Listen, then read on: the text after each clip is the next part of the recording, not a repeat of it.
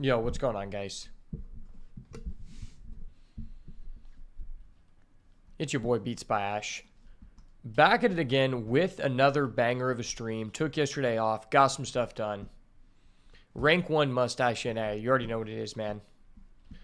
And I have been, I ordered a lot of like old school cards for me and my brother to play with. So I'm waiting for like a lot of packages to come in. And then I'm going to be sharing some very interesting gameplay of me and my brother jamming some games, which would be pretty cool because my brother really doesn't get the opportunity to play very often. In fact, the last time that he played was whenever I had him go to a Wilds of Eldraine draft, and that was like over 1 year ago, and that was the first time that he played in a tournament since like 3 years before when I made him do a two-headed giant. And he didn't know anything about the cards, and it was a store championship, so it was pretty competitive. And I was recording like a video of it live to do the draft, and so he was sitting right next to me, and basically he was just like, all right, I'm going to start in green. I'm going to pick this card. But what ended up happening is I just also decided to go green. He went green black, I went green red. But he didn't understand what the good cards were. So he built like a really low curve of like almost all ones and two drops. And I decided to go green because I thought green was open. Because there's just all these good green cards. When in reality, he was picking green cards and like hard forcing. But he just didn't know what any of the good cards are. So I just kept getting all these like insane picks late. And basically he got clapped. And then I won the store championship, which is pretty cool because that was my first time getting to play in person. Yeah, I've really only gotten to play in person 2 times in the past like 6 years. And they were both store championships during Wilds of Eldraine.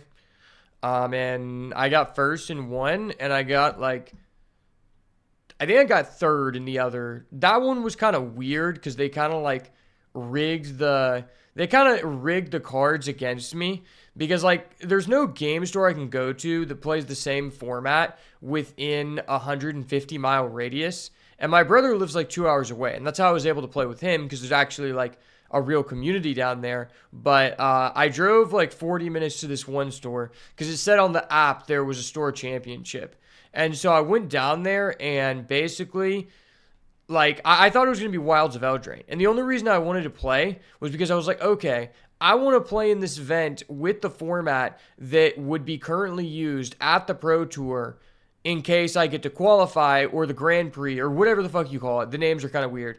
And I get there and they're like, oh yeah, sorry. We're not actually playing with Wilds of Eldraine. We're going to be playing Modern Horizons 2. I just didn't update it in the app. I'm like, what the fuck? Because I don't know what Modern Horizons is. And so basically the people are like, basically what they did is they just tried to set up a scam where they forced everyone to draft Modern Horizons 2, not because anyone asked for that. That set had been out for like 3 years. It's literally just because they wanted to sell packs that they weren't able to get rid of as overstock. And I found that really scummy because they charged like 3 times the price as like a normal store championship that I'd been to.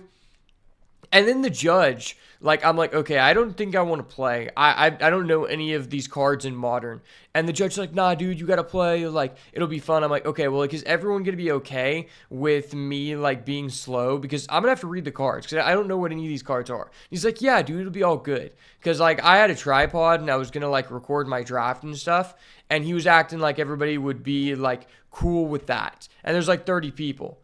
And he was saying that everyone would be cool with me, like, kind of, like, learning and, like, at my own pace. I'm like, okay, cool. And he's like, all right, I'll give you a crash course on the set if you join. I'm like, okay. So he's like, all right, everybody come over here. I'm going to do a little crash course for anyone who's never played before. And he's like, so basically everything's good.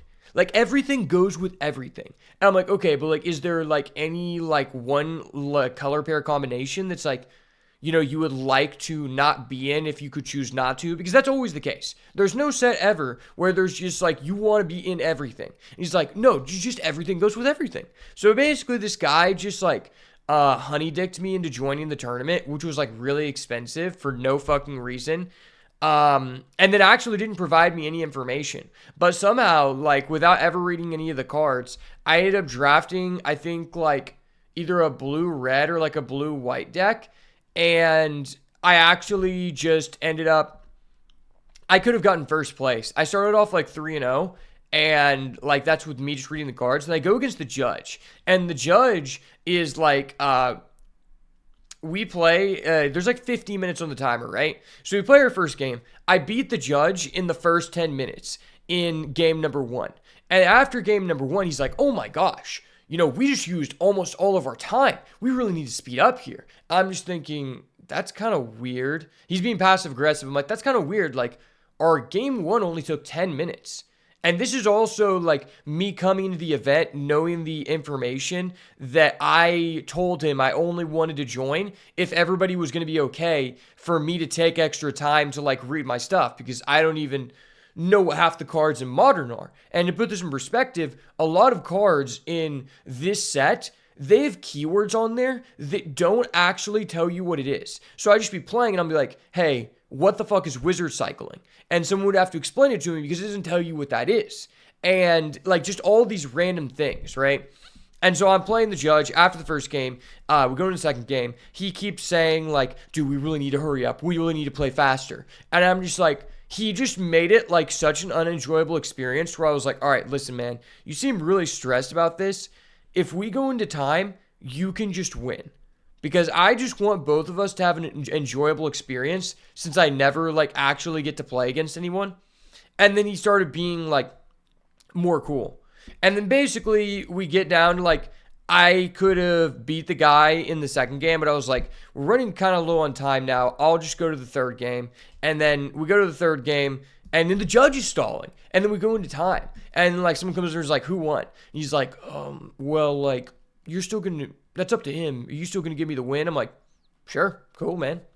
Like, the guy was just being like such an unenjoyable person to play against, and it just kind of ruined the experience for me. So that's how I ended up getting like third out of like 30 people or something. But for having no knowledge, I feel like that's pretty good. But basically, that's like the one place I could play with within 50 miles of my house. And they also do this cuckold ass thing where it's like, okay, I was like, okay, so we didn't get to play Wilds of Eldraine this week. Are we going to get to play it next week? And they're like, oh no, we do a voting system to decide what set we're going to play with. And I'm like, what the fuck? I just want to play so I can get reps with the format that I would be playing with at these bigger events. And everyone fucking voted to do Unfinity. Unfinity is literally the most hated set in the past 10 years. And all of these people voted to draft Unfinity. And mind you this is 3 weeks in, or 2 to 3 weeks in to the Wilds of Eldraine releasing. This is right before the World Championship. And everyone's like, yeah, sir, we're burned out of Wilds of Eldraine now. I'm like, you're burned out? You, like, with the frequency that these tournaments happen, you guys may have only, at most, have had 2 tournaments to draft with this set. How are you so burned out that like you just decided to like have a brain aneurysm and everyone wants to play Unfinity? Unfinity is fucking ass. It's actually the most, like, I don't think that would be an enjoyable experience at all. So long story short, I don't ever go there again. And that place fucking sucks. I did want to show off this deck that I've been playing with. I might make a video on this, but I actually started playing Standard for the first time in a long time, and I built this Reanimator deck, and it's really fun because I crafted this Japanese Overlord of the Baelmerk, and I actually want to build this deck in real life to play against my brother, but it's $160 in lowest rarity. And that's a lot of money considering I won't be able to actually play against anyone else except like the once in like 6 or 7 weeks that my brother will like come down to visit me. And even then he may not play against me because he's got like kids and shit. So to compensate for that, I crafted a Japanese Overlord of the Baelmerk to make myself feel better about never being able to afford this card in real life. So remember, 1 Twitch Prime sub helps contribute to the fund for me to live on my dream and eventually order 1 Japanese border Overlord of the Baelmerk. But yeah, this deck is goated. So basically, you just revive Valgavoth, and you have this card, Squirming Emergence. This card is so cool, man. I forgot that this card was in Standard. I love playing with this in Draft. I love playing with this card so much because this deck, you have one or two, three, so you have 12 cards that mill all these cards, and basically your permanent count is always like 8 or 9. And then you have the Swarm Weaver, which is a goated card. This card just sets up such a massive roadblock, and on top of that, you also have Demonic Council, which is just always live past turn 2, since we're always milling like 3 to 4 cards on turn 2, and this card just opens up such a toolbox. One thing that's been like hitting for me is Walk-in Closet Forgotten Cellar. Because we're milling so much, playing lands from the grave is just so insane, and just having this 1-up to search off this council is actually just been super clutch. And anytime I'm able to buy back the Valgoth, I just win the game. But a lot of the time, this is always in the bottom of my deck, and what I do is I play this, I impend it, I mill, and you set up this loop where you have Valgoth's Faithful, which can sack himself to buy something back from the grave to the battlefield, and then you just go, okay, buy back Overlord, Overlord effect, mill 4, add back Valgoth, and then like you just have this infinite loop of like this card just keeps getting you back whatever you want, and it's hella nice. Am I ever going to go back to One Piece? I've said this numerous times, Alec. I got priced out of the game because scalpers came to my community at the start of set 6 and basically made it to where I have never been able to purchase a booster pack ever since. And the main way I was able to play the game, because it's been over a year since I've graduated from university, and I've applied for over 80 jobs now and have not gotten hired for a single entry-level position. The reason I was able to play One Piece for so long is because I could get a lot of the cards locally from people who would give me like a fair deal. And once these scalpers came in, it took me literally 6 weeks to even find someone to get me the commons that I needed to play the one deck I could make in that format. And then after that, just no one was willing to get rid of anything. So I would have to order everything on TCG that I would need from a set to make videos. And I just don't have the money to do that. So I haven't been able to afford the game. And on top of that, they just don't make any tournaments within an 8-hour radius of where I live to go to competitive events. And that's just ass, because the whole purpose of my content was to make competitive content. And without getting the opportunity to compete, I'm not able to give people like information that has been validated. So if I'm able to make enough money from my video business or like my streaming or like any of my YouTube channels, I'll definitely come back to the One Piece card game. But I just don't have the money because it's just too incredibly expensive. And that's why I've been playing a lot of Magic, because I don't actually have to spend money. But yeah, I was thinking about making a video on this game. Or on this deck. I really like this one Terror Tide. I was playing this other card that destroyed all creatures on the field and collected evidence. But then I just realized that card costs 5 and this card costs 4.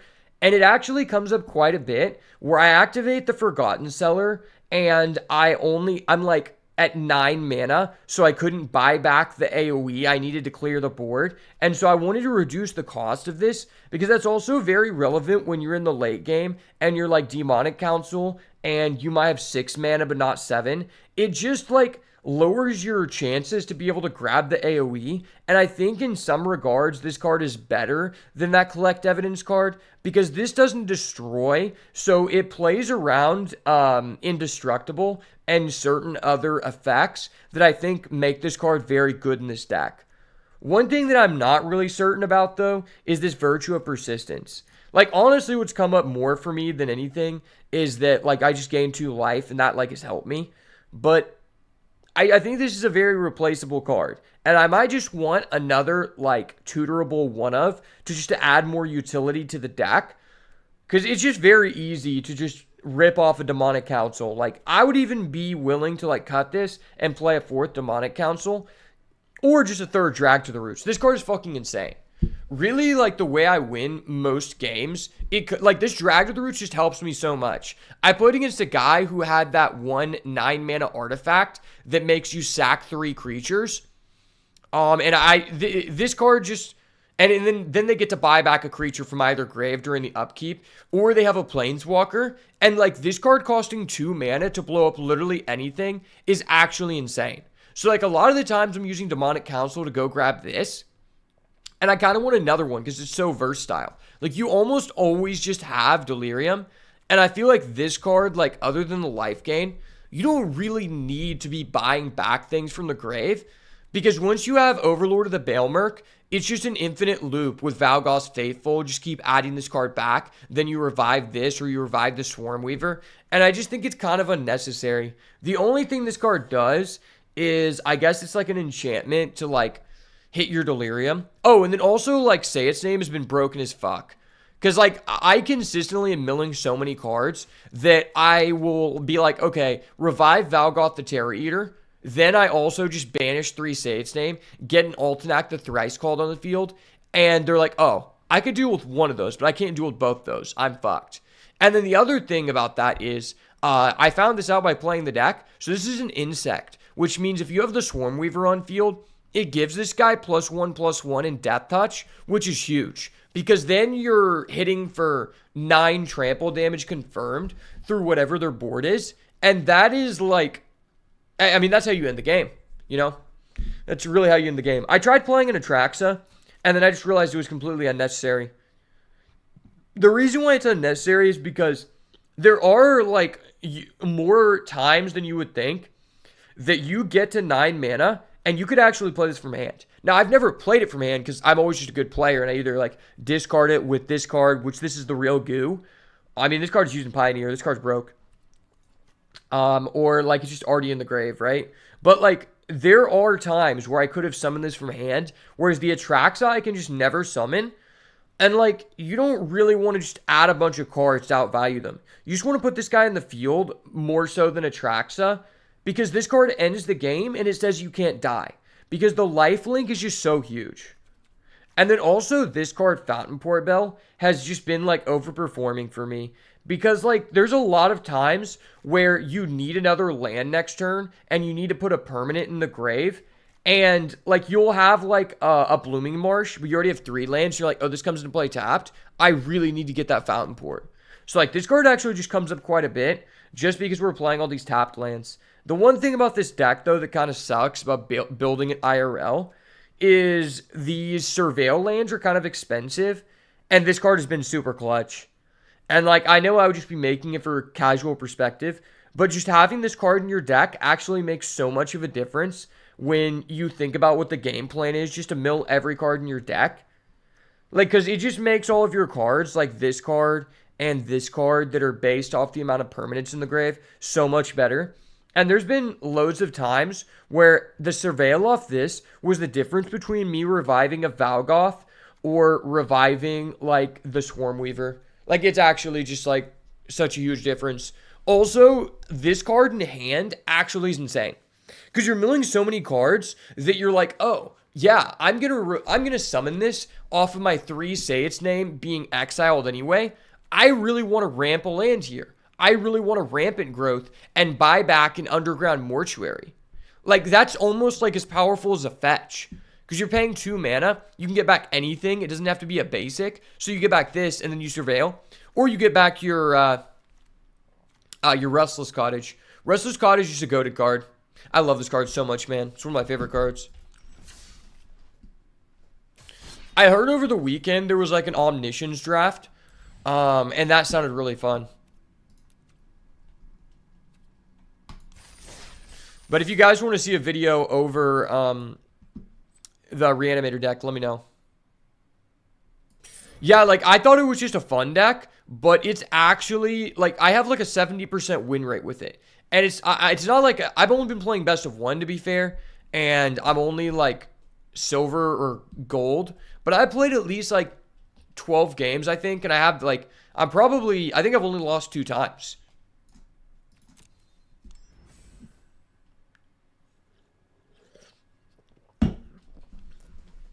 Yeah, I really like that deck. If I get really tilted in this draft, we might have to do that now.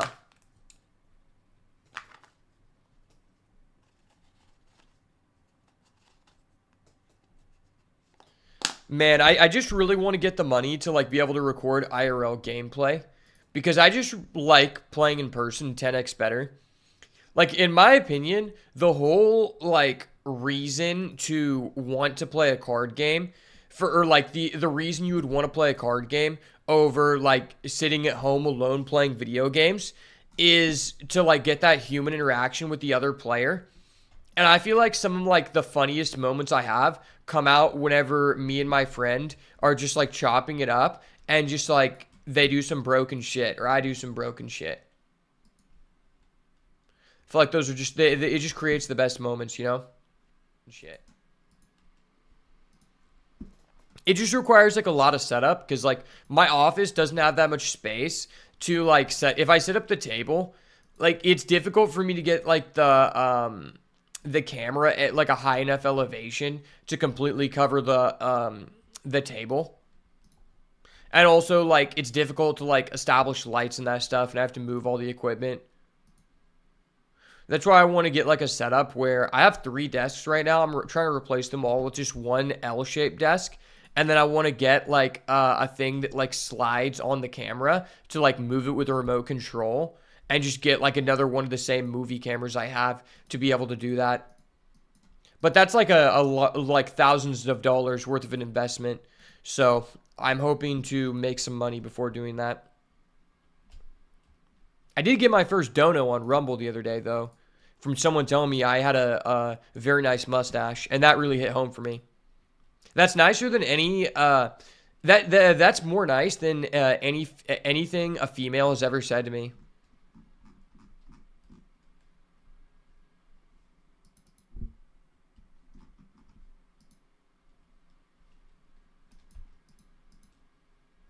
Also, I'm pretty sure that the new Hearthstone set is going to be coming out in a couple weeks, I think. But when that comes out, I'm definitely going to be making some videos on that. Because, like, the reason I just didn't play this set is because it just didn't really add a lot to the game, in my opinion. I would periodically, like, check the stats, and it's like all the decks that I had already made videos over from the last format were still the best decks. And I was like, damn, I played so much Aggro Paladin. This is not really fun. And, like, if I want to play Wild to, like, brew a bunch of decks and have fun, I have to spend like $1,000. I'm like, what the fuck? Like, people talk about Magic being expensive. Playing Wild in Hearthstone is massively expensive. It's actually ridiculous how expensive it is. I didn't even know it was that expensive until I looked at it and I was like, fuck, man. Because there's like no good way. The thing about Hearthstone is like, there's no good way to build a Wild collection. At least in Magic, although it's expensive, there is a pathway for you to build a collection. And that is just a draft, you know? And like if there's a set you don't have as many cards from and it comes back as a flashback draft, draft it for the duration of how long that is, you know? Like they show what events are going on when and when certain sets are coming back for you to be able to draft like within a reasonable amount of time. They put that information out. And that's at least a more acceptable pathway than how Hearthstone does it. Hearthstone's like, all right, so like, yeah, there's no real like way to collect any of these staples you need in Wild. And in fact, back in the day, they used to do this thing called adventures. They don't do anymore, where it was like a mini set and you like play through these levels and you get these cards. And whenever they like first like introduced Wild, there was like not really an incentive to keep those cards because they were like, yeah, you're not like going to be able to use those anymore. Well, now those are really used and I can't rebuy the adventure. So the only way to get those staples is by just hard crafting them, which is such a neg. All right, let's get it, baby. Let's get it. Ashkai.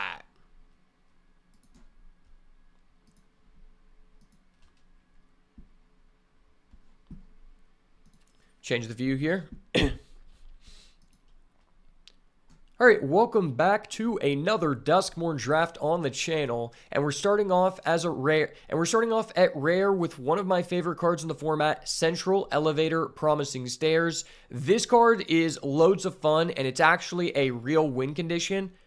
I think this card often tables, though, And if someone is not interested in it, I will definitely pick it up on the way back around, because I do think that the correct thing is to just take as many rooms as possible and then take this when you already have a couple good rooms, because sometimes you just have a draft where you see no rooms at all, and bottomless pool locker room is one of the more premium rooms to start with. So if we end up getting this back, we could probably make a really cool deck. Okay, there is a Meat Locker Drowned Diner if I wanted to continue down the rooms path. Now, the issue with that is there's also a Patchwork Beastie here, which is just a way better card in terms of, you know, power level. It really just goes down to, like, okay, how likely do you think it is for us to get that central stairs elevator room back? And, like, how likely do you just want to stay one color because you value the bottomless pool locker room that much? I think I just like Patchwork Beastie, like, just as much as locker room, to where if I was kicked off this and I was forced to go red-green, I wouldn't feel that bad. And Meat Locker Drowned Diner is, like, not one of the more premium rooms. Don't get me wrong. I like it a lot, but it tends to go very late. Okay, there's an underwater tunnel, slimy aquarium. Don't mind that one at all. And then there is also a Manifest Dread or a Say Its Name. Recently, what I've been doing is just picking up the first Say Its Name with a relatively decent amount of importance, because sometimes you just have a draft where you see no copies of this, no copies of Under the Skin, and then your grindy deck just has no recursion. But after I get the first copy, I'll value it a lot less. I think this is probably the best card in the pack, though. It just depends if I wanted to take that room and just, like, be like, all right, I'm staying blue, guys. Fear of Falling. Not a big fan of this card. I think it does have a place in time, mostly when you have a lot of Manifest Dread and you just want a guy to flip into. But I think drawing this just doesn't feel that good outside of a dedicated Eerie deck. There's a Tunnel Surveyor, though, which I do like a decent amount more than I have been recently. Just because I realized, like, how valuable just getting the 1/1 is, even if you're not doing the Eerie thing. And, like, Bashful Beastie will probably go pretty late. Ooh, okay, there's an Unable to Scream. The fact it is next to a Painter Studio Defaced Gallery feels kind of bad, because this is one of the most premium rooms in the format. But I think this card is mainly good in a red-green aggressive deck or red-white, red-black, which is kind of outside our wheelhouse right now. So, and Unable to Scream is also my preferred piece of interaction in this format for a green-blue deck. So we've got a Twist Reality here alongside Percussionist Ticket Booth. I don't mind splashing a red card in a green-blue deck, but I think I'm going to go Twist Reality because this card I'm almost never cutting. It's just a great card in a deck that cares about Manifest Dread. And to follow that up, we get a Conductive Machete. Nice. This card is great in any green deck, really. And then I think here, I'm just going to speculate on this Keys to the House. None of these other cards look like they would make it into our deck. But Keys to the House could be pretty good if we get that Promising Stairs back. Because then we could just, you know, unlock a room out of nowhere to win the game. And that'd be really cool.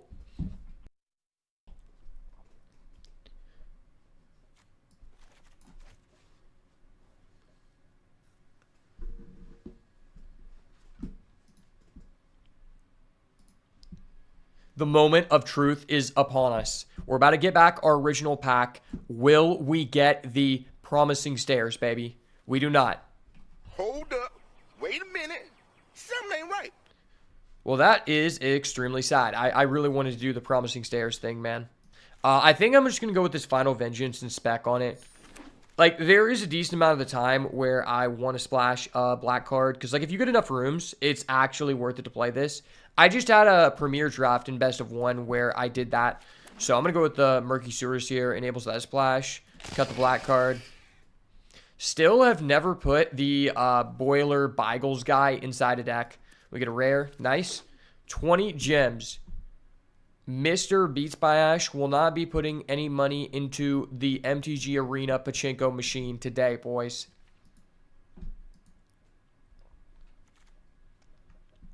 Quick little audit of our deck here. We get a Friendly Teddy? That's nice. Okay. Yeah, Friendly Teddy is actually one that if you have less than like 2 artifacts, I'm actually pretty willing to play that card. Also, we don't have any 2-drops, so like it might just make into our deck.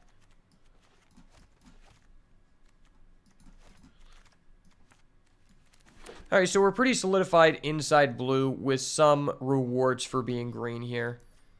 And this pack has a Zimone All Questioning, Easy Slam.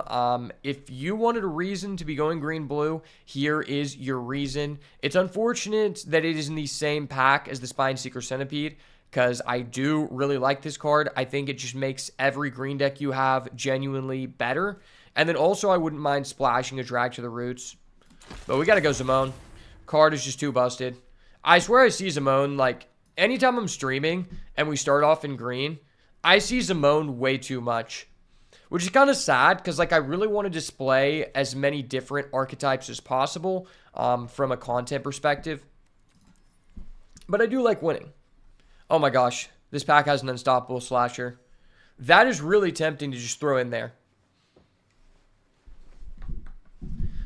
I think genuinely, if you have good mana fixing, this card is worth splashing.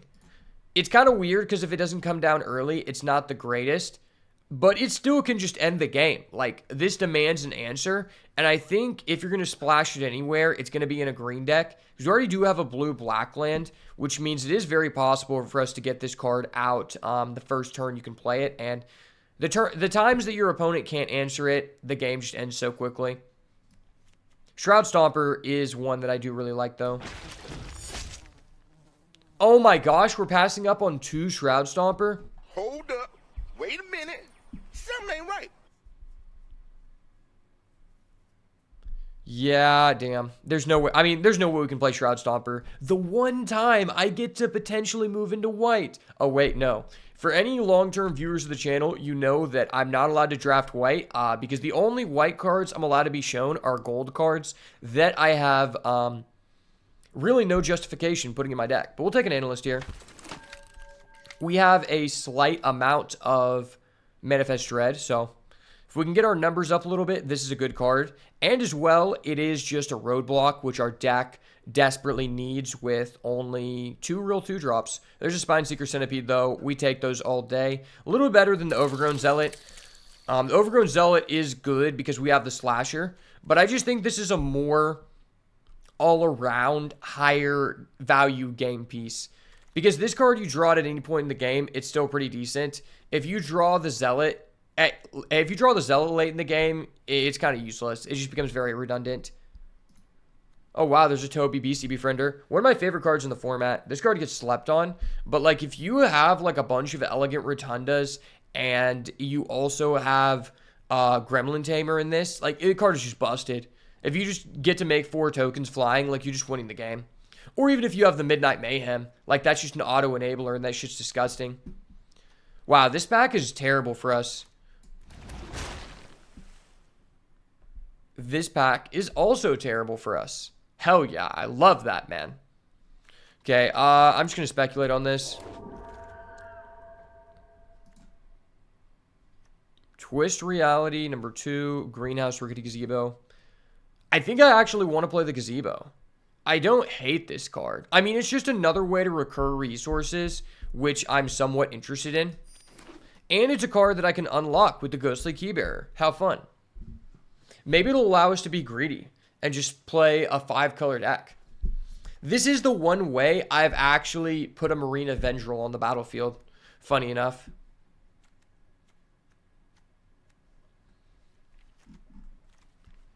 Yeah, this is a really weird deck.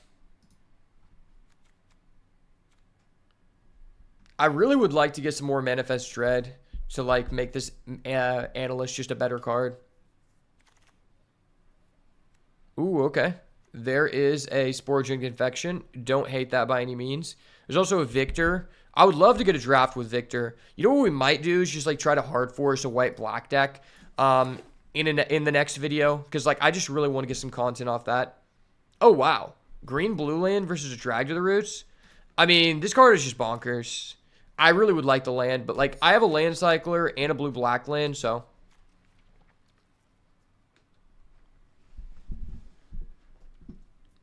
I am being very liberal with my splashes today.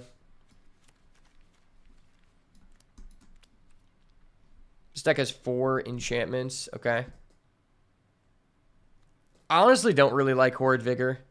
I feel like your creatures are just inherently better than the other players in this deck.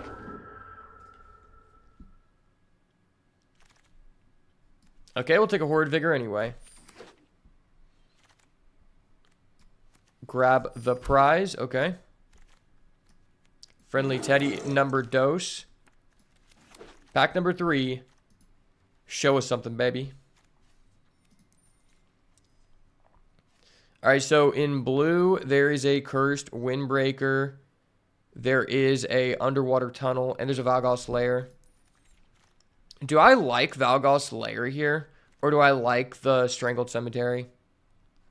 I do really like the Stick Twister, but this isn't a deck we're going to be able to get this out early.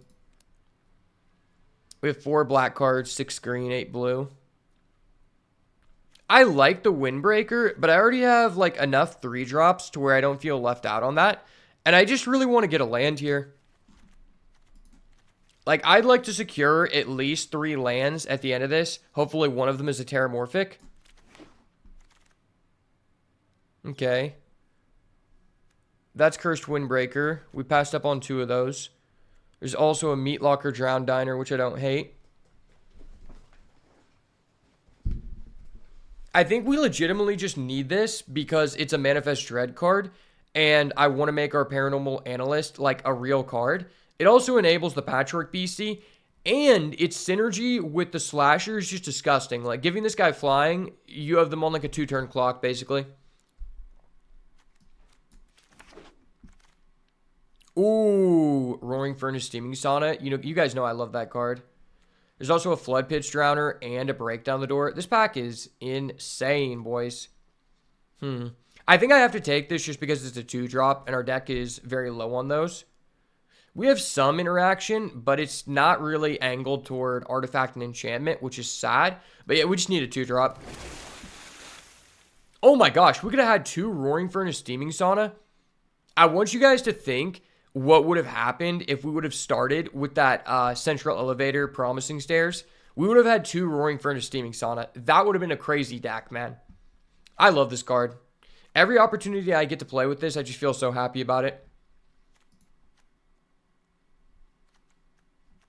But I don't think I can really pick it here. I guess I could. Yeah, you know what? I'm just going to throw this in as a way to value out my opponent. I have a Ghostly Keybearer. I also have a Greenhouse. I pick up another Centipede. Huge.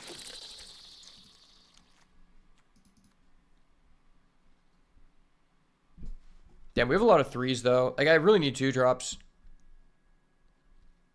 Or lands. I'll take a land.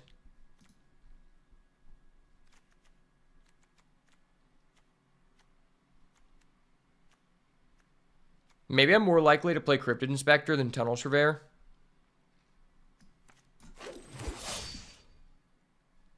Another Infection, another green-white land. Dude, where are the lands in our colors? No. I'm taking a Flesh Burrower and I don't like it.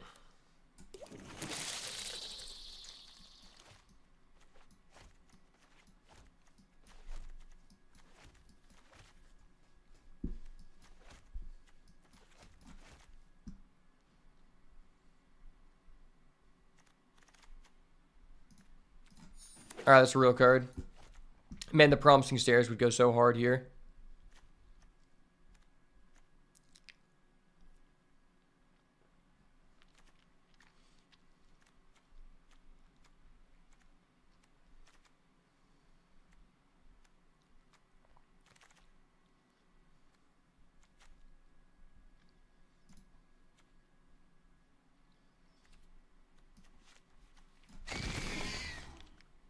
Can we get a found footage? That's kind of nice. This deck probably wants to play a found footage. Maybe not. We'll see.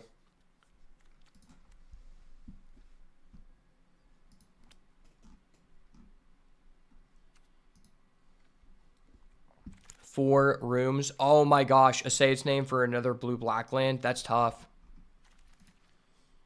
That's hella tough.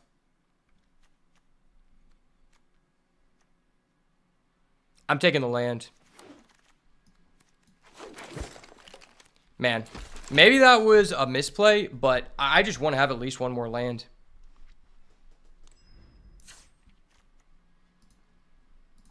Our deck doesn't have a lot of great things to buy back regardless.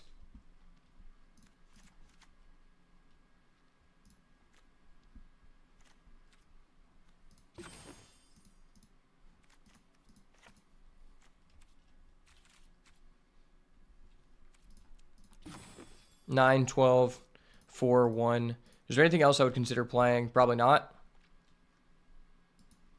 Maybe keys to the house.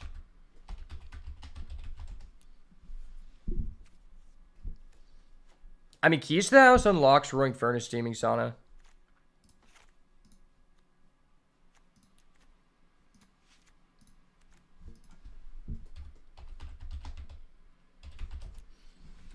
I honestly think Say Its Name is pretty mid if you don't have something good to unlock. If you don't have something good to buy back. Which, like, buying back Simone isn't even that great. There's a lot of times where buying back Simone is literally useless. Because once you get to 7 lands or more, like, you just can't use the effect anymore. Like, the game, if the game is still going on and you get to 11, the person who's winning has already been decided.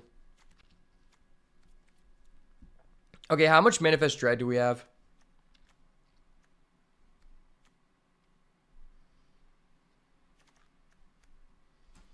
We have 4 Manifest Dread effects. Yeah, I'm out on that one, Chief. Maybe I'm just not playing Ghostly Keybearer.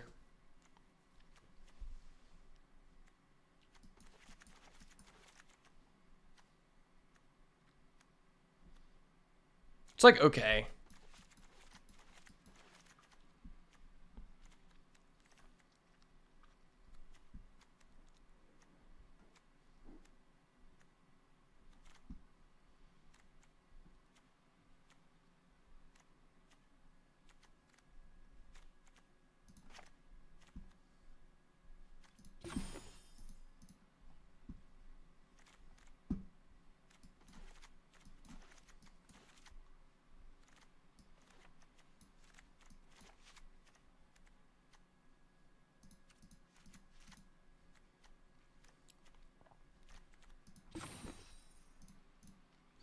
I have 18 lands.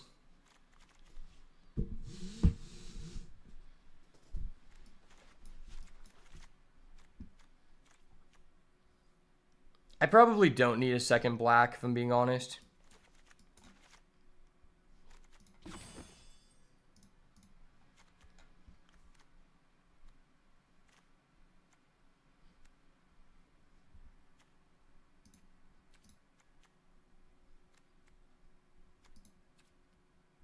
Maybe I'm just cutting this red. Because, like, I guess I could unlock it with the greenhouse or the keys to the house. Or this guy. So that's 3 ways. I just don't need a red.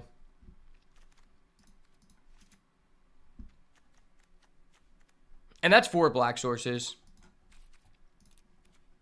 Alright, well, we ended up with a very mediocre looking green, blue, splashing, quite a few black cards style deck. Some of note are Zamone all questioning. Probably the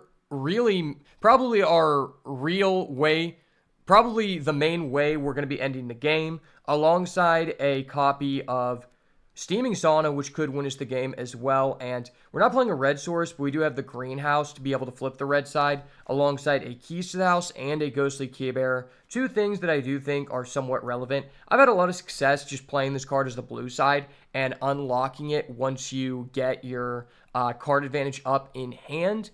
And then we also have 2 Spine Seeker Centipede, which I am in love with this card, as many of you may already know, and a Unstoppable Slasher to put a cherry on top. Basically, I just picked this card not for a good reason, but because every time my opponent has this, for some reason, I'm the one who never has the correct piece of interaction for it, and so I wanted our opponents to get a taste of their own medicine for the one time. So let's see what we can do. Hopefully the Slasher proves to be unstoppable and get into the goo.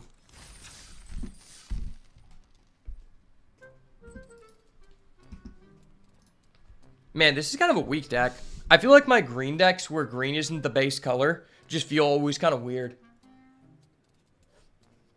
Because it's like, okay, you have less green cards than blue cards. But then all of your fixing is in green that lets you splash. So you're like, I want to play more greener lands than blue lands. But it just becomes kind of weird. Okay, this hand doesn't have a green land. That's sussy baka as fuck. Alright, this hand is based. I fucking knew it! Oh!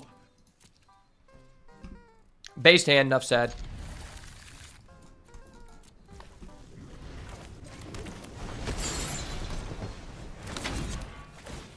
Underwater tunnel in LA. Call me Elon Musk. Okay.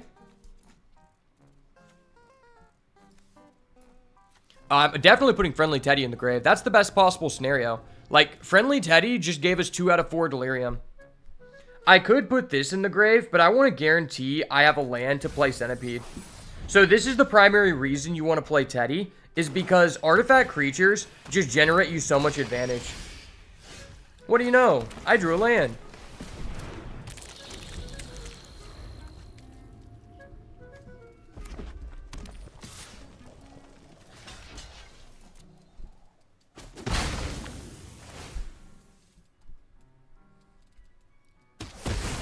I'd rather that get off the field before my Centipede.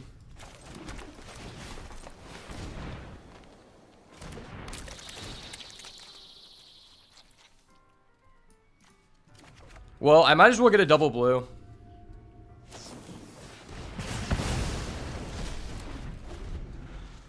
Okay. Hey, it's the steaming sauna. Everybody loves a good steaming sauna this time of year.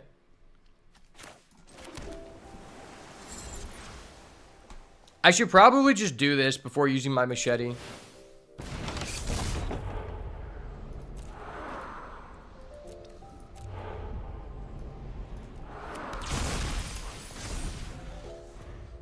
Alright, so if this dies, we just have Delirium.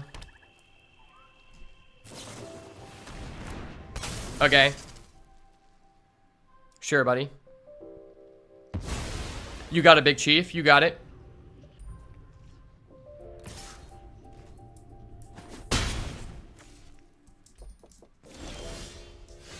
Okay. That's what you like to see, baby. I fucking knew it! Oh! I swear, this guy loves to hold full control when he's playing a deck that doesn't have blue, so he can't have a counterspell.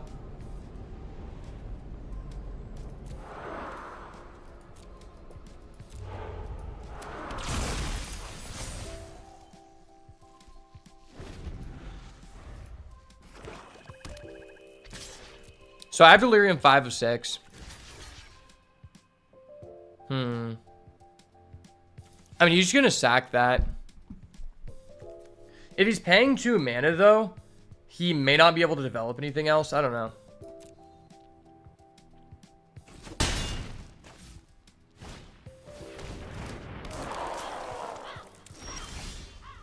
Okay, he already has an enchantment in grave. Okay, that's actually kind of a huge top deck. Wait, that was actually kind of huge.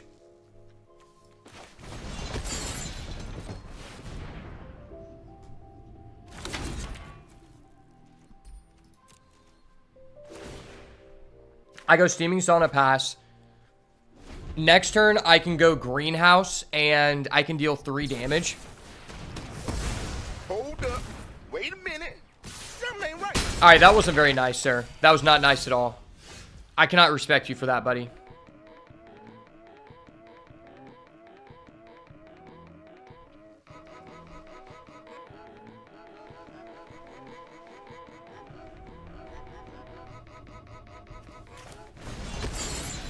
I feel like I have to do this.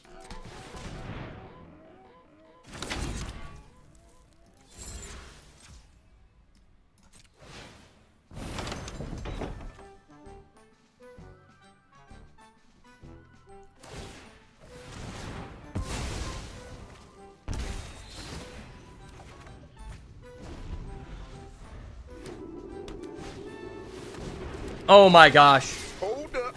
Wait a minute. Something ain't right. right. Yeah, he can just sack for game. That's so gross.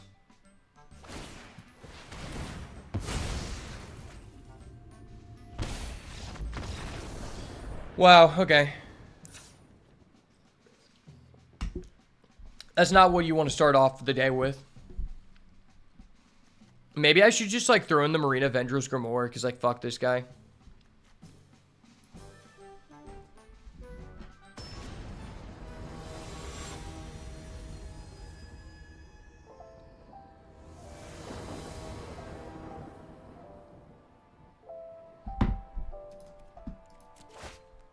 Okay, there we go.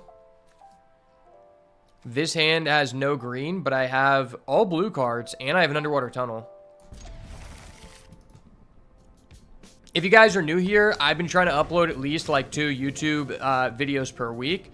Just posted a new draft video today from that banger room, banger rooms deck where we had 4 Steamy Sauna, Misty Salon. Highly recommend you check it out. Okay, this is just kind of busted, right? So I just draw this, and then I unable to scream him, and then I Centipede on 3. Okay. Centipede on 3, Centipede on me, A.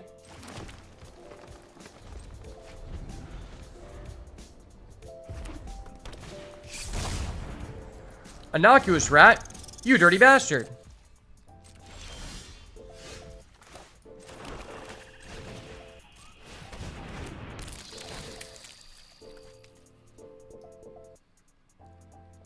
We don't have anything that requires double green. I think I just get a blue here. It's more likely for us to draw a green. And like with our current hand, yes, I could land cycle this, but I might want to go Windbreaker, Unable to Scream in the same turn. Okay, that's kind of good.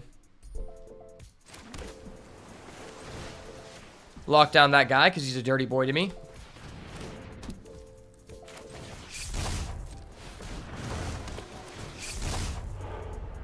Oh my gosh. I'm actually just the GOAT, man. I literally just mill Friendly Teddy like it's my job. Like, you guys literally pay me in your viewership to mill Friendly Teddy, and I appreciate that. That's a privilege that not many people can afford. Okay. We draw kind of a bunk draw, but that's fine.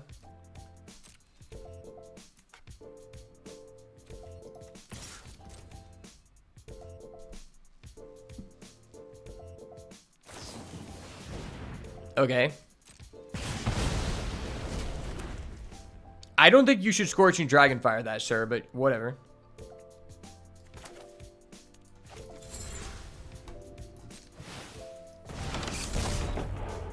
Oh my gosh, wow. Well, that would have been really good to manifest into with the machete. That would have been insane. But obviously, I'm not allowed to do too many broken things, right? Like, I already have the best mustache in the game, so oftentimes, Watsy has to nerf me. Oh, he's just passing? Okay, nice. We love to see that.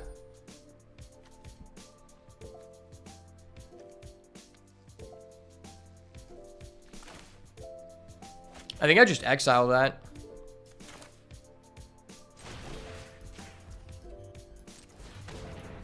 And that should give me Delirium. Okay, no delay. That's huge.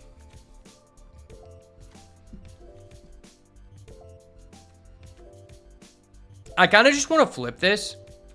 I'm worried about him having a turn inside out and killing this, because this is just such a high value card. We'll see.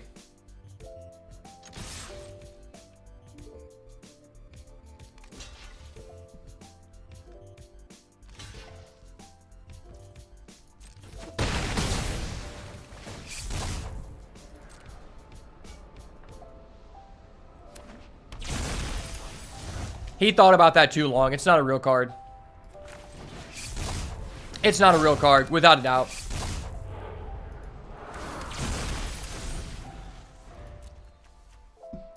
If someone mills a non-creature and they think about it for like more than 8 seconds, they're both non-creatures and they're thinking about other situations where it would be more important for like what them to mill.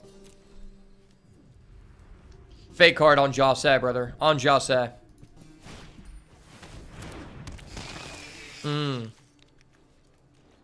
Someone's late for the dentist appointment, buddy. Oh my gosh, wait, this is based. Yes, yes. Okay, this is huge.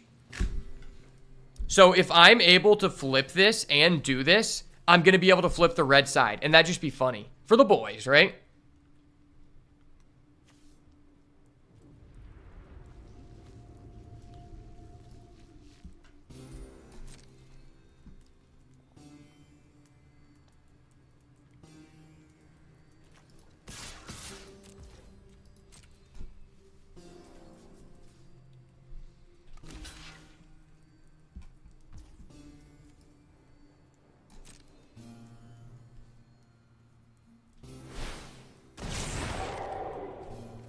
Gross. Oh my gosh, why do you have that?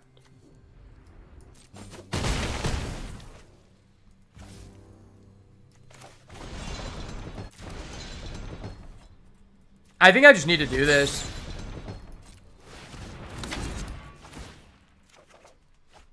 Insane. Totally worth. Worth every penny.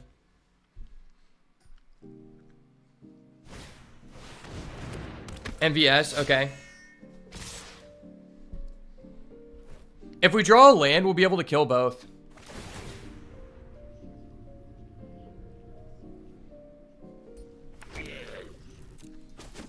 Yeah, you got it, Big Cheese. You got it. Oh my gosh, I needed a land so bad. Why? Why?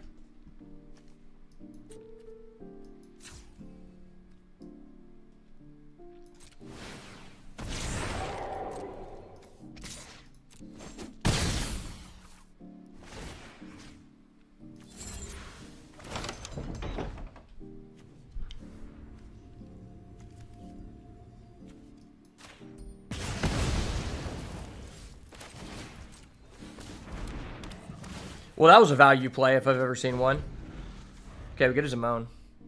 It's at least still possible to trigger Zimone. I think that the killing the Horde Caller there saved us more damage. Because, like, okay, he can attack with Fear of Lost Teeth. I trade away my Patchwork Beastie, sure. But I don't even need to block. I could just take the damage. He's already shown, like, that he has that fear of, oh, no, he has that. Oh, wait, but he doesn't have Delirium? Why would you do that? What the fuck? That's a little bit sussy baka, sir. Very sussy baka of you.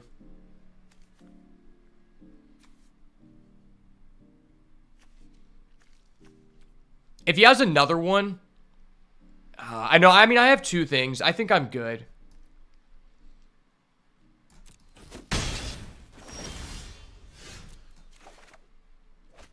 Okay, well, that's online.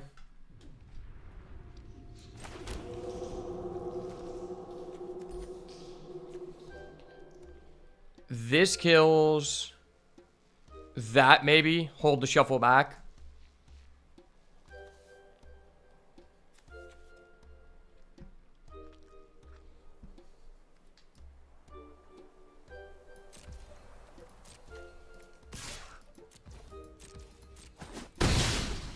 I wouldn't be surprised if he pulls another one of these out of his ass. Like, this guy seems like the kind of person to pull another one of these out of his ass. But this gives us a random blocker he doesn't know about. I'm just going to end turn and hold full control. Okay, that was literally insane. Okay. I fucking knew it! Oh! Don't mind me, sir. I'll just counter your spell and just blow you up.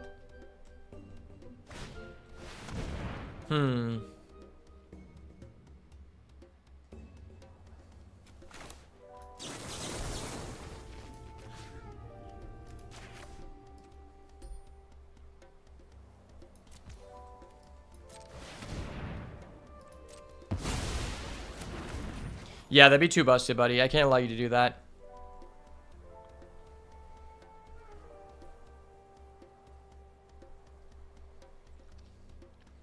That'd be too busted indeed, buddy.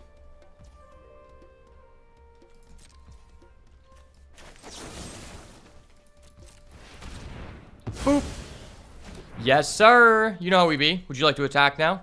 Go ahead and attack. I'll allow it. Go for it. You got it. You think you're him? We'll see what happens. Oh, you're ending combat. I'm sorry, sir. You're just going up against the best mustache in the card gaming world. It is what it is. Okay.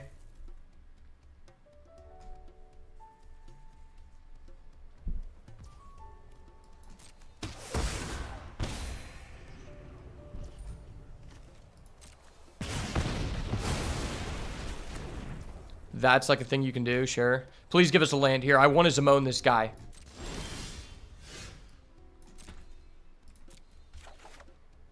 Ayo. I fucking knew it! Oh! It's not possible for us to lethal. It is possible for us to Zimone. Ha ha ha. Yeah.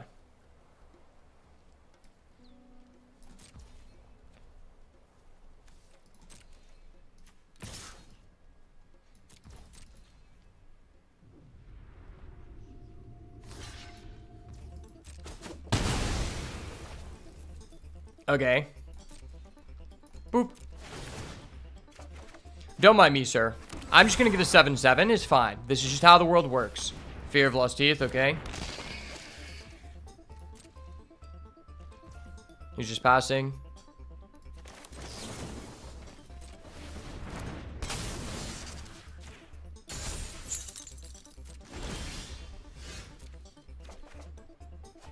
Ayo. The boat.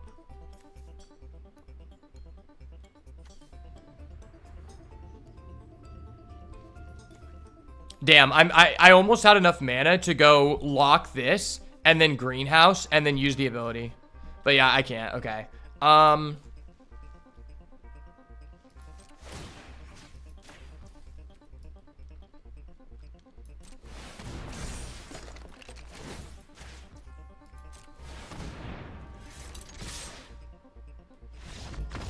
Yeah. That was really cool. You know, this card is actually kind of good versus him because he has Fear of Lost Teeth that trades efficiently in it. It's a flyer.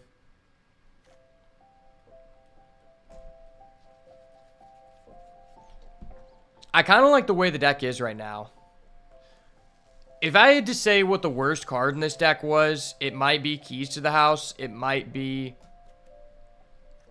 Paranormal Analyst, but Paranormal Analyst also blocks Fear of Lost Teeth, so it's kind of doing the same thing. I have 2 ways to get flying. That's not terrible. And, like, the Trench Coat is permanent.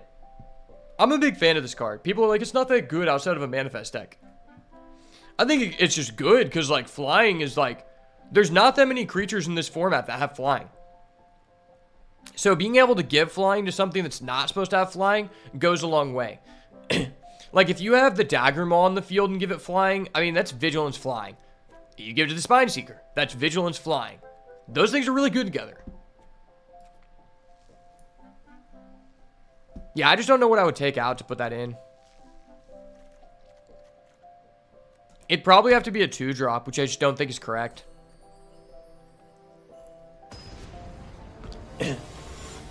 I swear, there's just like a 50-50 chance we don't end up with enough 2-drops in our deck. I feel like that's our conundrum every game. He auto-kept a hand of 7. That's sus. That's so sus. I don't have a blue, but I have a Dagger Maw and a Spine Seeker.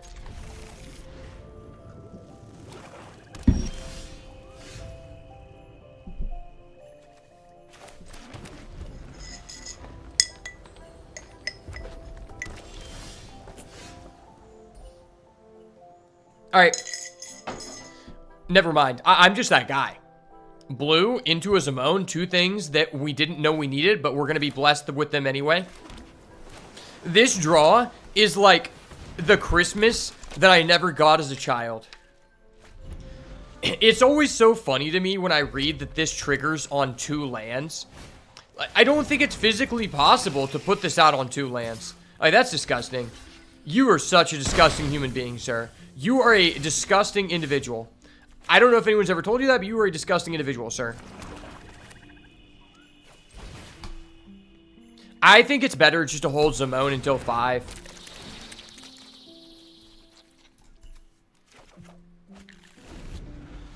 Man, if we would have analyst in the machete, we would have been so happy. Brother! Hold up. Wait a minute. Something ain't right.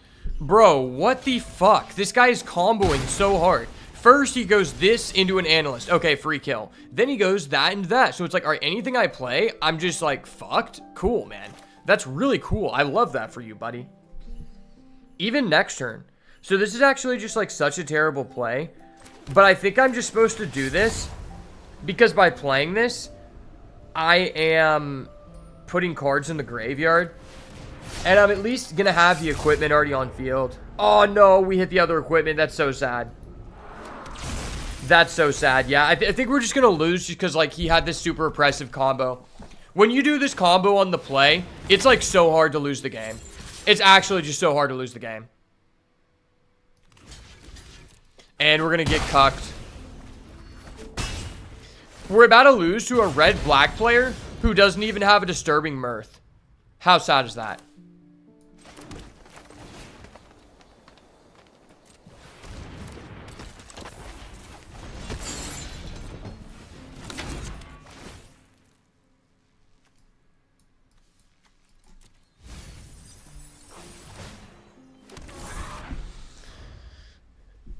And he's just gonna Glassworks my Zimone, and then I'm just gonna cry.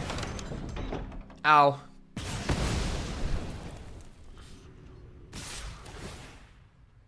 I fucking hate this combo. Both of those cards are not very oppressive to, like, alone.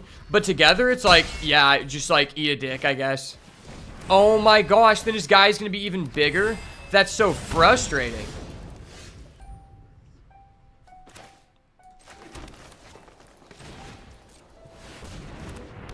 Okay, there's a slight chance we can win the game. If he doesn't just blow our back out here, I can say its name, buy back Zimone, and then I get a 7-7. But I have a feeling we're just going to be dead. Because this guy has just been drawing hot. Like, this guy, his draws have been hotter than our Roaring Furnace, bro. And the Roaring Furnace is pretty fucking hot, dude. I knew it. Wow. Are you kidding me? Hold up. Wait a minute. Something ain't right. Wow, he actually just lethaled me at 14. Are you kidding me? That was incredibly toxic. Wow. I love this format, man.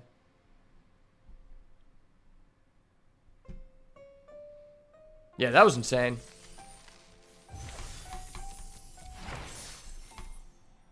I didn't think that guy was going to be able to beat us, honestly. His deck is pretty bad. Like, I'm not saying his deck, like, his deck has, you know, decent cards in it, but his deck had nothing that was like, oh, that's a good deck, right? Like, he had no standouts. His deck was primarily made of, like, C-level cards, but it was just the sequence and the way he curved out with his aggro deck that just kind of cooked us. It's not like he had an oppressive bomb or anything. That might be one of the best combos in the format, though. Specifically, like, I was watching a podcast, and they were literally talking about, like, yeah, fear of being hunted is, like, only good or oppressive when your opponent does this. He's like, imagine you go Paranormal Analyst, and they go fear of being hunted. And then the guy actually did that. And to me. And then in the podcast, they were like, yeah, and then you follow that up with an MVS, and then the guy actually did that to me. So it was like a deja vu moment, but also I probably incurred that experience before. Well, this hand has no green. We are on the draw, though, with an underwater tunnel, and we have the Ghostly Keybearer, which could just be gas as fuck.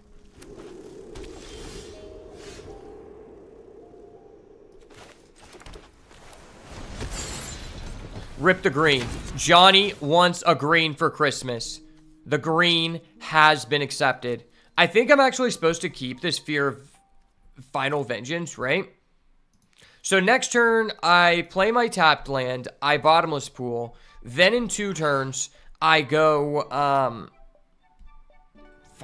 mean, I don't need this, but like with 3 rooms, that seems kind of good. I don't know. It's probably just a good, like, safety net, right? Oh my gosh, I'm bouncing that shit so fast. I could not see this Final Vengeance quicker, bro. I'm bouncing that shit so fast.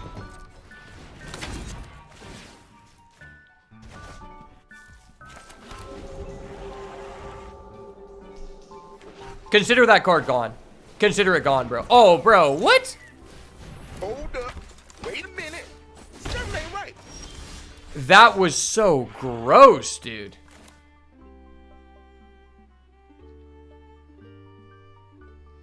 What do we sack? Locker room or slimy aquarium?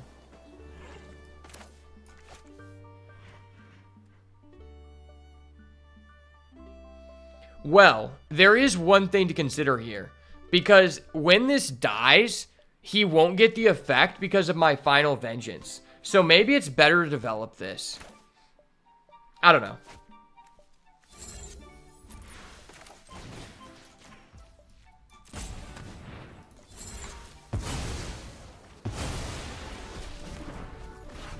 I'd rather get rid of that because, like, I have to connect with this to unlock that a portion of the card.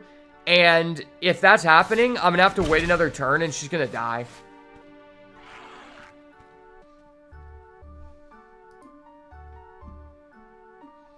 You need to shower after seeing that? I agree. Yeah, take a shower for both of us because I'm equally as disgusted.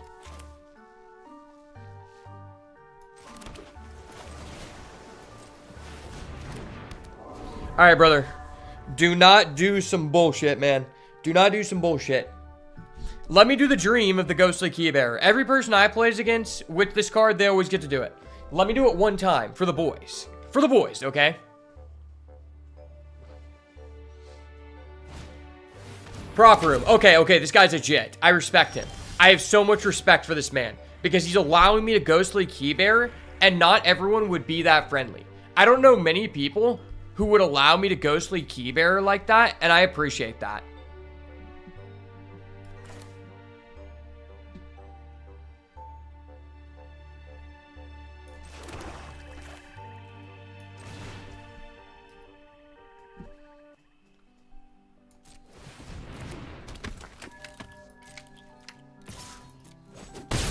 Boop. Yes, sir. Oh, that's nice. That's really nice, actually.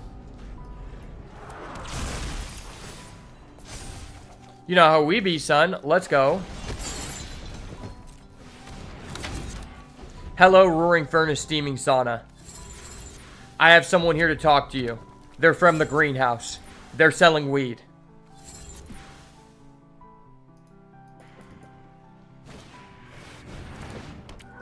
Wait, why is this person playing the most fair deck I've ever seen? Like, I don't think I've seen anyone ever do this much fair shit in one game. When the most broken card your opponent has played is a Clockwork Percussionist 1X, you know that you're having a good time. Well, they played a role model. We just didn't see it because I just fucked the guy.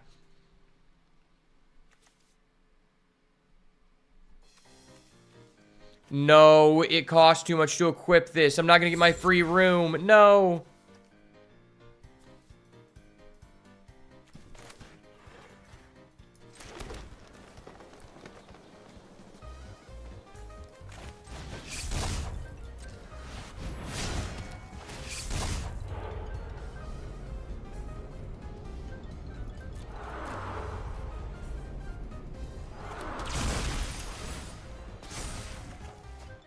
Bro, I feel like I'm playing Cascade. I just went activate Manifest Dread, draw into a Manifest Dread card to play. Draw into a Manifest Dread card to play. That's really cool. Yeah, that was really cool. I love this deck. I love how mediocre this deck is and how it's not performing as a mediocre deck. The fact I've had the time to sit here and do all these game of actions that haven't affected the board in any way just goes to show how low power level this guy's deck is and how terrible this card is. I don't understand why so many people put this in their deck. Like, I get it. It's kind of okay if you're playing an aggro v aggro matchup and you're ahead, but if you're not, you just, like, die and it does nothing. Okay. Well, I'm going to Manifest Dread and just keep drawing cards, bud. If you could put me to 13, bro, I would fucking love that so much.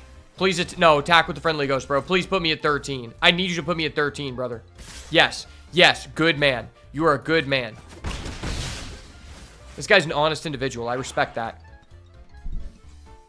Wait, can I just race him back and kill him? Probably. I don't know if I should flip this yet, because it could be just like a secret. That's kind of cool.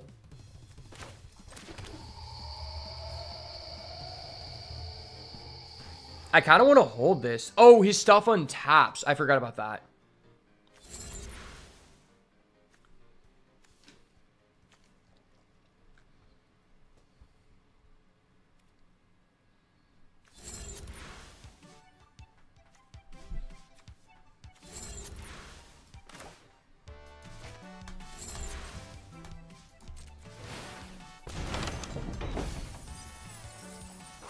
Okay, that was insane.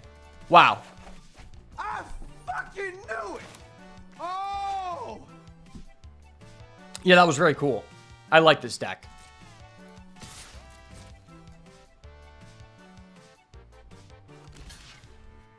Yeah.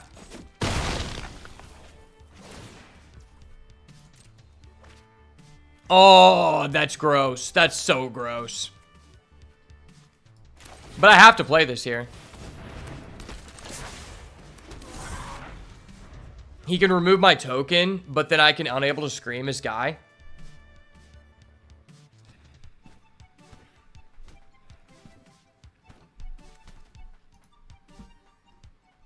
Yo, what's up, Jim? Yeah, I love Magic, man.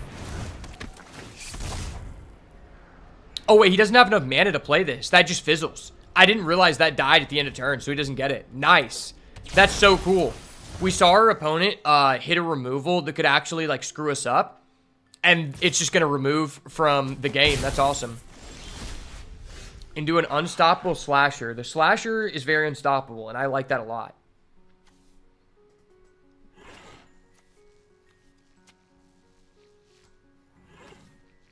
I feel like I should just do this on his 2-4, right?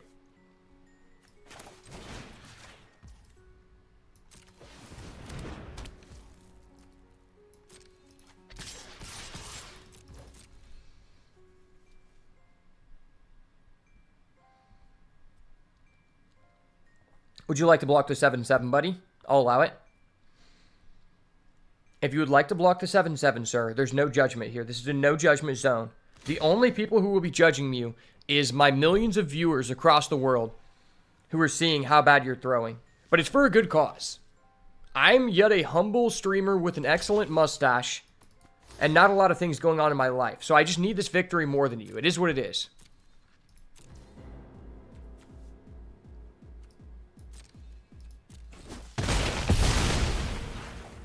That seemed really bad for him to double block, but okay. Say hello to my little friend, the unstoppable slasher. Go. And I'm going to hold up this Twist Reality so you can't split up, because like, that's the one card that could actually cuck me.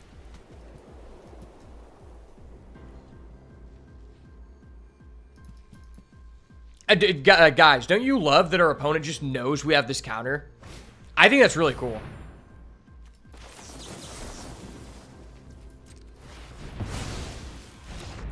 Rats from the Bay. Believe in the rats. Twist Reality is such a good card. It's just a fundamentally good Magic card.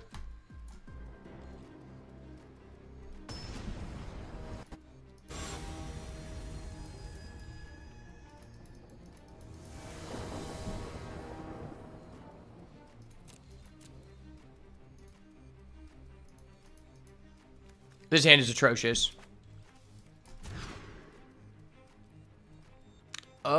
I mean, this is keepable. This is a really tough hand, though. Like, what am I putting back? It's probably Flood Pitch Drowner. That sounds, like, really dumb, but I think it is Flood Pitch Drowner. It's Flood Pitch Drowner or Say Its Name, but I think Say Its Name is just better with this hand because it turns on the drag. And it can buy back the Analyst before we Machete. It feels crazy to do that, though.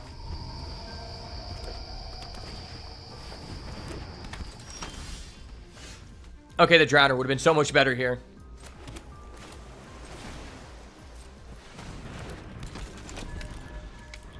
Please do not exile the Analyst. He has a lot of research to be doing, sir. Do you have a turn inside out? No turn inside out. We'd love to see it.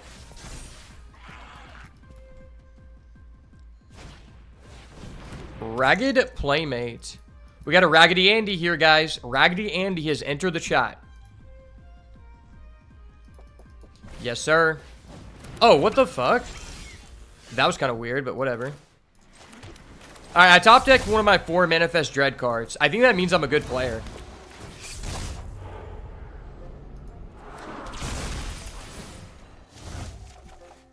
I don't think that could have been more perfect. It drew us a land, which we desperately needed to hit our machete. It gave us a flyer, which allows us to contest his cheerleader. And now, even if he kills my Analyst, I still am just up a card. Like, that was the perfect thing that could have happened for us. Wow.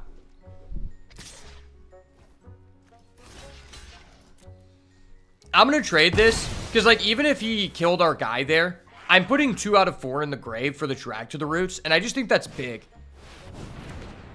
It also guarantees a target for our Say Its name. But yeah, there's no way you're going to convince me to do anything else but Machete. Like, this Paranormal Analyst is about to become an entity tracker because of how many cards it's drawing. Okay.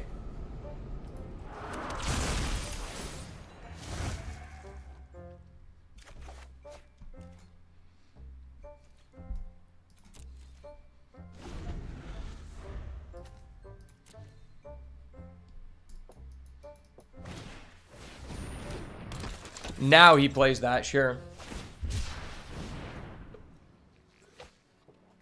Bad-headed beastie, okay.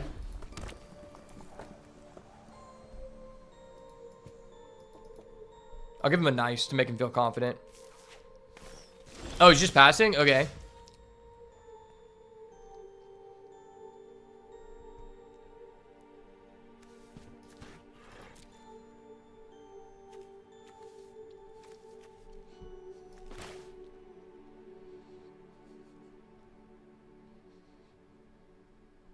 I kind of feel like I need to drag to the roots.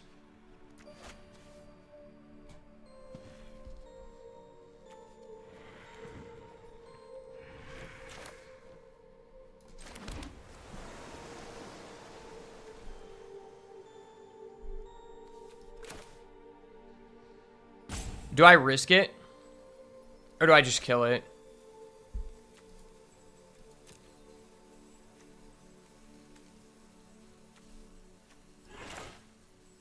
This would have to mill 3 creatures for us to not be able to drag to the roots. Oh no, because I played the blue. I can't do it. I'm actually stupid.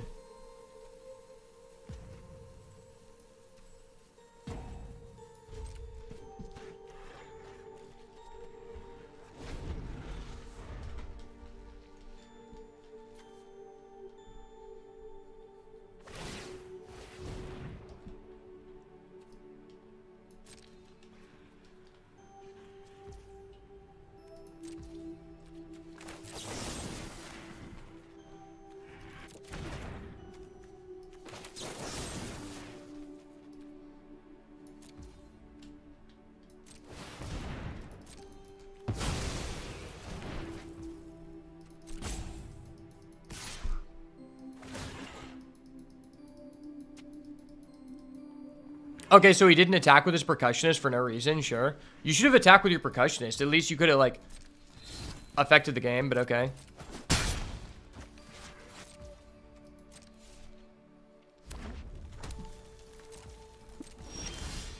It's kind of weird that guy bedhead beastied last turn, because I think that was actually just bad for him.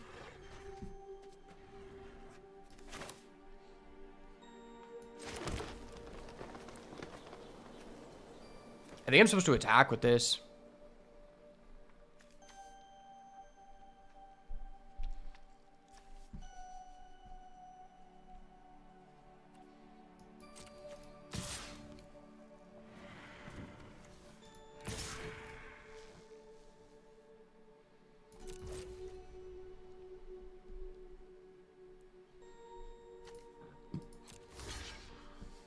Okay.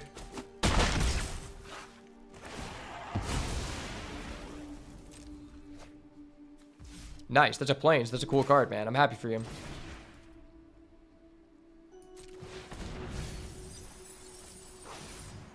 That was pretty ass.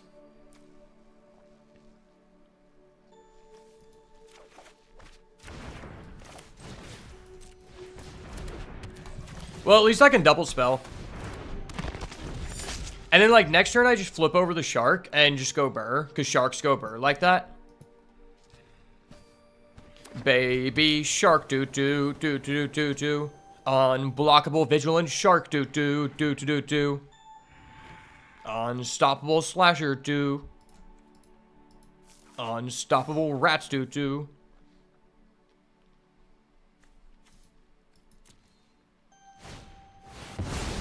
Do you think I should give this guy an award? Like, chat, should we give this guy an award for the most fair deck that we've ever played against on stream?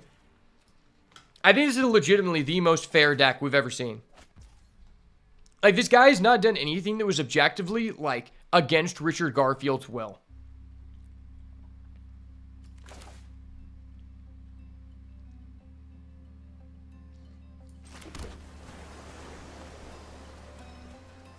The question is, do I, like, attack and flip?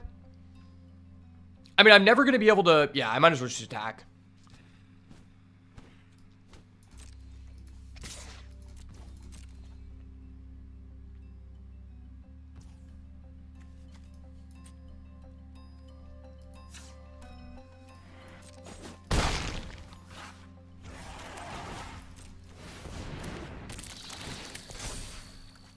I think it's more valuable just to get a land out of the deck right now.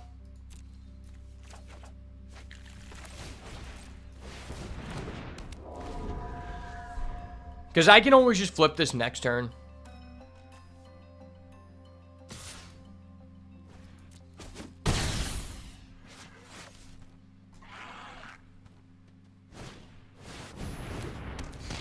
Oh my gosh, he's fear of burning aliving me. Well, he doesn't have delirium. That's so scary. Into another centipede. That's funny.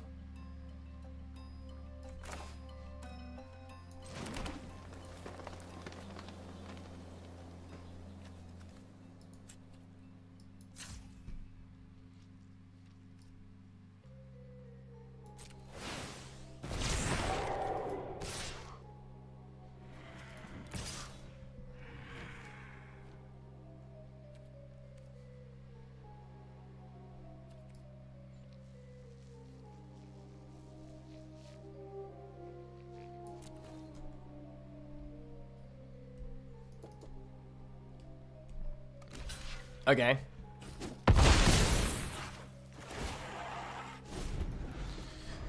I was thinking about whether I want to attack with both, and I just realized, like, this confirms lethal. Like, that turn, because next turn, if I only attacked with the shark, I'd have to attack with the shark and something else. So if he holds up his abduction and has a removal, it wouldn't be lethal.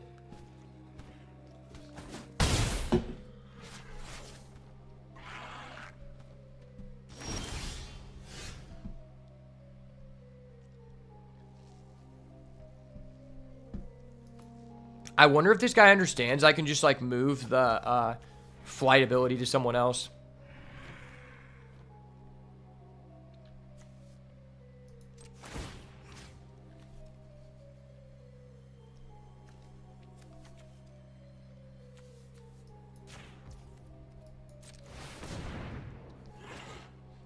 Flying vigilance, conducted machete, shark, do. Man, I love just, like, equipping people who have vigilance. It feels so obnoxious and broken, because it is.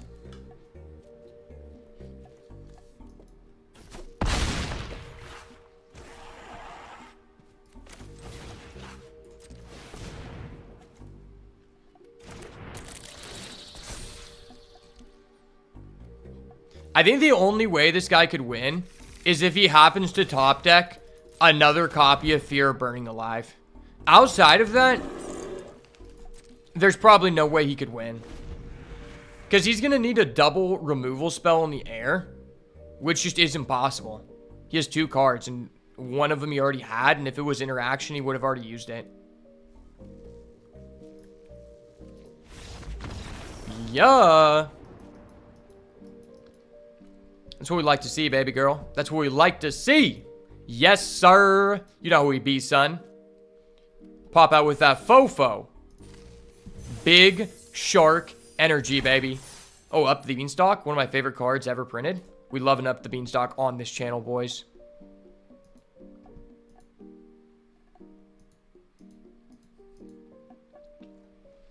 Up the Beanstalk is one of my favorite cards ever printed because it allows you to play Yu-Gi-Oh! In Magic. One of my favorite constructed decks of all time is the Elemental Up the Beanstalk deck. And I'm so glad that's playable on Arena. Okay, I get to go first and I have a Zimone with interaction. I'm going to keep.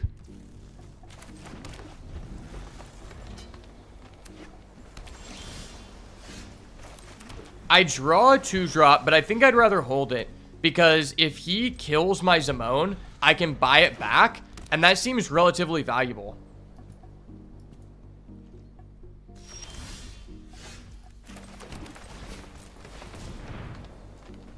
Would you like to negate my Zimone, sir? No negate. No negate for Zimone. Okay.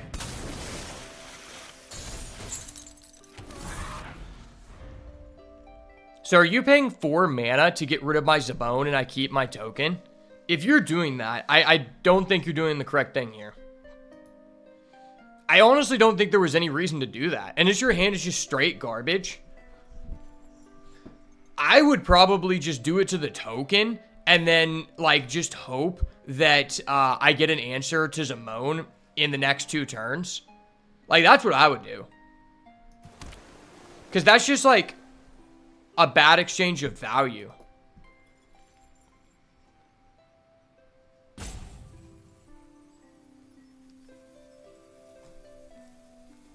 Like, are you actually just taking 2 turns to answer a 1-1 that already gave me a 3-3? Because that seems terrible. Oh, he has a Zimone of his own? Hold up. Wait a minute. Something ain't right. Well, I can unable to scream his Zimone next turn.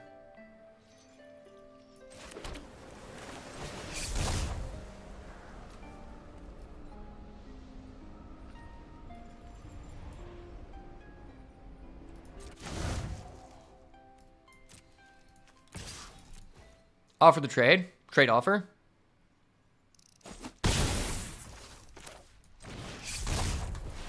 Trade offer has been denied. Okay, that's insane. I would like a black land, sir. I would like a black land at the ready, please.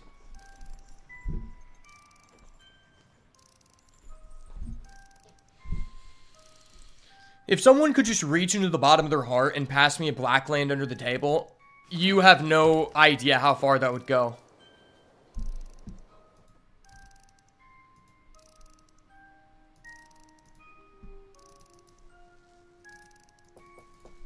It's crazy he just played his Zimone because that was the last thing I was thinking this guy would do. Like, I was like, okay, is he going to shuffle that back into the deck because he just played this Flood Pitch Drowner for no reason? And the answer was no.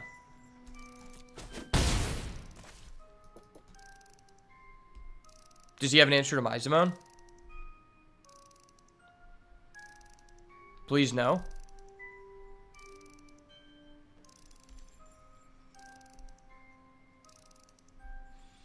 If he does not have an answer to my Zimone, I'd be very grateful. I'd be a very grateful man. I'd have to thank him for his patronage by giving him a quick death so he could get into his next draft and have better luck. Because things don't seem to be going very good for him. Okay. So, if you're doing that, you can obviously kill my Zimone too. How would he do that, though? Does he have a bottomless pool or something? Oh, okay.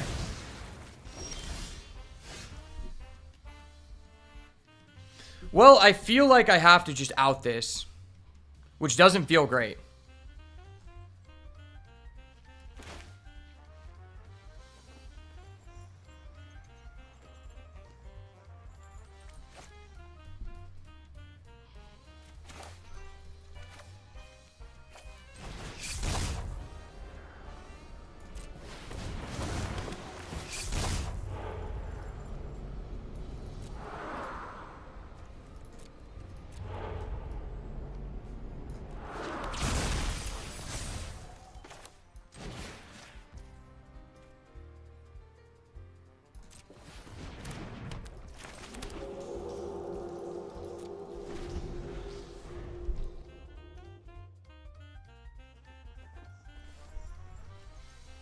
If he has a break down the door, feel free for anyone in the chat to call the cops.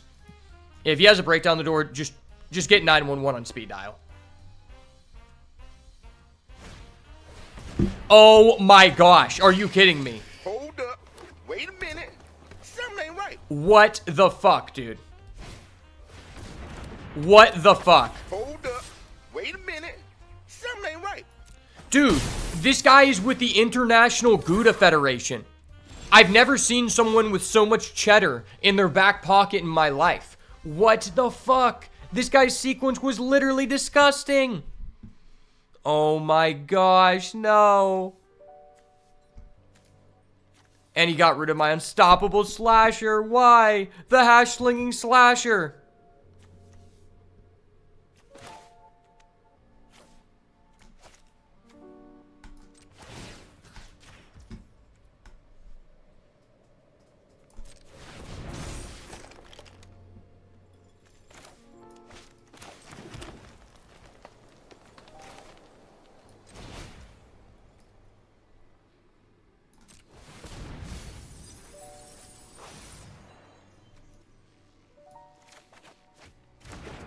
It's sad. The slasher may never be the same. Man, I hate it playing against other people who also have the same broken card as me. The issue is, that is the only, like, above sea level card in my deck. Every card in this guy's deck is just insane. I still don't think there was a reason for him to flood Pitchstratter. That just seemed objectively terrible.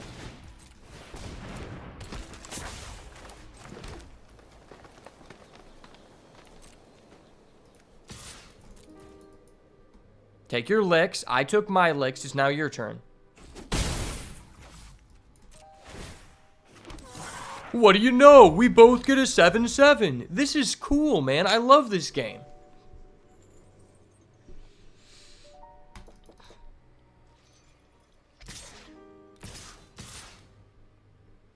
What does this guy have?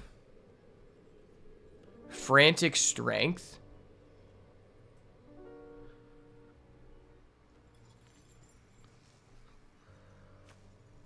Why would he attack with his centipede? Maybe he has a horrid vigor. It could be a horrid vigor. Okay, if he's thinking about it, I don't think he has a horrid vigor.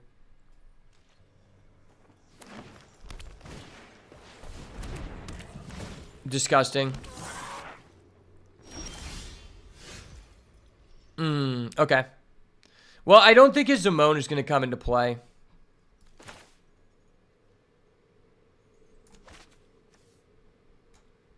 I could just move the Cursed Windbreaker and just start getting in, 2-turn clock him. How much is this? 3, 4, 5, 6, 7, 8. So by blocking...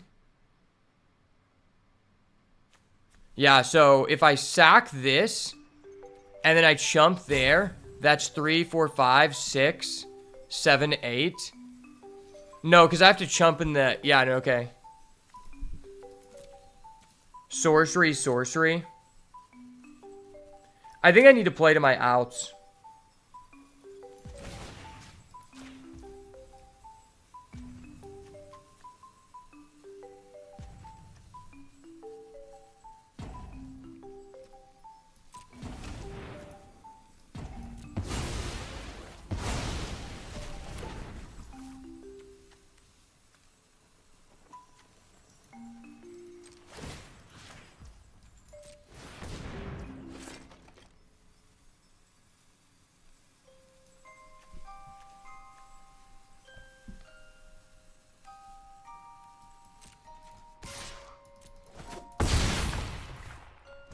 Okay, there's a slight chance if this guy draws dead that we win.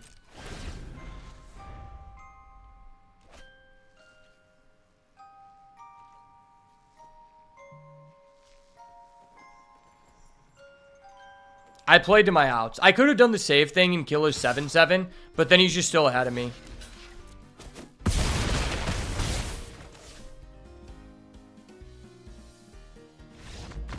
Got him! Let's go!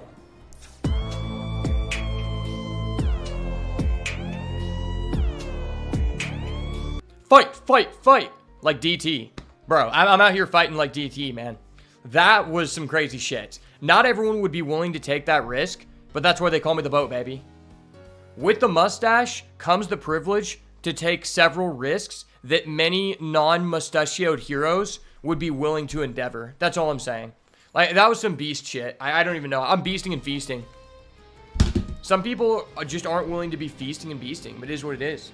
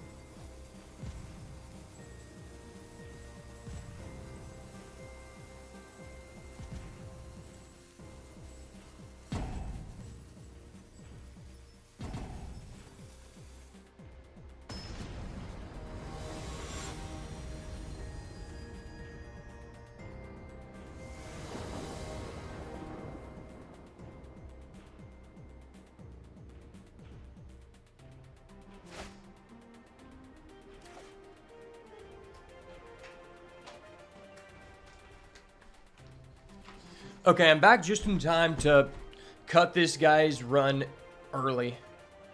The question is this hand too greedy? Because I would be able to go for a turn 4 Roaring Furnace, guys. I don't think I can keep this. Okay, I have a slasher that I can play immediately. I am keeping. I'm going to throw back the card that is better on the play than on the draw.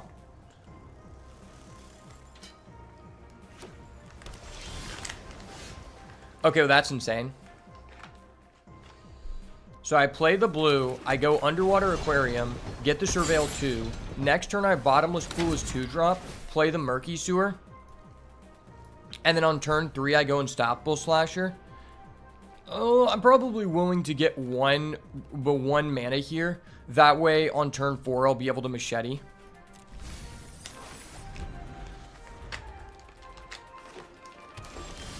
Oh, he's just passing? Okay.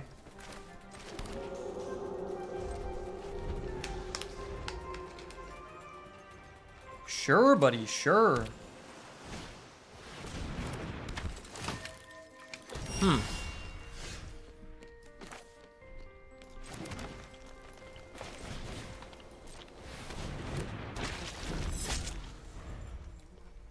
Let's see if I can be on the right side of Unstoppable Slasher this time.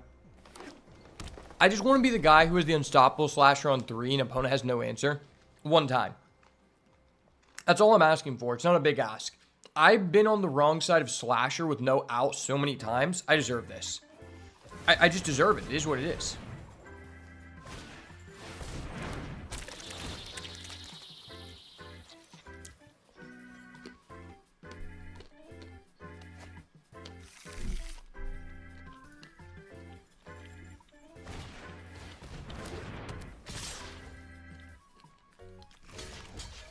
Okay, fuck you, buddy.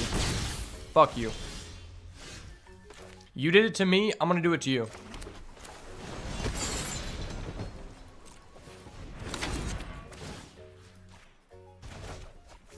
Boop. Yes, sir. He did that to us last game, so we have to repay the favor. It's just this time the stakes are higher. Okay. I will keep replaying it. That card's just insane.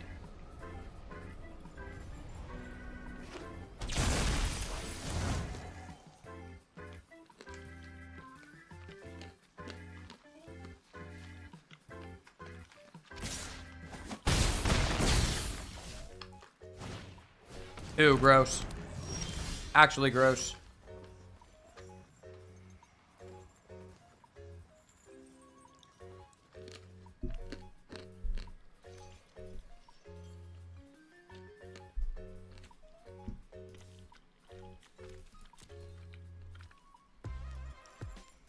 Do I lock down the beastie? Maybe. What if I just keys to the house?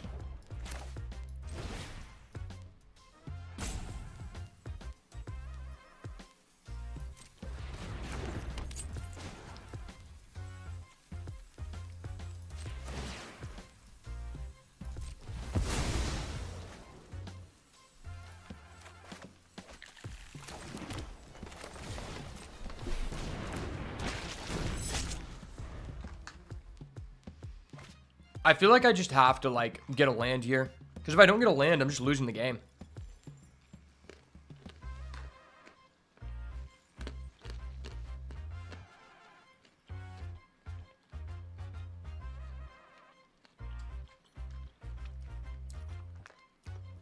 Oh boy. These are the prices we pay to keep control of the unstoppable slasher. Does this guy just have a third answer to the slasher? That'd be so gay. Oh, he does. Yeah, he's just really gay. This is what it is.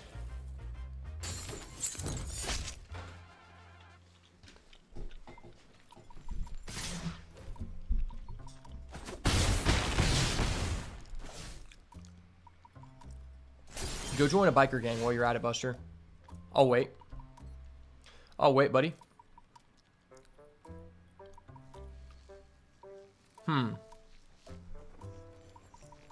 Maybe I'll just do this. And then, like, unable to scream his... I feel like I kind of need to do this first. I don't know.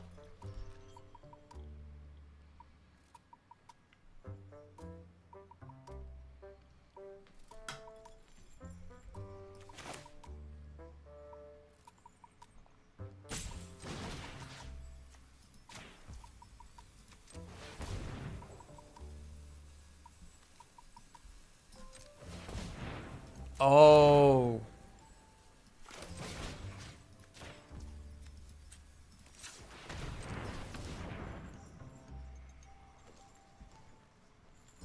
I have to do it like that. Okay.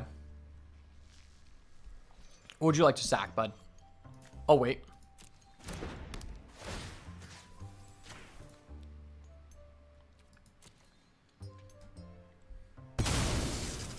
He's sacking Beastie? That's crazy. Yeah, this guy's a mad lad, dude. Literally a mad lad, dude.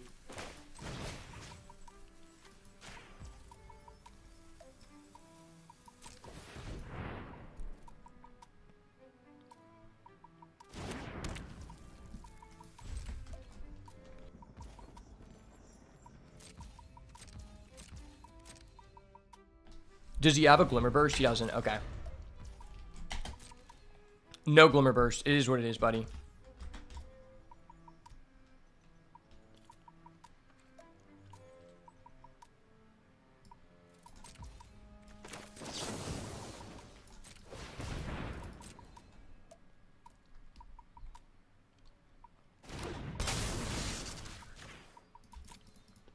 It's fine, sir. Just dead draw here while I break your back. It's fine, sir. Boop. I floop the pig. I'm flooping the pig, guys. Floop the pig. Floop the pig. Tap down the guy. Tap down the guy.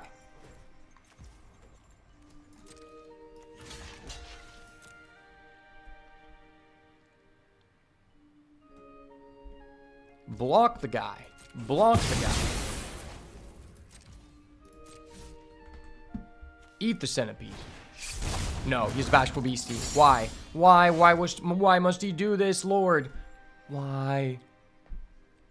Okay. So, if I chump here, and this dies. He's hitting me for 1. I get back the slasher. That's not terrible.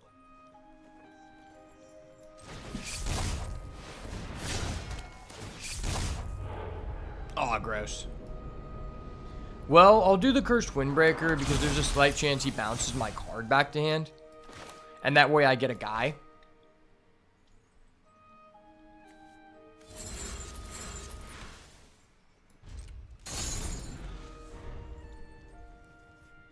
It's not looking good, but there is a way we can win.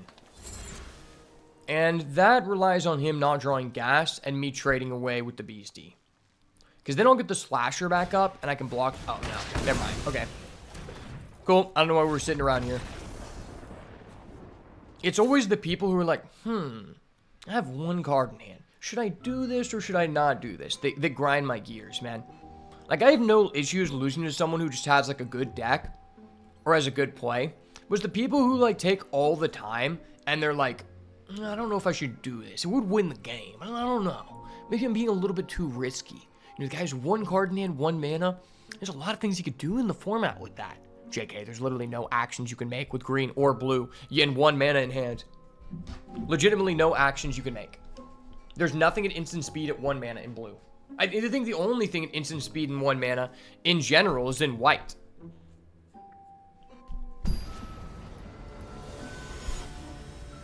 Yeah, this guy's deck is just objectively better than ours, so we kind of have to, like, roll him.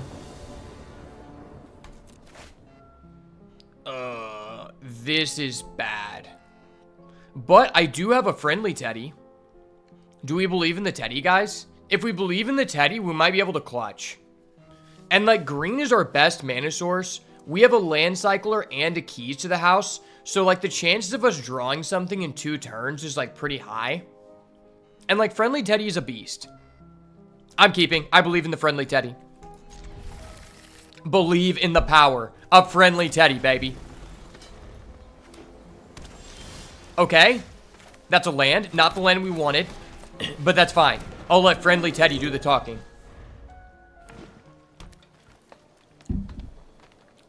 When you think about it, keeping a hand with friendly Teddy is the exact same thing as going down to 6 cards and mulliganing. Because friendly Teddy is just objectively a neg 1. Oh my gosh, thank you for friendly... Yeah, thank you. Thank you. Oh my gosh, thank you. Yes. I see. Good news, everyone. Good news, guys. Friendly Teddy is a jit. The hype is real. Friendly Teddy is the real deal, baby. Oh my gosh. Wow. That's a rough one to see. No, no, no! Hold up. Wait a minute. Something ain't right. Dude, could this guy just, like, I don't know, eat a fucking dick, please? Brother, why? Anytime I draw the card, he gets to draw the card too? Like, that's just not fun or fair. Friendly Teddy does not care.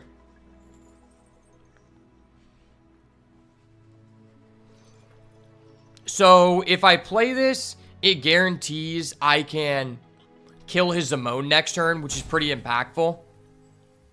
But then I'm foregoing developing a 3-3, but I'm not going to be able to block with that anyway. Yeah, this is kind of weird.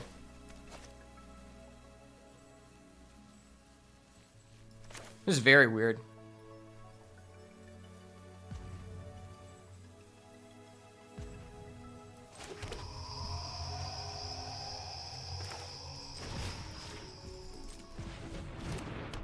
Lock it down. Lock it down.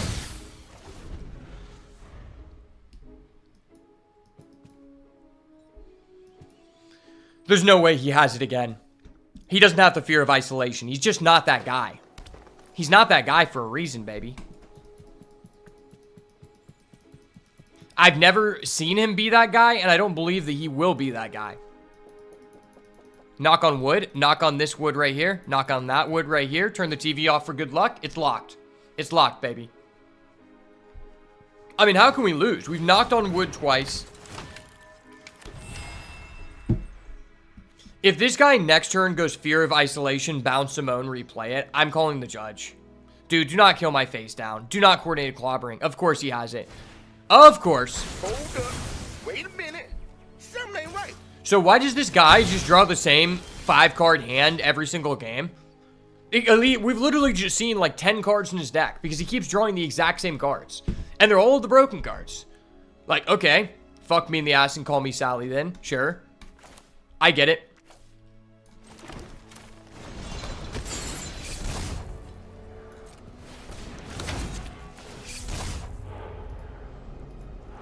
Wow, one of those would have been really nice.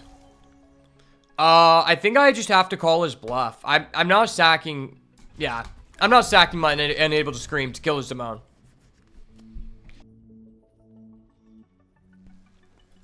Wait, I think he didn't play a land so that his Simone would hit.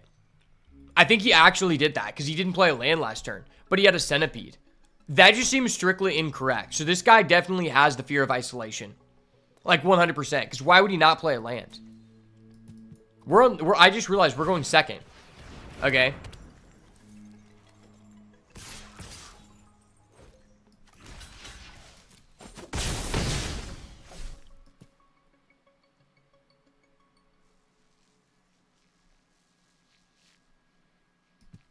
Bro, just play your Centipede.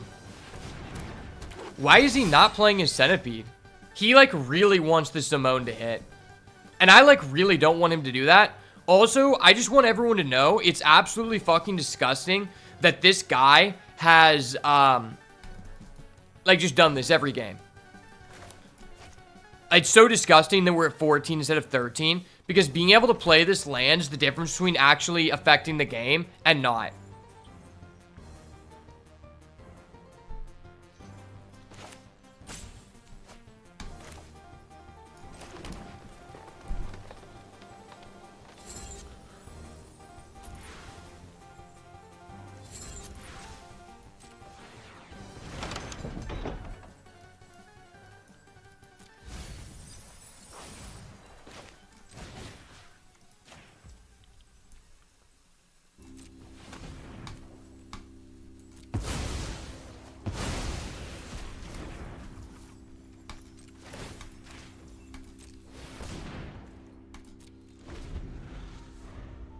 Unable to scream, but I can fly. Ho ho ho.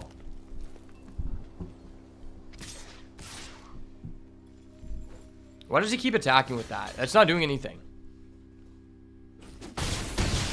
Why not just only attack with the 3/3 so you can hold up a blocker at least? Oh, it's so gross. Oh, it makes my brain rot. That's so fucking gross, dog. Ugh. Well, I think I just lose the game. If I play this, I block that, I take 6. No, I have to play this. I'm taking too much damage. No, my keys to the house would have been so insane. Why?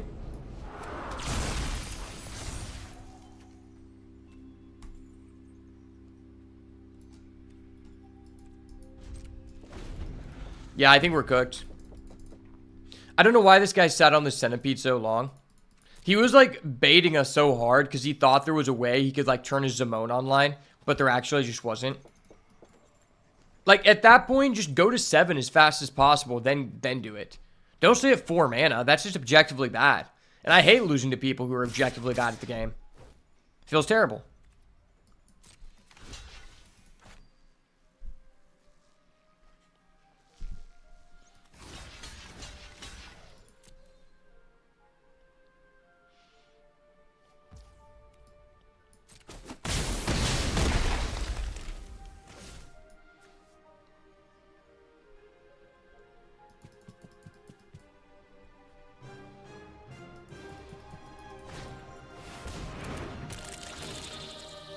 Okay. 7 turns later, our opponent finally played the card that they searched on turn 2 of the game.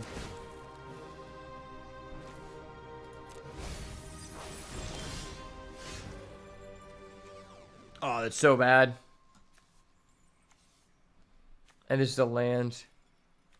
Man.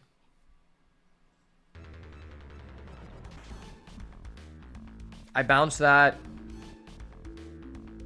Play this. I block here.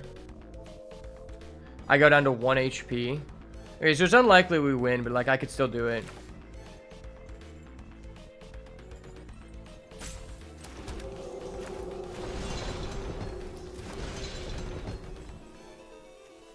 What if I equip the machete and bounce?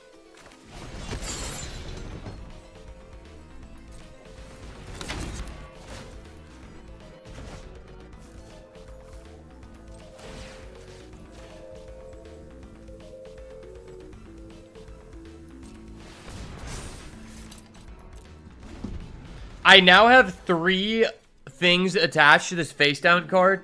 Like, is this the most powerful island ever played or what?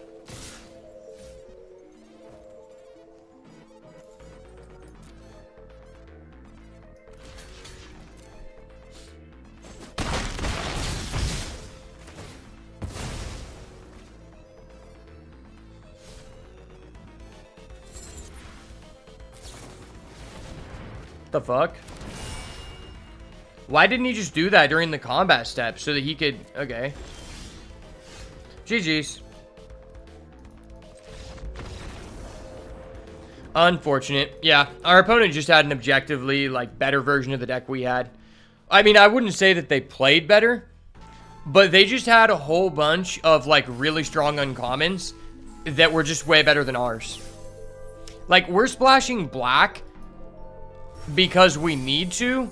They're not splashing anything because it made their deck objectively better to not do that.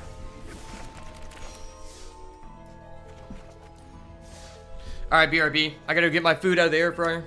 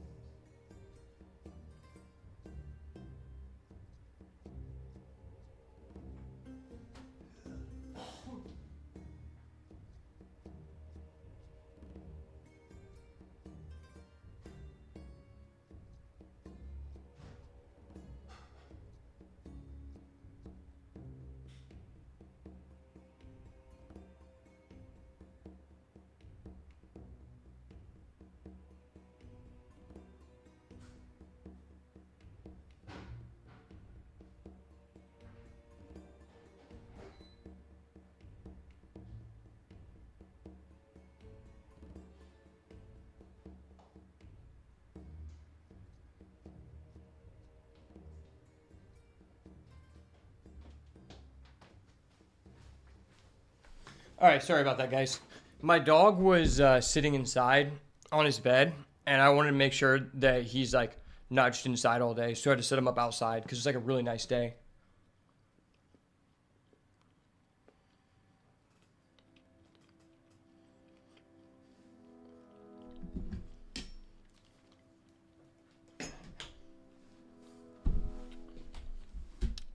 But also, I just made this really banging chicken.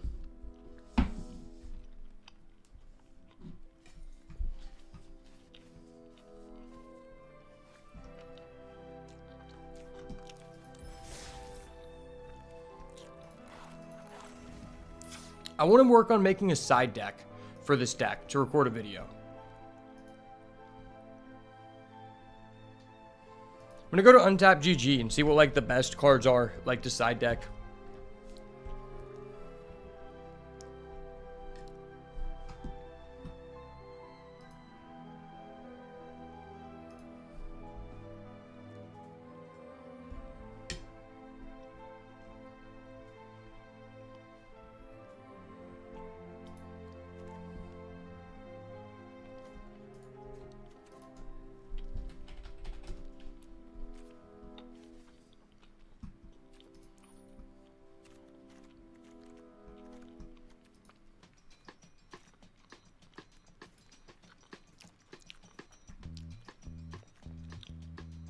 Is Toxic Deluge legal and standard? Maybe it isn't. Well, what is this guy?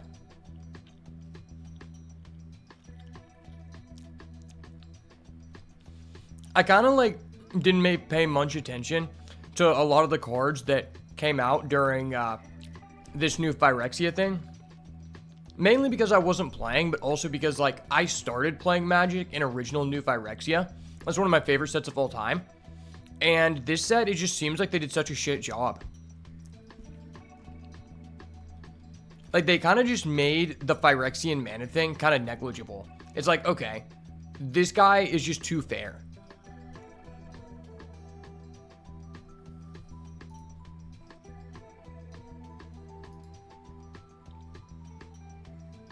Honestly, insane plays by him. Yeah, his deck was just crazy. I want to see, like, what are the best side deck cards?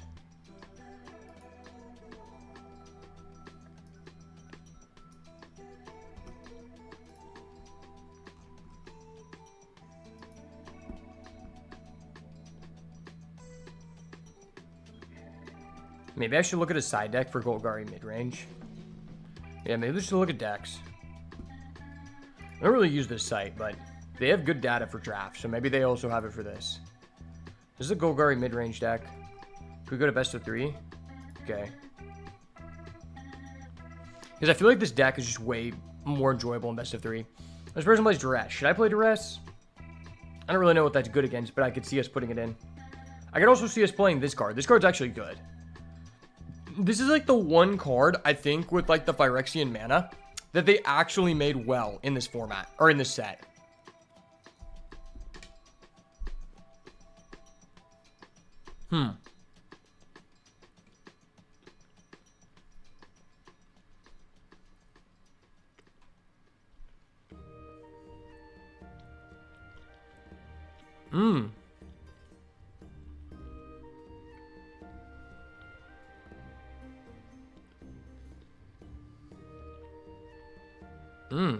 Interesting.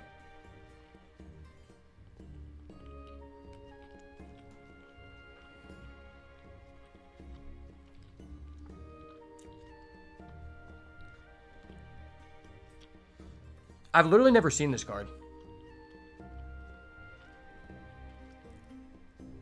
I wonder why they would be side decking this. I guess this is a way to like outvalue them. Seems like a lot of people like this Tranquil Frillback. Is that like a good card in the meta? I don't know anything about standard. I just made this deck. What is this? All creatures get -2/-2. Maybe I should play that. That could be good. I think that card's really good, actually. Okay, yeah, we're going to add in a couple of those at least. Yeah, let's start with 3. If we want to take one out, we'll take it. Because, like, I do think this deck is, like, very bad versus aggro. So I should probably dedicate at least like 5 cards to it. Leyline of the Void. Okay, fuck Leyline of the Void. Okay, that's why I need to play the Tranquil guy. Okay.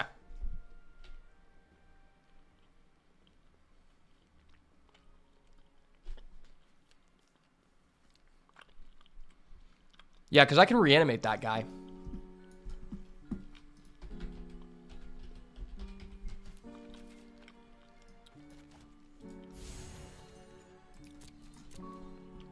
Let's grab this guy. He seems good.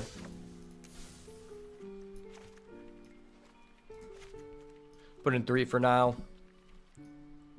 I'd be down to play Duress, but I don't really know much about the meta. I do think one of these guys could be good.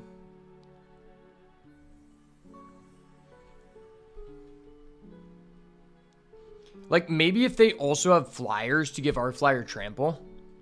Deadly. Oh, yeah. I was playing Deadly Cover-Up. So I was actually playing that before. Maybe I should play that against, like, another person who's doing graveyard stuff. I'll craft another one.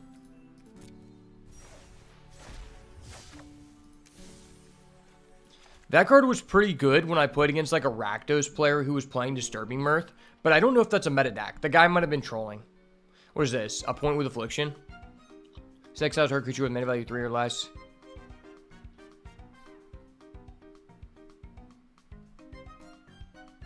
Three more poison counters. Okay, that's not really relevant to us. I don't really care about that card. That's just 2 mana to exile anything with 3 or less. I don't know about that.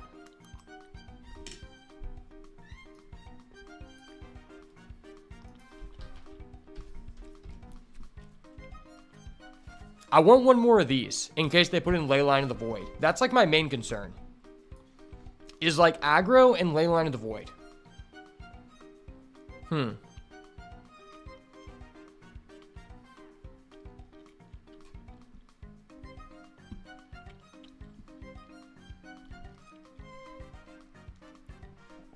This deck probably loses to someone playing Domain, too. I probably should play a couple Duress.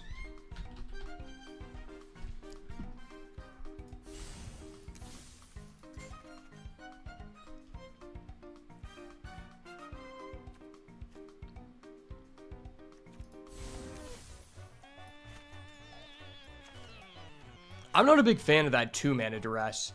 That thing that came out in Bloomborough, I just don't really like that card. Like, if you're paying 2 mana to take something out of your opponent's hand and get additional value, you're probably playing a control deck, and at that point, why does your deck need that additional value?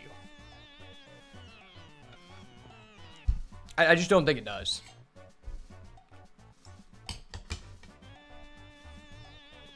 We could play this. This card's good. Oh no, Choking Miasma. I like this card.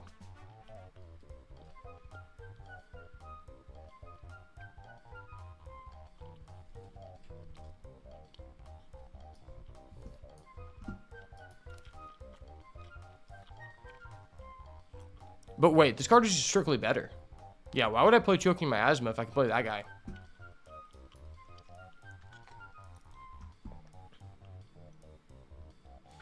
Yeah, I don't think there's any reason to do that. What is this? Oh, let's just Disfigure. A lot of people play 1 Disfigure.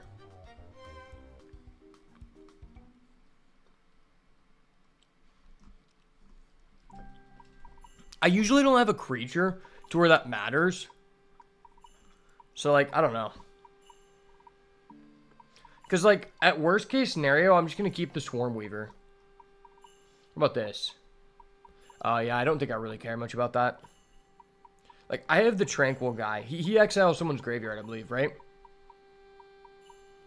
Yeah, this just exiles their entire graveyard, and the creature is just better in a creature-based deck.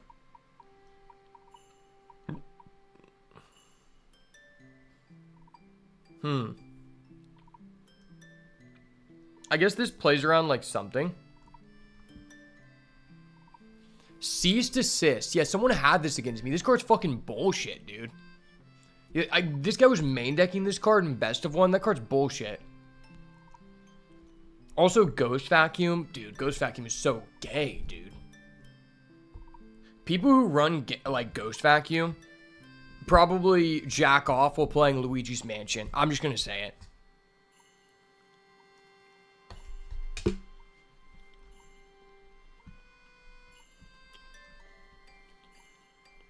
Hmm.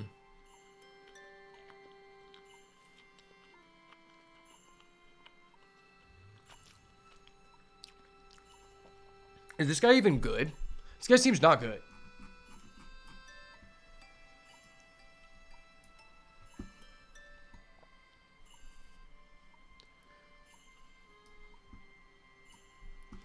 I probably want to play like another Virtue, maybe.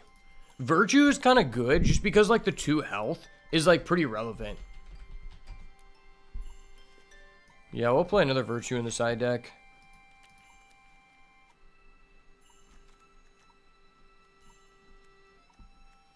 Playing 2 Deadly Cover-Up. This card's just okay.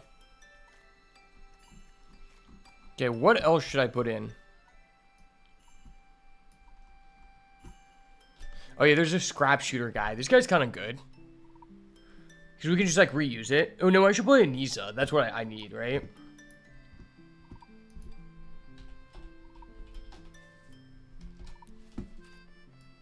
Oh nice, I already have 2. Cool.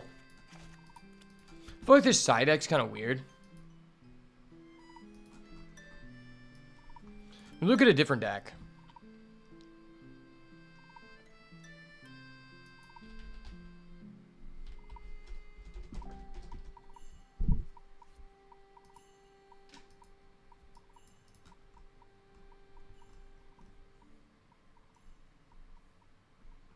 Is there a Reanimator tag? Dread. That's a tag. There we go. 0 people playing Reanimator. What about best of 1?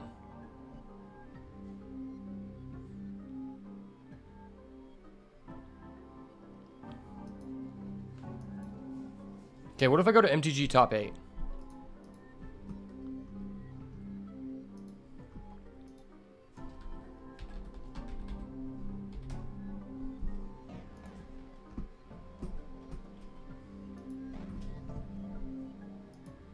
Oh, Vivian Reed comes in Foundations. That's going to be cool.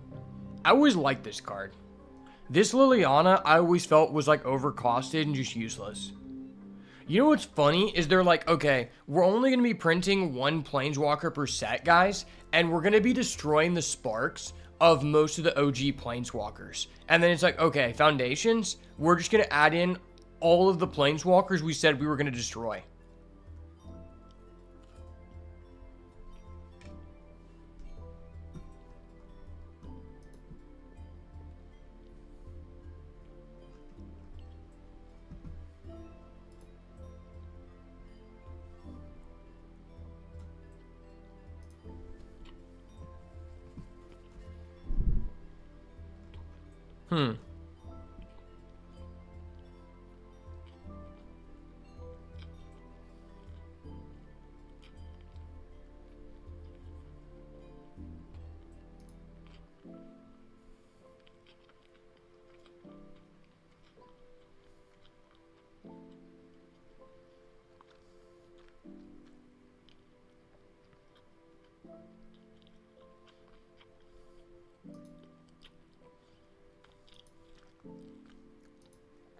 What is this?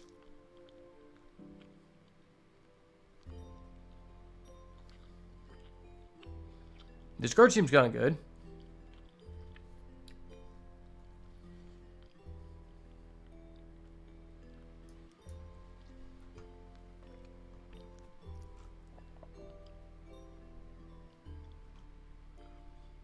I kind of like Nowhere to Run. That deck was respectable.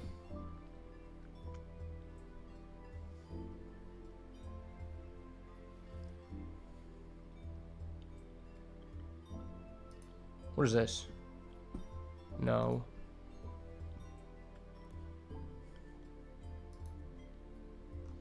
Yeah, this guy's also playing blue. I'm not playing Atraxa. Atraxa is cringe as fuck.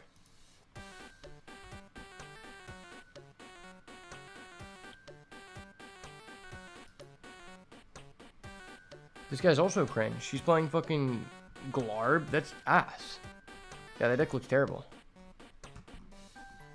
The guy's not even using any new cards.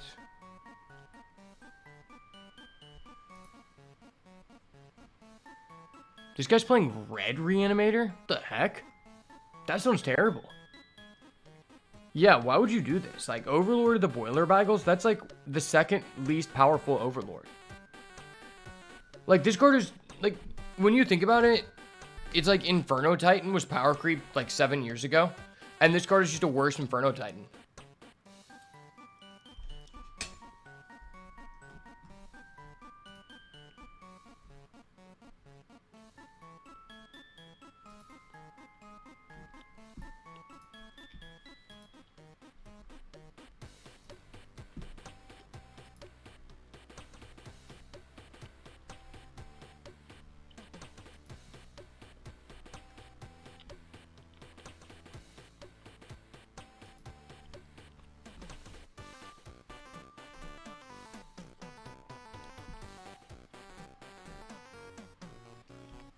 It looks like no one's cooking with our deck.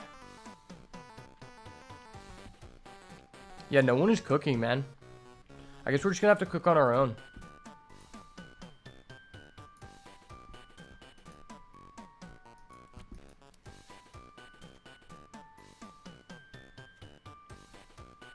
Duress.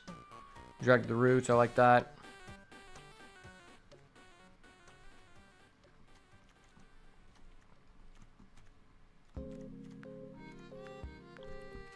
Kind of like a pick your poison.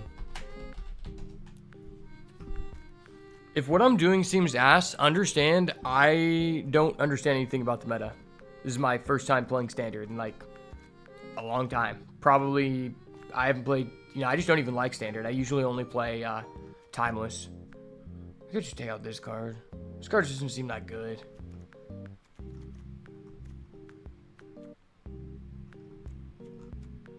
Do I really need Deadly Cover-Up? Kind of. Yeah. I've got the second one of these, or third one of these, second one of that.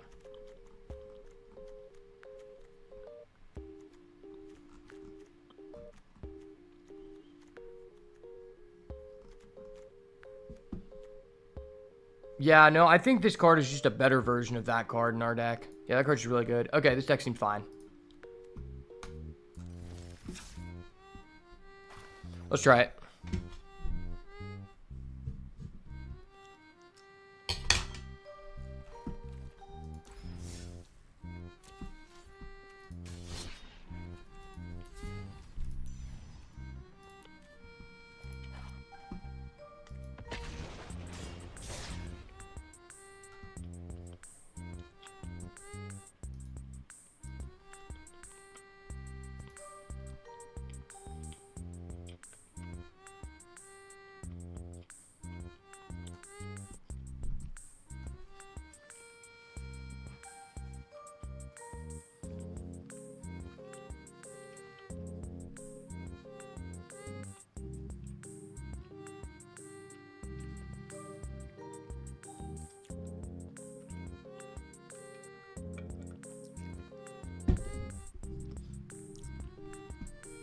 Which card do you have, Key? Sorry, I was trying to eat this chicken before it gets cold.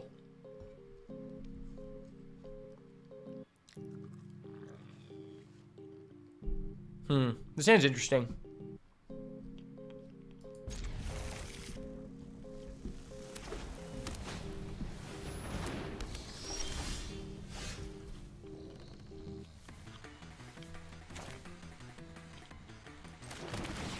Okay, this is really scary.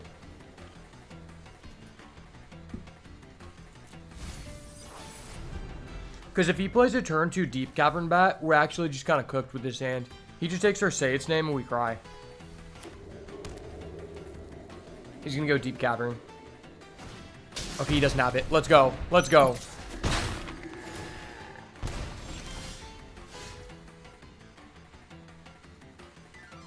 Yes, sir.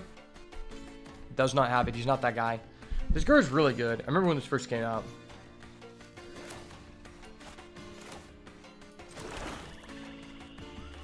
Yeah, you just have to kill that, right?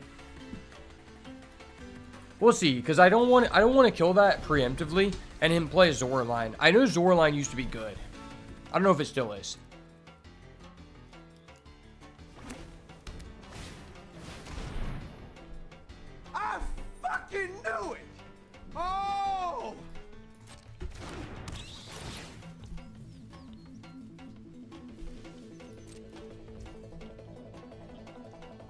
I literally called it.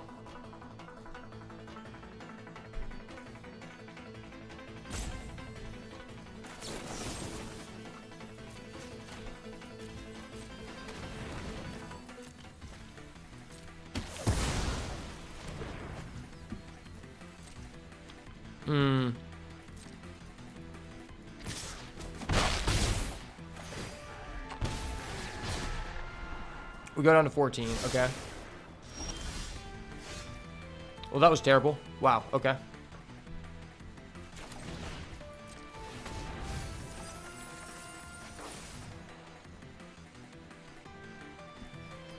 Oh my gosh. Wow.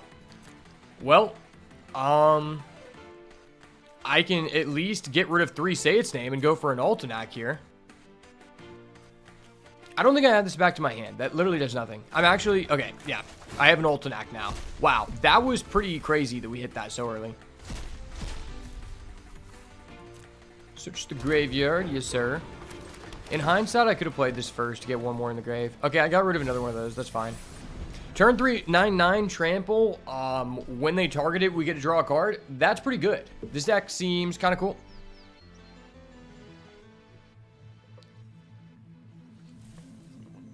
If I was the other person, I would be so cheesed.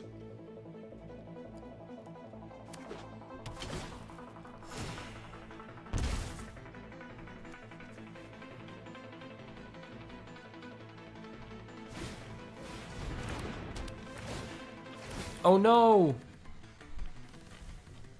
Hold up. Wait a minute. Something ain't right.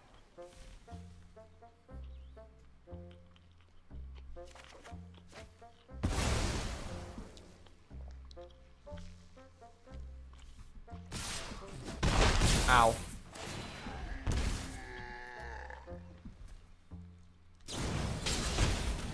Well, I might die to burn. That feels terrible.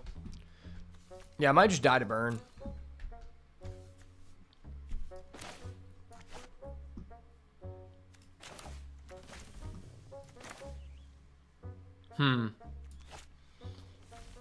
I guess playing this doesn't really help me. Yeah, I have to find the Swarm Weaver, basically. I basically have to get the Swarm Weaver here, or bust.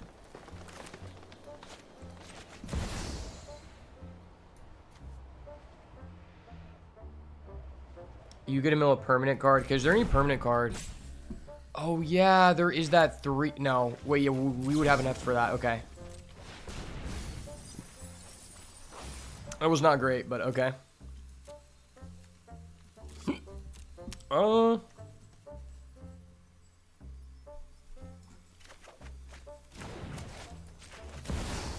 Hit the Swarm Weaver, baby. I believe in the Swarm Weaver. Okay. We get a Valgal's Faithful. So, we're going to go down to 2 HP. Unless he has anything else, then we just die.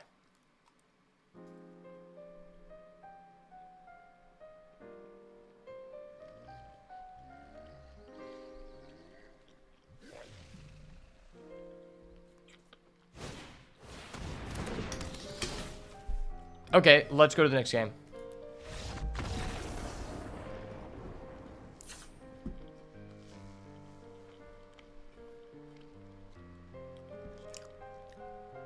Oh, you have a Nisa Ascended Animist key? That's goated. I love this card. This card is amazing. It's actually just goated. Take out the Virtue. I probably don't need Walk-in Closet because this like just isn't really a grindy matchup. Take out that. And like all of this guy's stuff is small outside of the Zora line. Like that's the one thing I have to worry about. I think this card is just kind of OP versus him.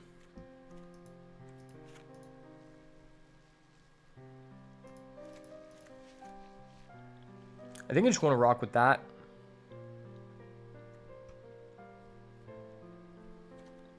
Yeah, that seems fine. I could see us getting rid of this.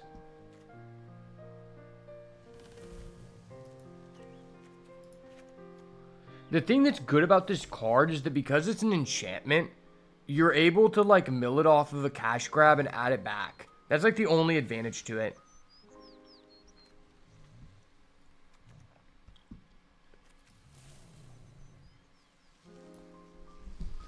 Okay, hopefully this guy doesn't put in ley line. If this guy plays ley line, he's a dirty bread baker.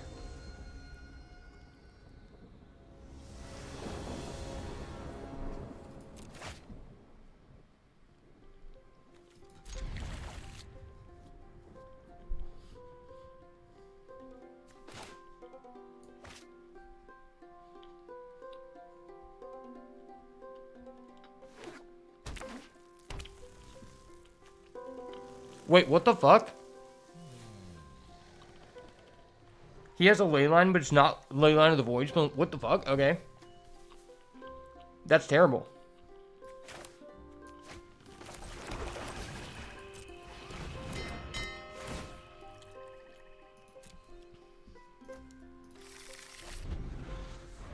I have a feeling we're about to cook this guy. Like, he's actually cooked.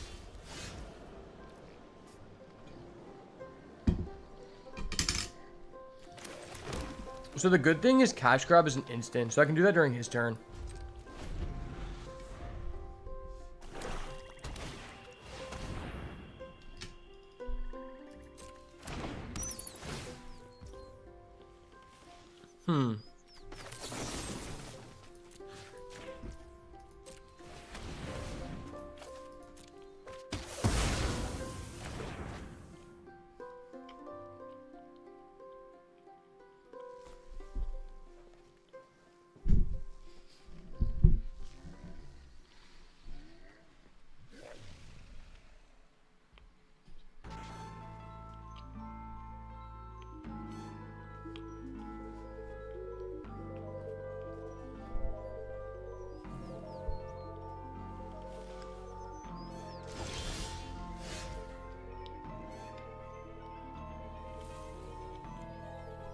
Okay, that's nice.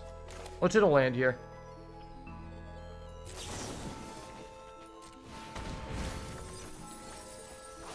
Okay. I think I'm supposed to actually just get, like... This is online. Maybe I'm just supposed to get this. I mean, that's a slow land.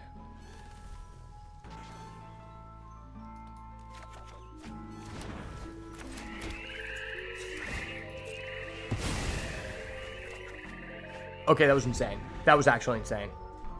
I fucking knew it! Oh! 2 turns, we're going to be able to revive our Valgoth, and then we just win. Like, there's no outs to it.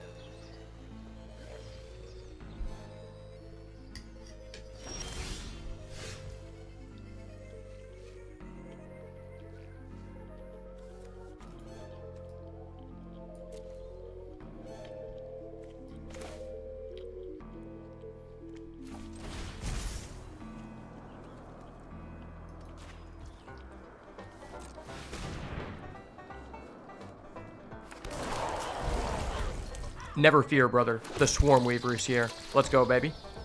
Boom. This card's so good versus our opponent. It's like, okay, what are you going to do?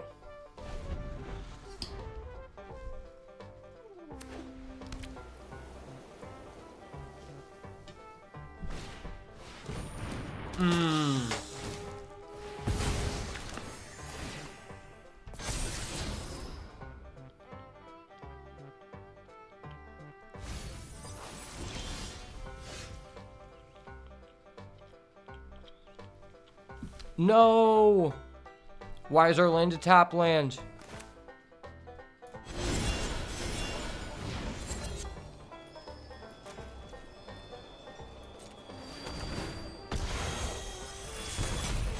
Pay 3 life, gain 2 life. Cool.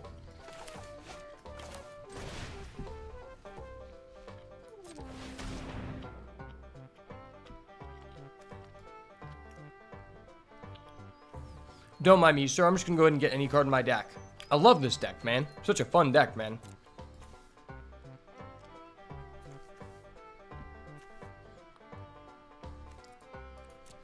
Adding Say Its Name off of this to get your 3rd Say Its Name is so poggers. But I can't do that here.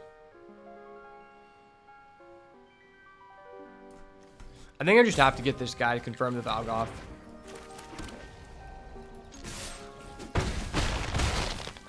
And now I've stopped him from turning his ley line on, so that's like pretty nice. Oh, that makes his lands gain him 3 life. That's huge. Okay. Say hello to my little friend. His name is Valgoth, the Terror Eater. Go! Yeah, I love this card, man. Congratulations, you get anything you want from your deck. I love that deck, man. It's so expensive, man. This is a fun-ass deck, man. I love this deck.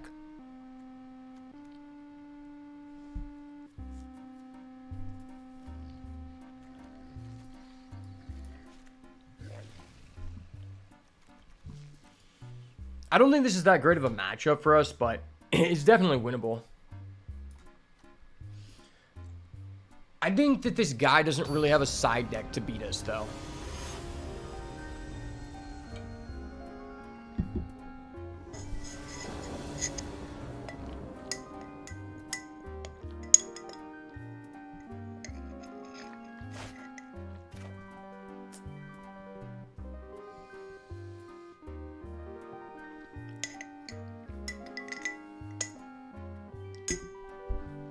Is this hand playable?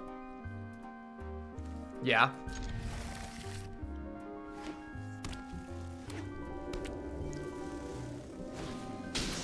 Oh, gross. He started with a ley line. I hate this guy. I already hate this guy. He started with a fucking ley line. What a dirty bastard. I think I just do this turn 1. I think I have to. Okay. Do I want to put that in the graveyard?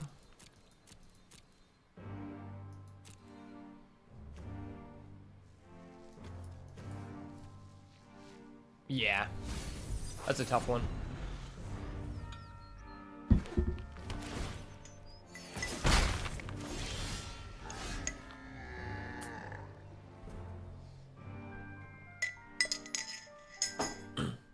Hitting Delirium is just so massive because once we get to 5 mana, we can literally just search for any AoE in our deck.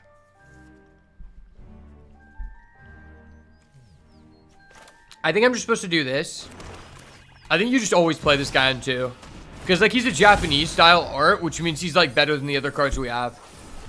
Oh, no. We milled our Malicious Eclipse. Hold up. Wait a minute. Something ain't right. I am 3 of 4 Delirium, though. So if I go Bitter Triumph, kill that, I'll have this online, which is, like, based. Fuck this card, dude. Fuck this card. This card's so broken. I hate how this card just isn't banned, but it's been a part of so many FTKs.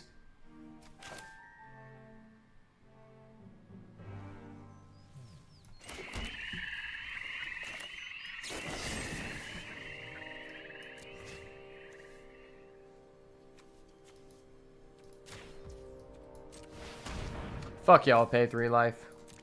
Card's broke. Card is broken, dude. I don't know if we want a basic. If I get a basic, I'll have a guaranteed search and destroy.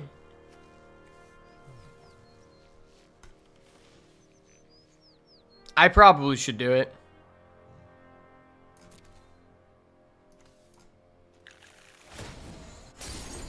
Because he's probably going to play something like, oh, he's playing that, okay. Oh, fuck, that's broken. I didn't know he could do that. Hold up. Wait a minute. Something ain't right. That shit's busted as fuck. What? Okay, buddy. I see how it is, buddy.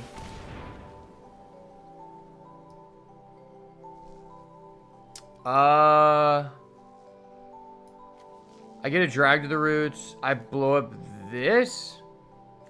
Because it's just like insane. Just like winning him the game.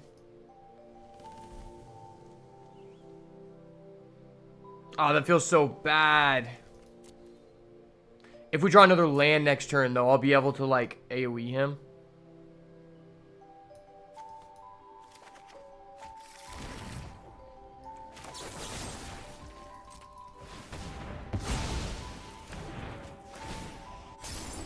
I think that's worth it. It's close. You could convince me not to do that.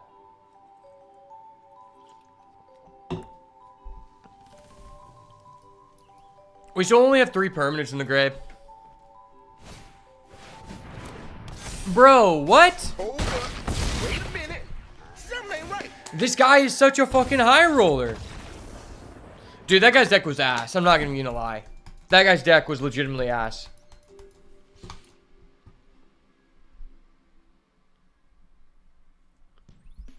Fucking Amala Cheesers, man.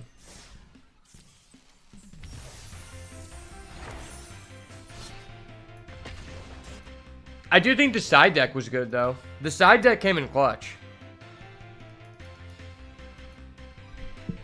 That guy just rolled us. He rolled us so fucking hard, dude.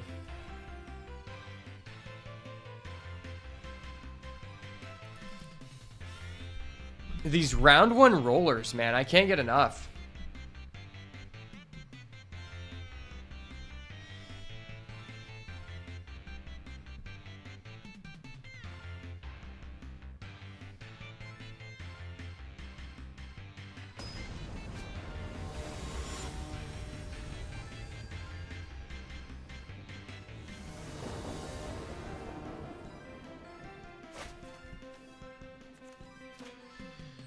Okay, he gets to go first. I don't respect that, but I have a mortuary and a say its name. Sign me up.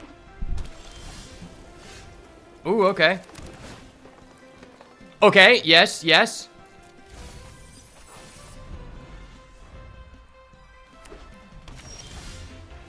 Don't mind me. I'm just gonna mill another say its name real quick. Watch out. I'm doing it. Wow, that was so ass. What the fuck? If I can get Delirium, I just search the 3rd say its name with the Demonic Council.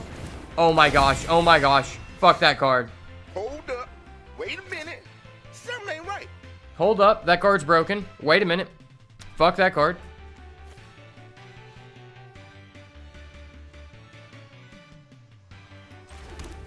Can I even do anything?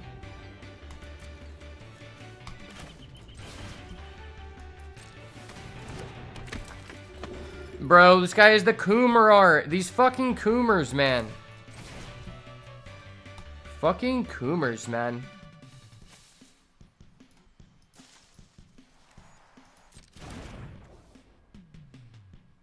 Oh, I could have played that land. That's stupid. I'm going balls deep. I'm balls deep. He doesn't know. He doesn't know about the power of triple Valgoth Faithful. There's no way this guy plays an AoE. He's not ballsy enough to do that. Oh, it's another Arcs. Wait, I think I played against this guy before. I actually hate this card so much. The card is so garbage.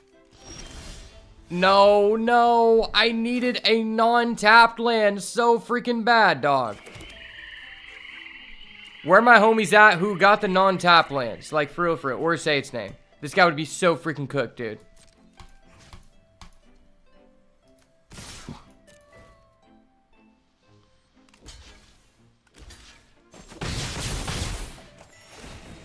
Get your fucking sheep having ass out of here, bud. Get your fucking little sheep ass out of here, bud. Dude, if we would have drawn an untapped land, I kill that. Then I have this online. It's just GG.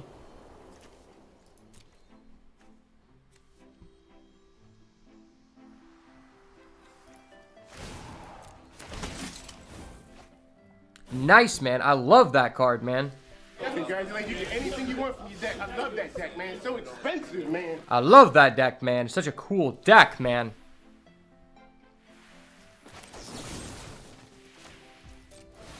Fuck your deck, man. Fuck your deck.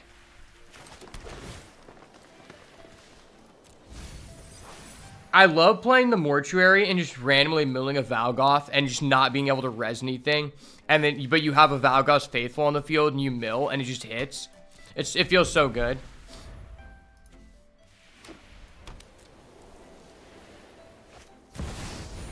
Oh my gosh, oh my gosh. Dude, this guy's, he's going all Jap on me, bro. This guy is 100% identified as a Coomer. 100% we have identified this player as being a Coomer.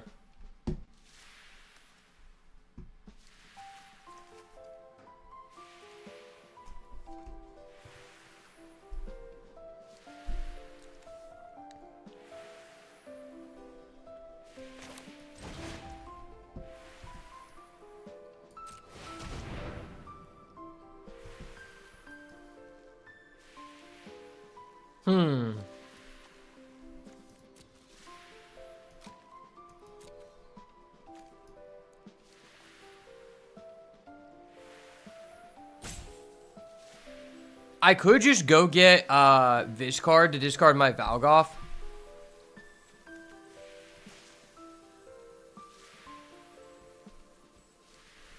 Or I could get to say its name.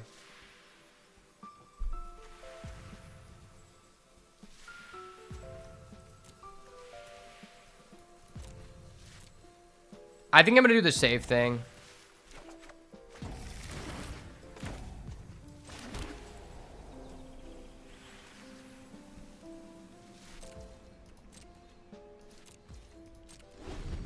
If he doesn't kill my Valgoth's Faithful, it's GG's, brother.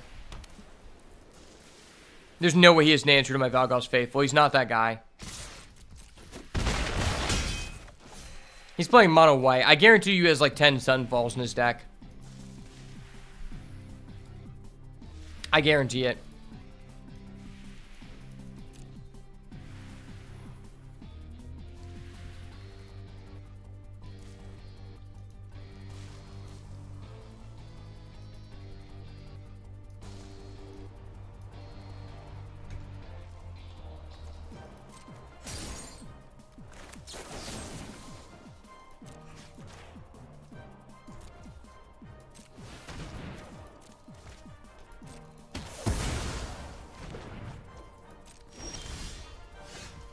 That was based.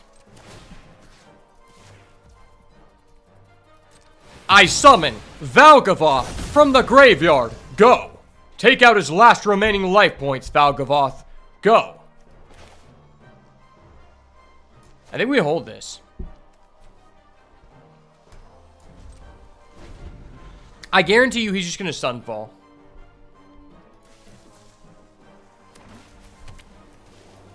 If this guy plays a Sunfall, he's 100% a Coomer and has never touched grass or interacted with a female in his life. Okay, he doesn't have it. He's just not that guy. Hold up. Wait a minute. Something ain't right. He's not that guy. It is what it is.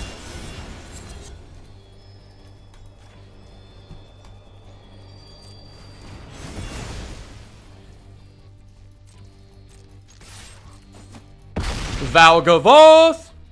I love this deck, man. This deck's such a fun deck, man. There's so many combos. Like summon Valgavoth from the graveyard, summon Valgavoth from the hand. I love this deck. Oh, sorry, buddy. You don't have enough permanents to be able to pay the ward cost. My bad. Okay.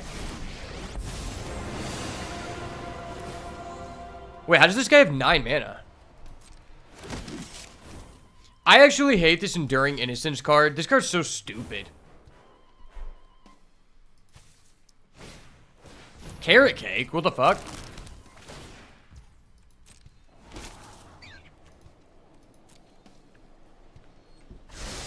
This card's really popular right now.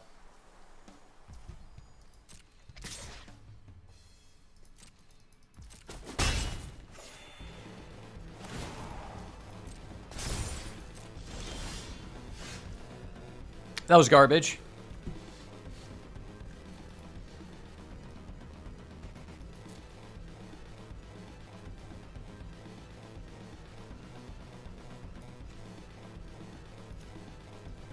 Should I attack this guy? Dude, why did I draw on a tapped land? Come on. Miss me with them tapped lands, son. All I want for Christmas is an untapped land. Why does he get to draw on my turn? That's so stupid.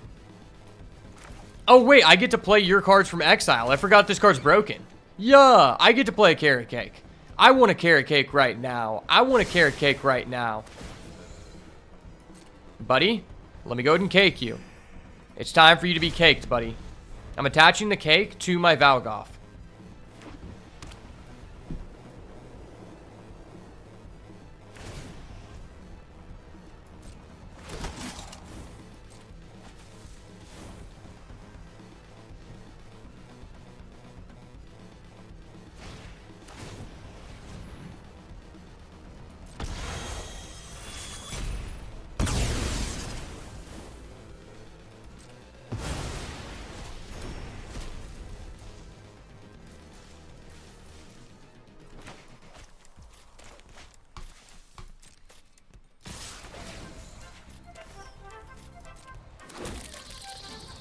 Sorry, buddy. Boop. I fluked the pig. Yeah. Time to take a rest at the cottage. Da-da-da-da.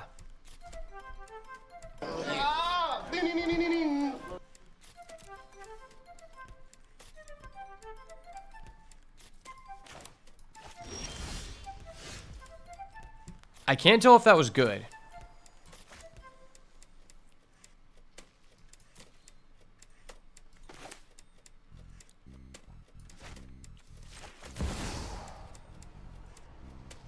If I didn't have both of my Valgovoffs in hand, this guy'd be so cooked.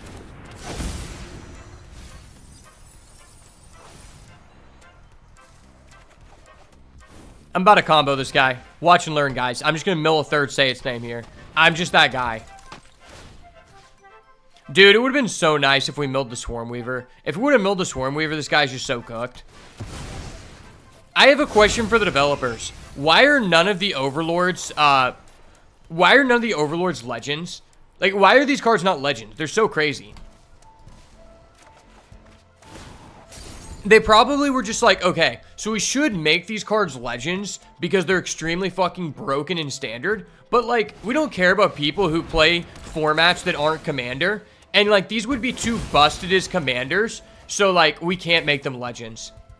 It's kind of crazy because you go back, like, 7 years and you're like, every card that comes out that's somewhat good, it's a legend in order to stop people from, like, abusing it. And now they're like, well, like, we would like the game to be fair and balanced, but, like, commander players, you know? Dude, it is so unlucky that we did not mill a single Swarmweaver or say its name. That's actually just insanely unlucky.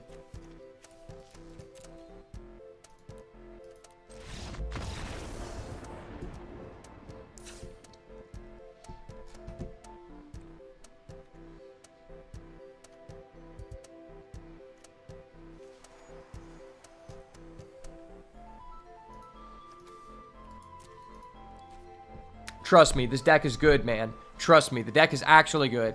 So I need another one of these to answer as Elspeth.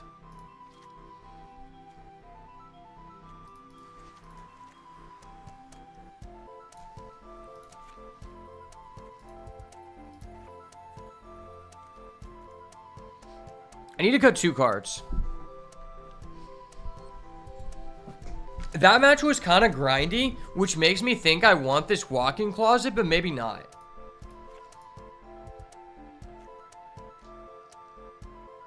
I kind of want to cut a cash grab. This card just, it kind of just fucks me so much.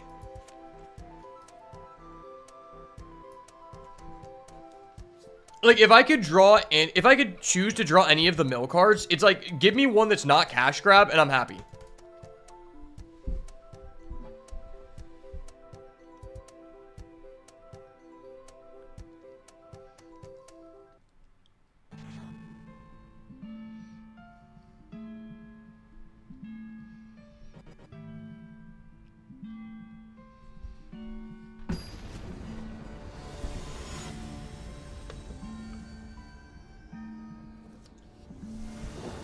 This deck is so fun, though. Okay. Honestly, the only thing that I'm having issues with this deck is the amount of tapped lands. The tap lands, like, just hurt me so much. Like, honestly, maybe I should just cut down on the amount of Restless Cottage we have. Because, like, it genuinely hurts. And, like, this deck has so many things to do in the late game that I genuinely don't think I've ever wanted to use the Restless Cottage one time. I don't think I ever have.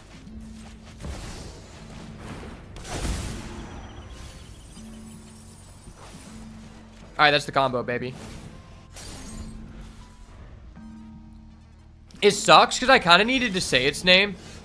But okay. Our opponent doesn't play a creature, which is huge. Man, why are these not once per turn? That's so busted, dude.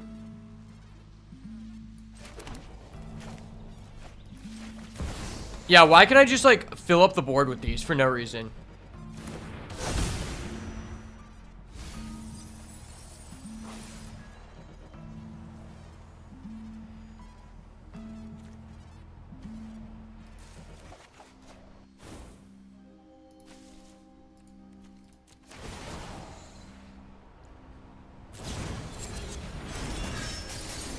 Is it just me, or is the impending mechanic just fundamentally kind of busted?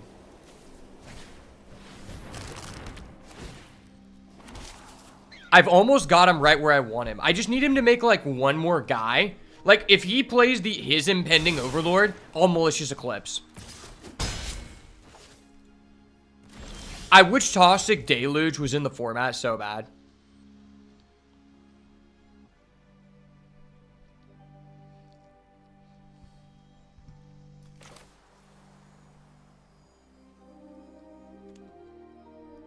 Wait, okay, Elspeth costs 4. Maybe I should just hold... Nah, I need to hit a land.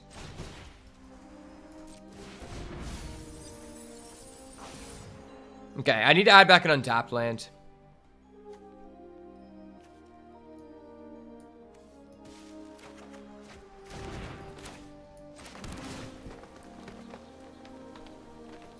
I kind of want to keep that card. That card's great.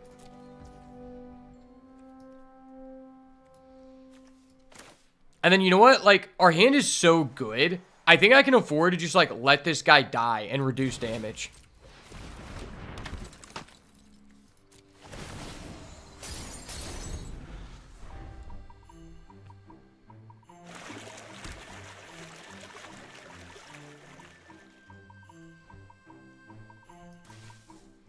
Bro, please make the tokens. Make the 2/2 tokens.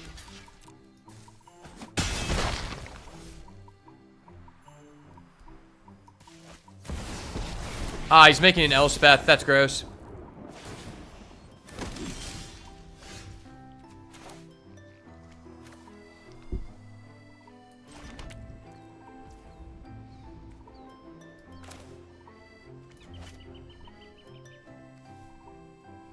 Yeah, I kind of just want to AoE him.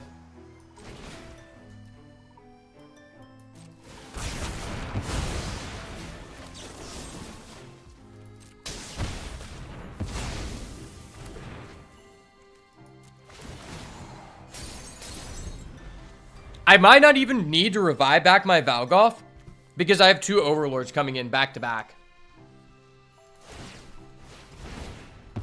Oh, you're carrot caking? Bro, that is not good for you, bro. That is not good.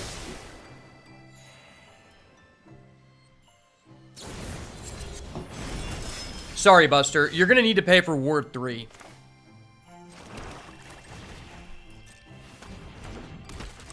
Valgavoth. And you know what? I'm going to get an Overlord, too. Overlord Valgavoth, the Wombo combo. This is the duo we never knew we needed. The duo we never knew we needed. Wait, what the fuck did I do? Is that card busted? Oh, he just popped my guy? Hold up. Wait a minute. Something ain't right. That card seems hella toxic in Commander. I kind of don't like wasting this, but I think it's probably worth it. Specifically because it stops him from having the mana to pay the ward cost on my guy.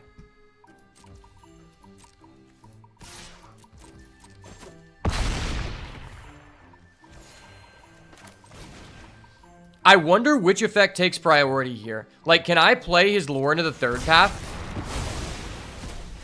Okay, no, I don't get it. So I guess this effect takes priority over this effect to exile, which is interesting. I don't know what, like, is it the order that you play them? Because these effects both say, if a card that you didn't control would be put into an opponent's graveyard, but this card also says, if a creature would die.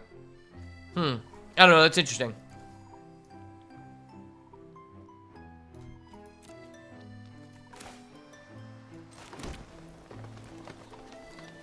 I kind of don't want to do anything because I don't think he can stop this.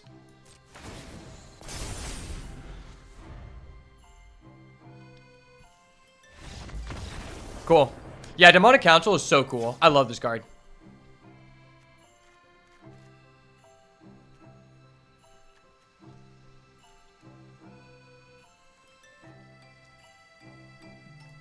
Bro, we just can't draw the Swarmweaver. Swarmweaver is so good in this matchup. You know, maybe I should side a third Swarmweaver.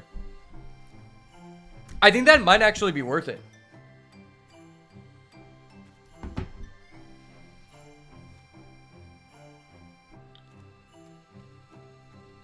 Also, maybe I should put in a card that, like, answers Planeswalkers. Is there a card that, like, super efficiently answers them? Well, I guess this card can.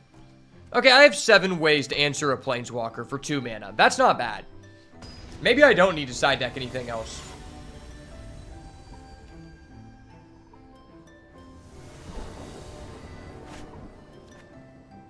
But I will say, that card is really popular. A lot of people play that Planeswalker. Oh, I could have sided this out. I think I'm going to keep this.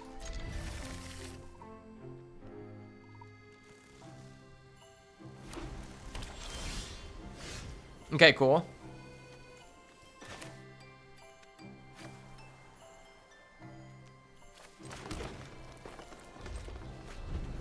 This card is good, but it also just feels kind of random.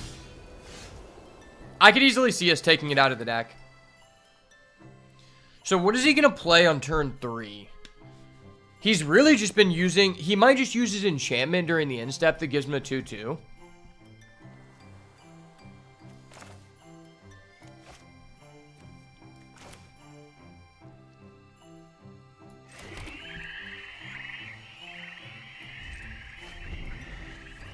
I think I'm just going to cash grab during his end step.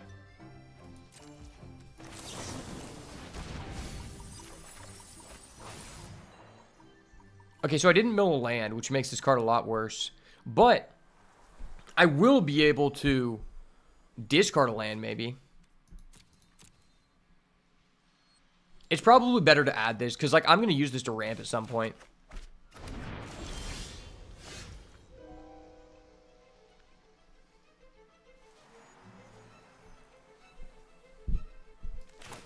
Should I just use the Fountain Port Bell? I don't know. Oh, he's stuck on 2 lands. That's really good for us.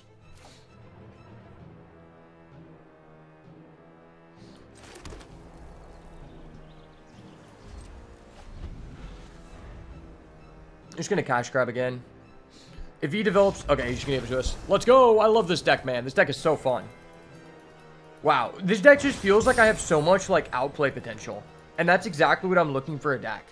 I like to feel that I have a like, I'm affecting who wins the game, you know? When you play an aggro deck, you don't feel like that. You're like, oh, I won the die roll? I win, ha. Haha, I win, you lose.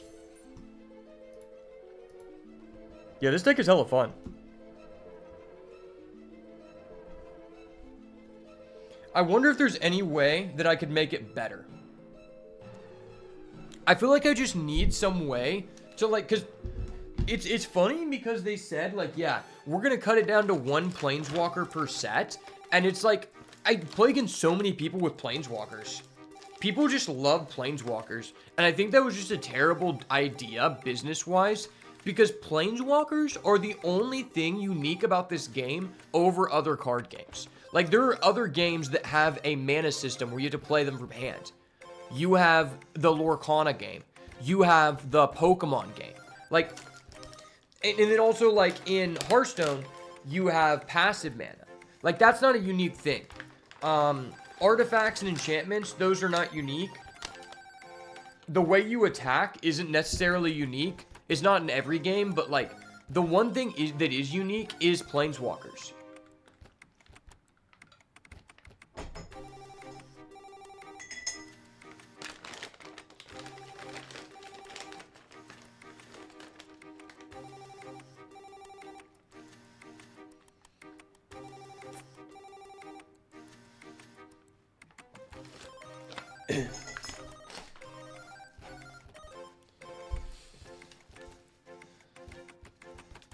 I think most people actually, like, genuinely like Planeswalkers. They just don't like it when they either make these redundant Planeswalkers that kind of just do the same thing as ones that have already been made and are just, like, virtually worse and just take up a slot in the set, or they just have, like, a toxic play pattern, right? Like, so that's why people don't like Planeswalkers in Draft, because, like, it's like, okay, tick up, protect my guy. Okay, tick down, protect my guy. And it's just like an infinite value engine. They all kind of play that way.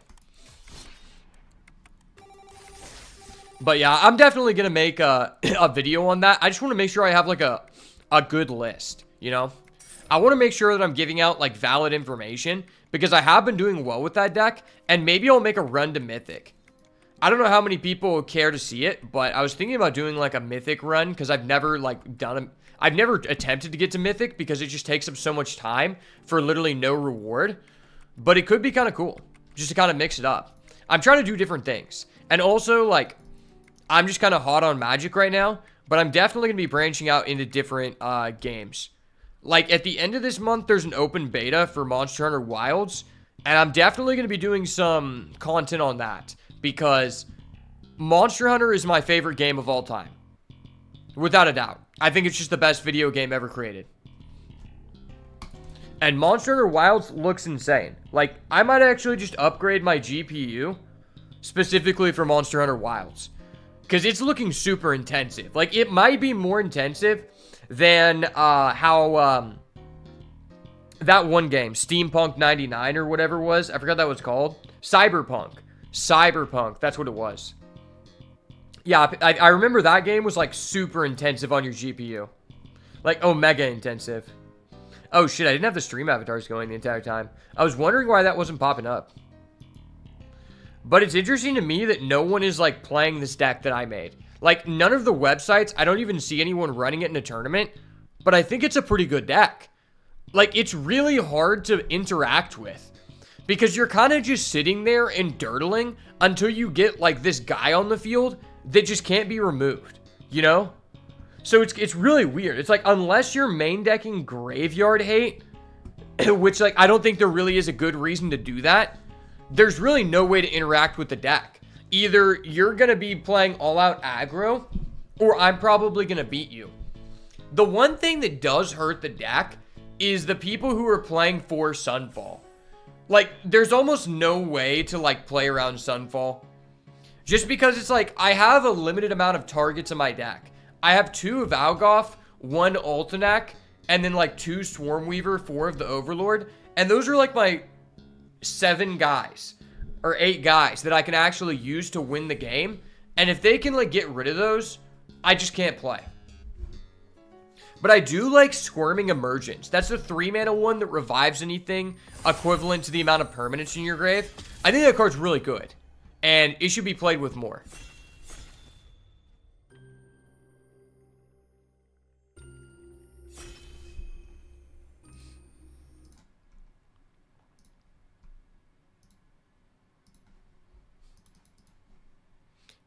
Cyberpunk 2077. Yeah, I never got to play that game, but I had a friend who played it, and it said it was really cool. My brother really wanted to play it, but like, he only has a Surface. He has a Surface Pro or whatever that he uses as a computer because he's a boomer-ass fuck.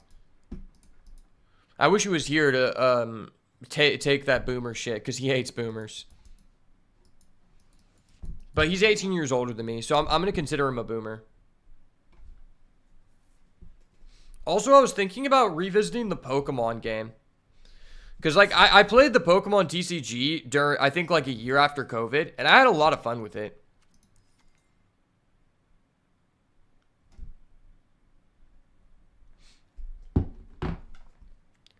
Alright, welcome back to another Duskmorn draft on the channel. And we're starting off with a very interesting decision to be made here. The best cards in this pack are white. And that's always a conundrum for me because I feel like it's so difficult for me to get deep into white. It feels like it's always the most contested. But the best cards here are Unidentified Hovership and Gremlin Tamer. I guess maybe... I guess Hovership is probably a little bit better than Gremlin Tamer on average, but they're both kind of on the same power level spectrum. I guess like unidentified hovership can be used outside of a blue-white deck, which maybe makes it slightly better. You know, just because you could use it in white-black, I guess, which rarely ever happens to be open for me. But we'll start with the hovership. I mean, it's just a good card. And to follow it up, there is a split skin doll. Is that enough to make me want to go deeper into white? Potentially. I mean, this is a really good card. I think it's mainly good in a white-red deck, but otherwise it's still a 2-1 that loots, which isn't terrible. Especially if you're like playing white-black and can be doing some things in the graveyard and have a reason to be doing things in the graveyard. Other than that, there's a Painter Studio Defaced Gallery, which I'm actually very high on. If you have a low curve, Painter Studio is actually just disgusting, and it's a very good thing to be sacrificing. But you know what? I haven't been able to play white very frequently, and I definitely am never offered Split Skin Doll when I can actually try to put it in my deck. So, you know what? Maybe we should try this one out and see where it goes. Okay. Following that up, we see a Fear of Abduction. So that could be our third white card here. I'm not going to say this card is insane, but it is kind of just like a bigger version of the hovership.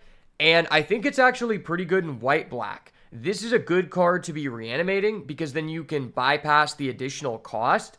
And if I'm not taking that, I'm taking the Central Elevator Promising Stairs, which could be good. You know, if we end up blue-white, that's definitely going to be a better card. But I think I should just stay open and go deeper into white with the Fear of Abduction, especially with us not starting off with any rooms. Okay, there's a Valgauss Lair.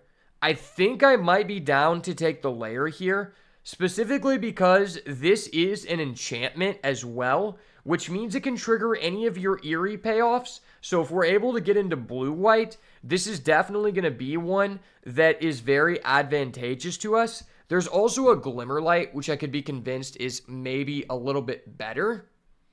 Yeah, maybe we do want the Glimmerlight. I'm not really sure. I guess this card overall is better in a wider array of decks, and it does provide a enchantment trigger as well. But in the white-black space, Valgauss Lair is a little bit better because then you're able to more easily splash either blue or green, which I find to be the best decks, which constitute white-black reanimation. We'll take the Glimmerlight. Okay, well, that is a signal that maybe we want to go into blue because there is a Glimmer Burst. Really, really strong card in blue-white and pretty good in every other combination as well. There's also a Lionheart Glimmer, which I don't hate, but I think I would like to get some more general sense of the direction our deck is heading in before we put the Lionheart Glimmer into our deck. Because I do think that card is kind of bad if you aren't really taking advantage of the go wide effect. And also you have to consider in a aggressive white deck, you don't want that many top-end cards, and we already have a Fear of Abduction, so I don't want to clog up my 4+ drops, right? So I'm just going to go with the Glimmer Burst here. Okay, now we see a Ghostly Keybearer, which is a fine card as long as you have like 4+ rooms. There's also a Miasma Demon. If we're in the Reanimator space, this card is fine. There is a red-white land as well, and then there is a Creeping Peeper. I think Creeping Peeper is very replaceable. Within the blue-white space, it's okay. But honestly, there's just a lot of better 2-drops in that archetype anyway. So I think I'm going to go with the red-white land. Because sometimes when you end up blue-white, you do want to be splashing a couple of the red rooms. And it's looking like our deck might be more controlling-centric if we do go down blue-white anyway. Because we got the Abduction and the Hovership. Okay, this is a tough one here. So we got the Emerge from the Cocoon, and I actually think this card might be kind of decent in our deck, especially if we end up in the black space, because it does have synergy with being able to revive the Abduction. Jump Scare is good too, but they're both kind of like replaceable. I think the ceiling on this card is potentially much higher, so I'm going to pick it up here. There's also a Ticket Booth, which is a very good one as well.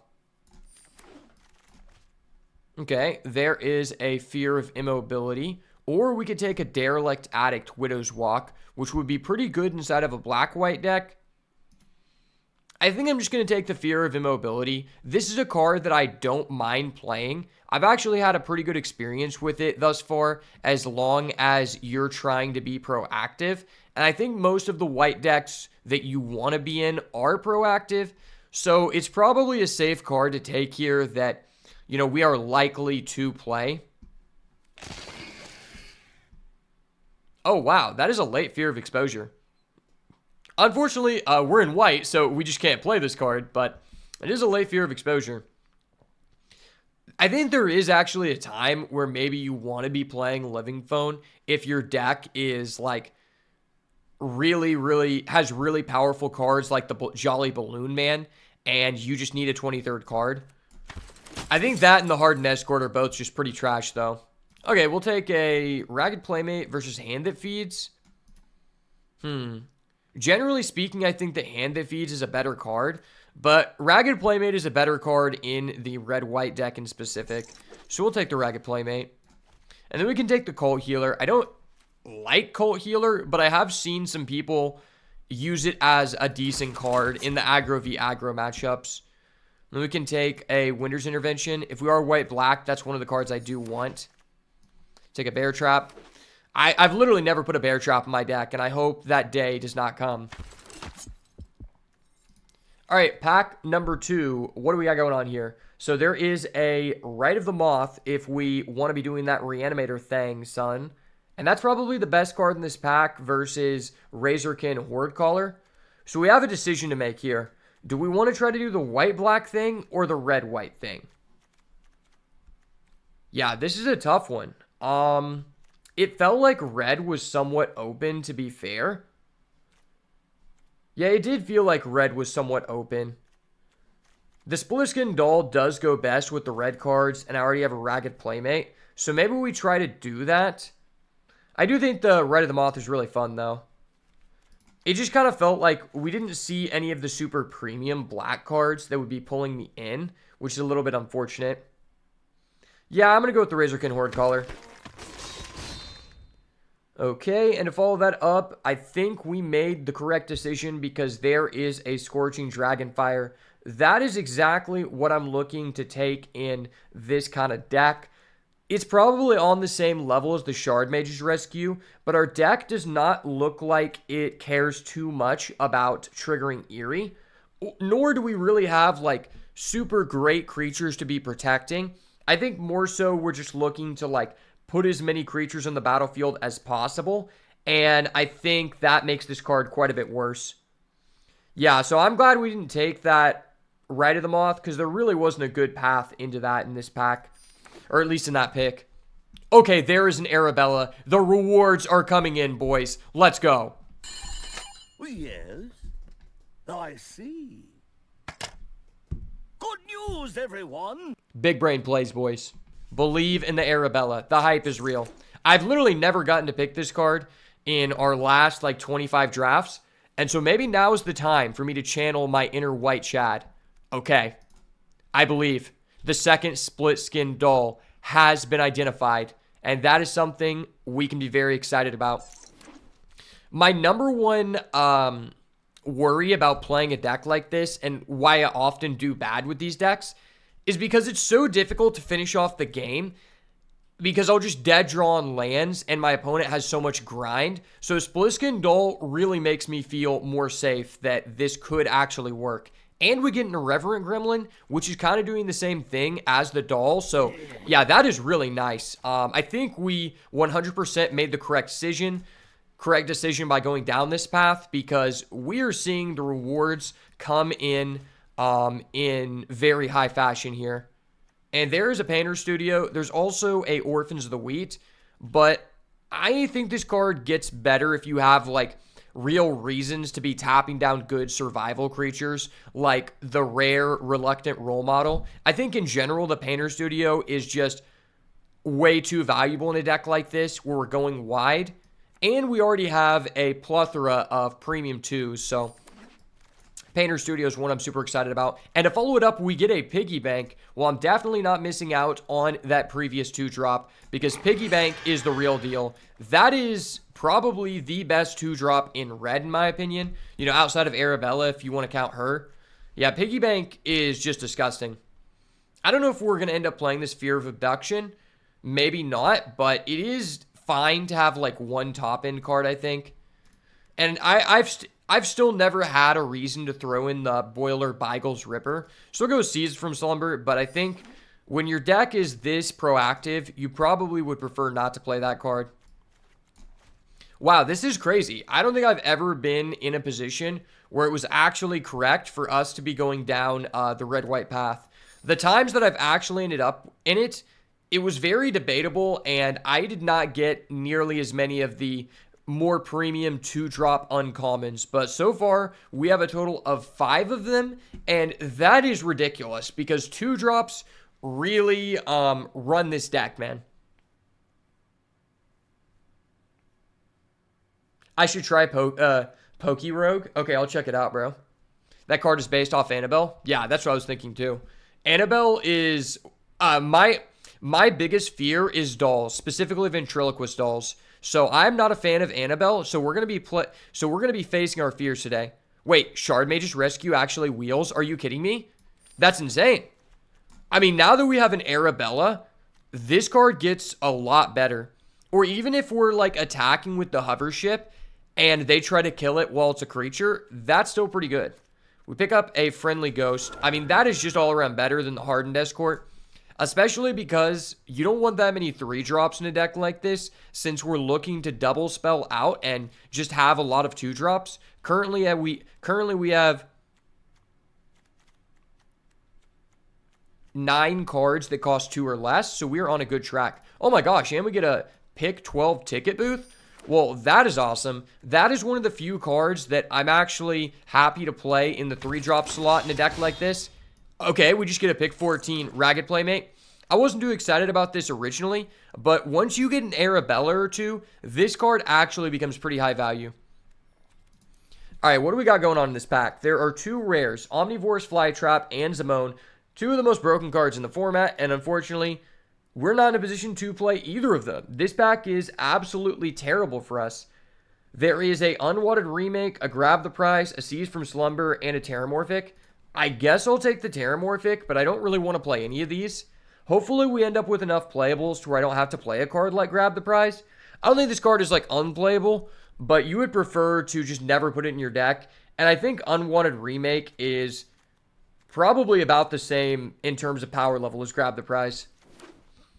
Maybe we'll just get like a Valgos Onslaught next pick, and I'll be happy to take this. Oh my gosh, that is an Overlord of the Mistborns. Are you kidding me? That is exactly the best card that we could have been offered in its Japanese art style. And there's also a Midnight Mayhem contesting in the pack. Dude, don't do this to me, man. This is actually insane. I mean, obviously, we got to go with the Overlord here. I mean, shout out to Japs, man. The art is just too nice. It's going to make me pass up on one of the best gold cards we could have in our deck. You know, I think actually Midnight Mayhem is the second highest win rate uncommon at the time of this recording. But this card is disgusting, and I'm super excited about it.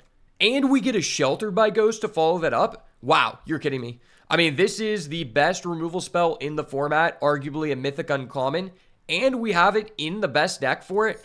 Yeah, that's insane. How much interaction do we have? We have the Ghost, we have the Scorching Dragonfire, the Hover Ship, and then I guess you can count the Abduction.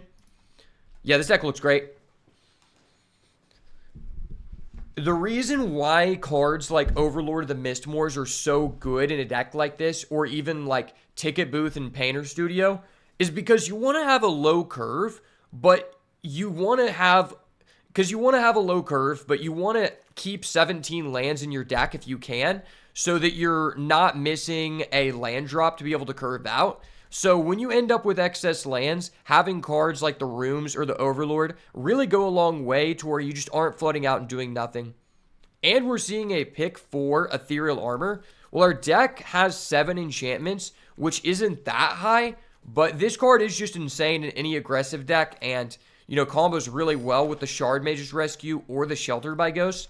Pretty much just creating an unkillable monstrosity of a 2-drop. And this may be the best red-white aggro deck I have ever drafted in Duskmourn Draft. And I'm not saying that it really takes a lot to get to that threshold, because I just never get offered white cards. But this deck is looking insane. So I guess we could take a hand that feeds here.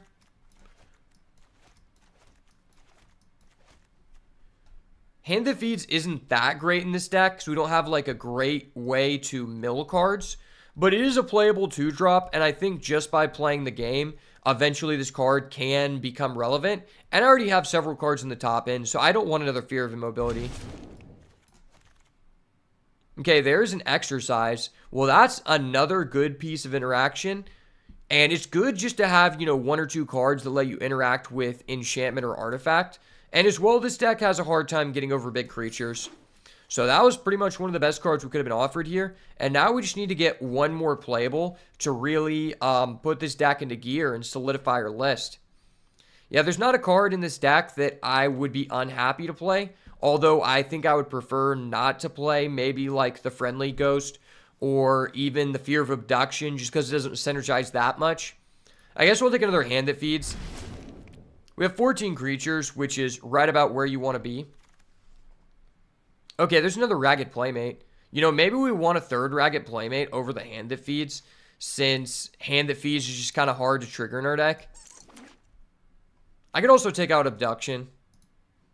Yeah, no, I like Abduction, because we have a lot of creatures that I'm happy to just get rid of. Could take a Grab the Prize here. I think I'll just take another Seize from Slumber. If we end up going in someone who has, like, really big creatures we can't answer, I can side deck both those in. Oh, and we get a Fear of Surveillance? Well, that was super clutch. Yeah, I think I'll cut the last hand that feeds for the Fear of Surveillance. That sounds fine. We have 9 2-drops. I mean, that's right about where I would want to be. Okay, and we get a late jump scare. That's kind of huge. If we ended up with a couple more rooms, I'd try to make this Smoky Lounge Misty Salon work. But, the jump scare, it's not a turn inside out. But it is something that's going to go really hard in our deck. Because we are so combat focused, Alright, and that is going to be the draft.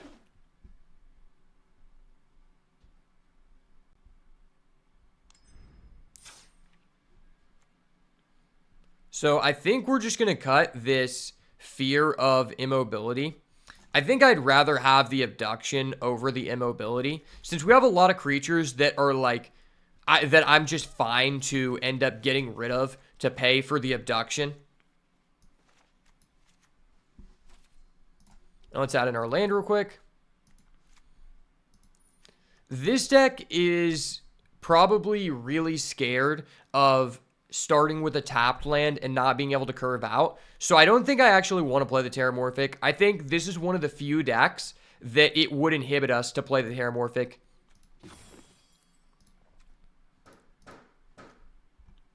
All right, well, I think we ended up with... I think we just ended up with the best red-white aggro deck I have ever drafted in Duskmourn House of Horrors. This deck looks insane, and for a good reason. We ended up with probably the best Overlord in the set, Overlord of the Mistmoors. This guy creates 2/2/1 flyers, and he eventually does it again and again, and that's exactly what our deck is looking for, since we want to be able to double spell, and we don't want to cut down on our lands. This will give us something to do in the late game if we do end up getting flooded, and they don't call me Johnny the Floodmaster Ashby for nothing. We also have a Fear of Abduction and a Horde Caller for the same reason, and we have a Unidentified Hover Ship, which is a really unassuming card, but one that I think is probably one of the most versatile pieces of interaction in the entire format, especially if you have survival creatures, which we do not. But just being able to permanently get rid of anything, and then they don't even get the card back if they kill it, they just get a Manifest Dread, is great.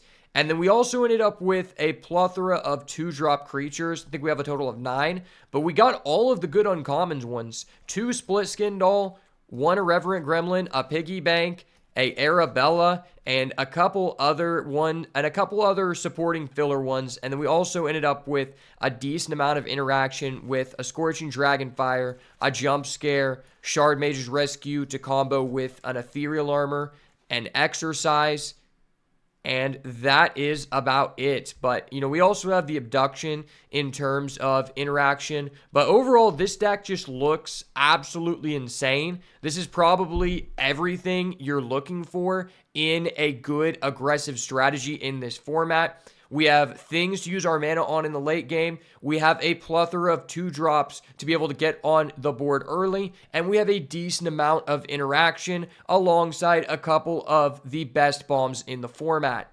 So overall, I'm excited to finally get to play White on the channel. And I hope you guys enjoy it. So let's go ahead and hop into these games. All right, my dog has been banging on the door for a minute, so let me go add him in. Let me go let my dog back in. Yo, what's up, Midnight?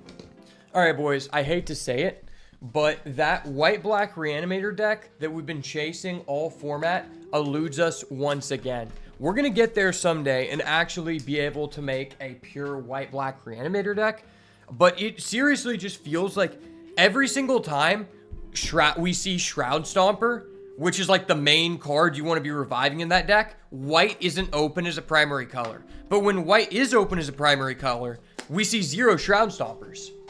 It's like, yeah, I can take a Rite of the Moth and speculate, and then I just would end up seeing none of those cards, and our deck would be trash. So I'm glad I decided to be an aggro Timmy.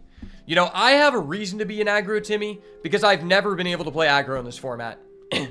Okay, I know what to do, guys. This is how we're going to secure the victory. Wait. What the fuck? No card styles can be found. How? Why does my Overlord not have a style? Why does my Overlord not have a style, guys? I didn't want this stupid normie art. I wanted the Jap art. Please. Don't. Flood. XD. Alright, guys. There we go. That's very important. What? Okay, there we go. This is very important. Now we are guaranteed not to flood and curve out with this aggro Timmy monstrosity. I believe. Believers in the chat, baby. Shout out the believers. Shout out the day ones. Let's get it. This is for everybody who's been with me on my control journey. Watch as I convert you to an aggro Timmy. Okay, we're starting off on the draw, which is not a good sign for an aggro deck, and we have no 2-drop. But we do have our land, so this is kind of a conundrum. We have so many 2-drops, I think you could maybe argue we keep this, but I think we should maul. It feels really scary, but I think I'm going to do it. Like, we just drew 2 of our cards that are 5+, and we only have 3 of those. Oh my gosh, this is unplayable. Hold up. Wait a minute. Something ain't right. I should have kept the first hand. Why did no one tell me?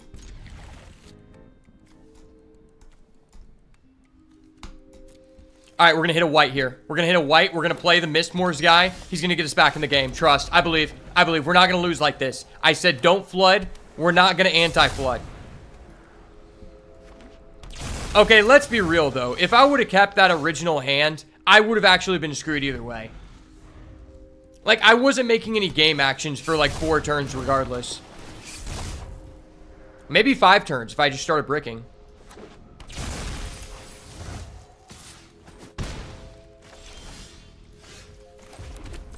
Oh my gosh, I almost just skipped. Okay. So, if we don't hit a land drop next turn, I'm just going next game and not showing him my deck. Oh, it's pretty bad. Yeah, this guy's start was insane. I think I should probably concede here to not give him any more information.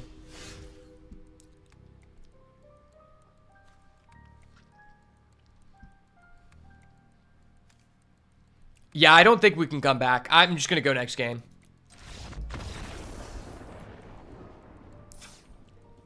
Man, that was super unfortunate. I mean, it was out of our control, though. Like, with that guy's insane start, I think it was correct to mull. Because had I kept that original hand, this guy's just going to have the same board that he did now. It's just, instead of having no lands, I would have all the lands and still just be behind on board. Yeah, it was just too unfortunate, man. It is what it is. Maybe since he has big creatures, I should play a Seize by Slumber. Well, no, we'll put that in going second. Going second, I think it's fine. Going first, I shouldn't have it. Yeah, that was insanely bad luck, but I'm in a good mood. I'm not going to let that get me down. I'm coming back for vengeance, baby. I believe. Oh my gosh. It's so sus again. Do we mull? Do I keep this one? 1's in the chat for keep, 2's mull. 1's keep, 2's mull. Let me know.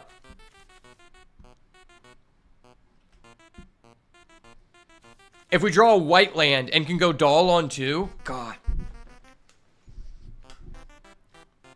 I just don't want to mull and end up with a 6-card hand with no 2-drop. I think we should keep.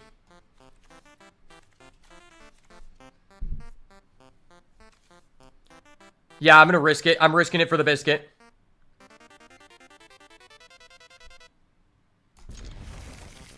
Keepers. I believe. Give me the white mana. Give me the white mana. I'm channeling my inner white girl. I'm manifesting. He may be manifesting dread, but I'm manifesting like the hippie white girls.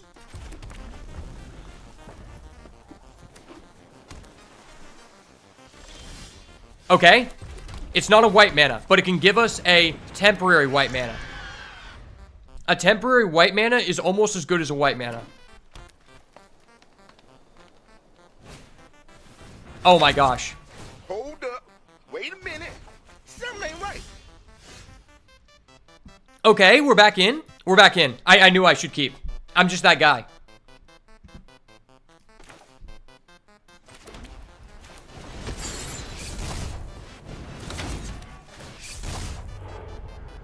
Okay. If he bounces this back to hand, we get a white. He might Unnerving Grasp. He doesn't. Okay, we get an Arabella. That's huge. I fucking knew it. Oh. Believe in the Arabella, baby. The Arabella is real.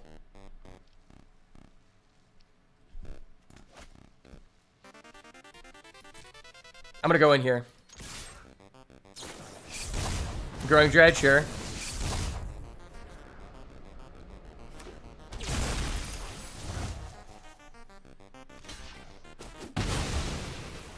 I think I'm gonna hold my Arabella. Oh my gosh, that was so insane for him. What the fuck?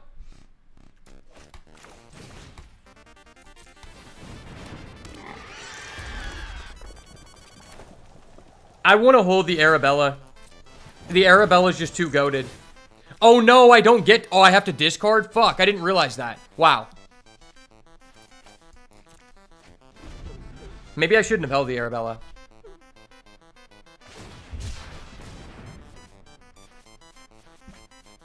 Okay, he's cycling. That's goated. I love that. I love it when you cycle, Poppy. I love it. What does he add back? Balustrade Worm? No, no, no worm.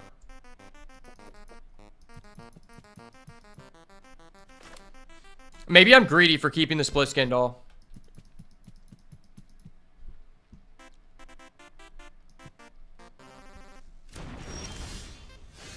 Oh, that's gross. Okay, I have to do this. I have to draw a white here. Big whitey. Big whitey. Not a white. Okay.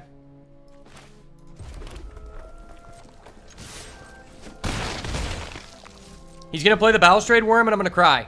On the inside. I can't let you guys see that. That'll lose me money. Okay, sure. I'll allow that, Buster Douglas. You got it. You got it, Big Chief. You got it. Not a white mana, but an insane draw. Insane draw off the top. The Hard Ripper, baby. The Hard Ripper. If I play this... No, that's not worth. I don't want to lose this. I think we attack with everybody and then Scorching Dragonfire, Arabella main phase 2. Arabella on me, Arabella on 3. Arabella, baby.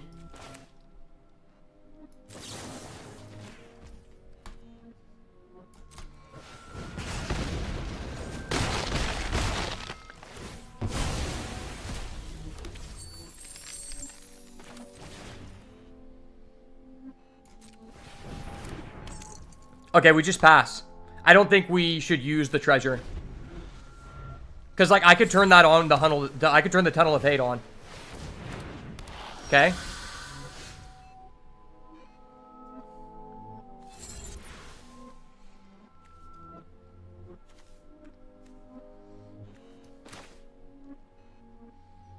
I play this, I use the treasure token.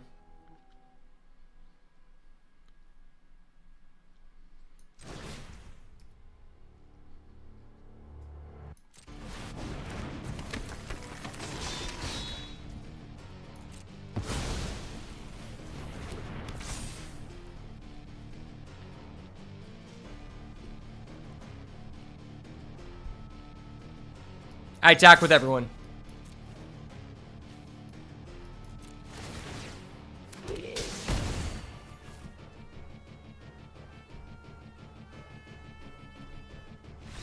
Let's go. We're going to game 3, baby. Believe. See it, believe it, achieve it, baby. You know how we be. Rock out with that fofo, son. I'm just that guy. It is what it is. The power of my community cannot be stopped. Yo, what's up, Koala? How you doing, brother?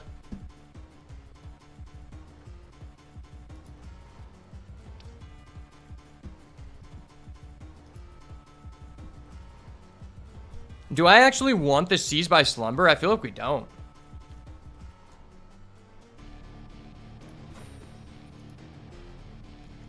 I think Seized by Slumber is, like, genuinely bad, right?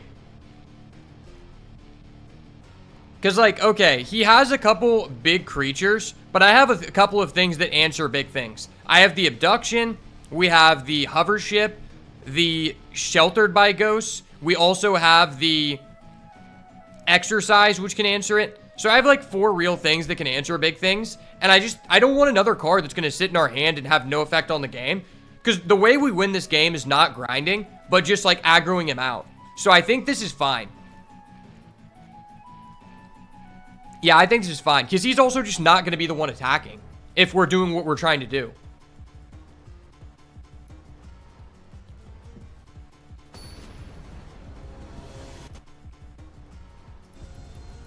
Yo, what's up, Mr. Indy? I heard you had a good time at the beer festival. Oh my gosh, it's a keeper. Jeepers, creepers, keepers, peepers.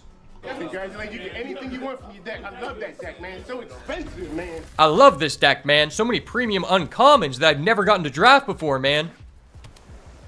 Okay, play a blue, do nothing. Cool, we love to see it. We love it when our opponent does nothing. I'm gonna assert my dominance by playing the turn 1 dual land. Let him know that I'm a Chad. Okay? He has to land cycle. That's great. We love a good land cycle on this channel. Yes, sir. And we get a protection spell. Okay. That's what I'm talking about. So, there's no reason not to just do this. Good card, good. Good card, good. Don't bounce it back to hand. You don't have an Unnerving Grasp. Okay, you have a Say Its Name. Yeah, do a Say Its Name and pass play. I love that. I love that for you, man. Go for the Flood Pits. Yes. Good man. You are a good man for that. I respect you. Bottomless pool? What the fuck? Hold up. Wait a minute. Something ain't right. Why is this guy such a high roller? Dude, this guy, like, this guy had such perfectly low-cost interaction that would allow him to not be punished for having no impact on the game. Fuck this guy.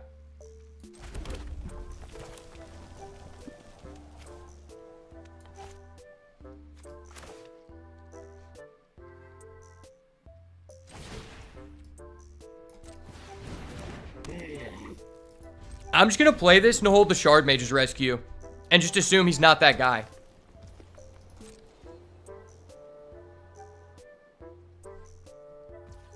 He's going to pass. He's not that guy. He's not that guy, I tell you. He doesn't know about it. He doesn't know about that goo.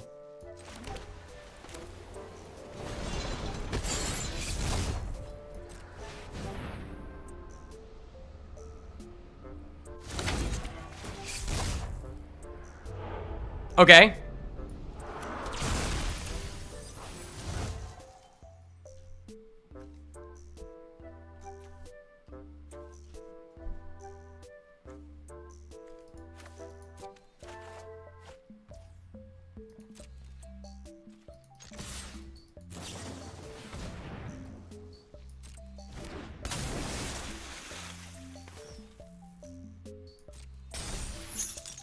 I think this guy didn't realize I have Menace. Oh my gosh, he thinks he's good at the game. He thinks he's good at the game.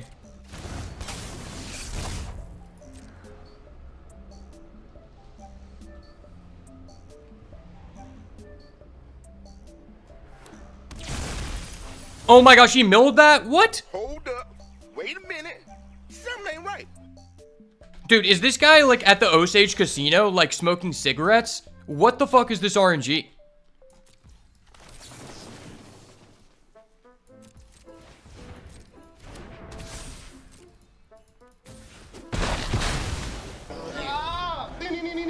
Wait, he has a Fear of Isolation too? This guy's deck's so disgusting. Oh my gosh. Give us a land. I need to punish this guy. He's a dirty little boy. Let me punish him. Yes. Yes. I fucking knew it. Oh. The hard punish. He doesn't know.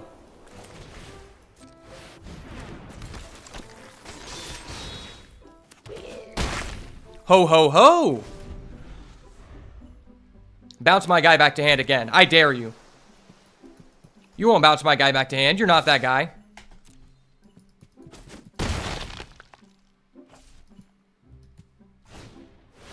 Slavering branch stopper, okay.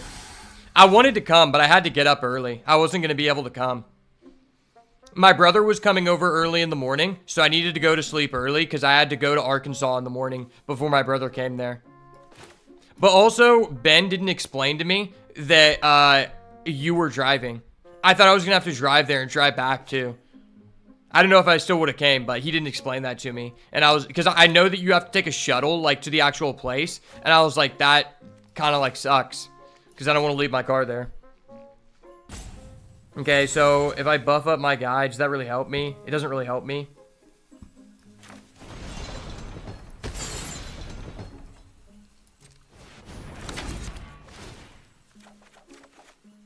That's a real card. We like real cards on the channel.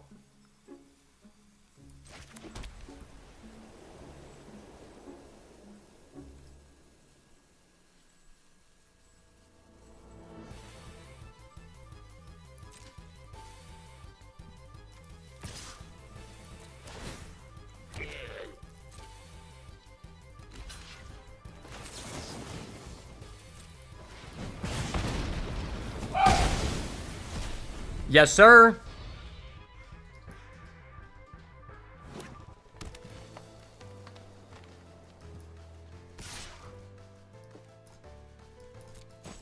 Bro, this guy's a dirty bread baker. If I actually lose to this guy, I'm appealing to the head judge immediately. We should not lose to this guy, specifically because I'm recording. Wait, bro, what the fuck is this guy's deck? What the fuck is this guy's deck? Are you kidding me? I am not gay. I have relationships with women and sex with men. And I got news for you. That means you're gay. Are you fucking kidding me? I think a new vein just appeared on my forehead that I've never seen before. What is this guy's deck? Was he playing with real players?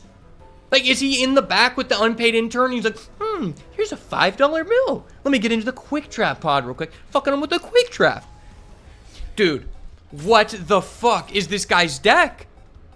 Dude, it's only when I get a deck that's like a power level 5 do I go against a guy who has like broken the ceiling of the format. What the actual fuck? That was actually just so troll.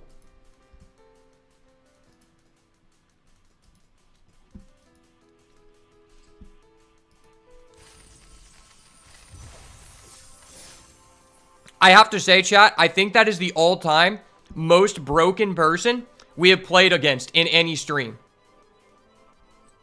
I love card games, Alicia. Congratulations, you get anything you want from your deck. I love that deck, man. It's so expensive, man. I love that guy's deck, man. So many mythic rares, man. You get any card you want in the world. I love that deck, man. That was a good deck, man. There was a lot of skill involved with that. You know, like being able to select the cards that are mythic rare over the common ones. You know, the mythic rare ones have a red insignia on them. Not everybody can see those, you know, because they're colorblind. So there's a lot of skill involved with that.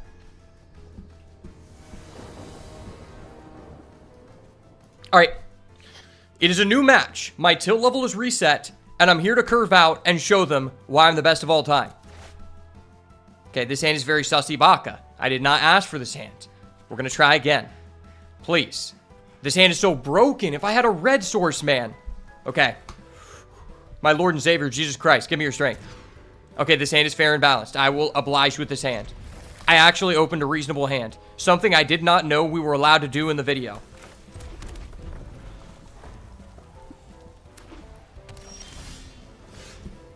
Okay, we get a hover ship. That's not bad. Not too shabby, sir. Not too shabby. All right. I now control the CIA. The fear of surveillance is here. Yes, that is a great card. I respect that card, sir. That was the most fair card I have played against all day. I highly value you and respect you as an individual. Please be a land. That is not a land. Get that shit out of here. Fuck that shit.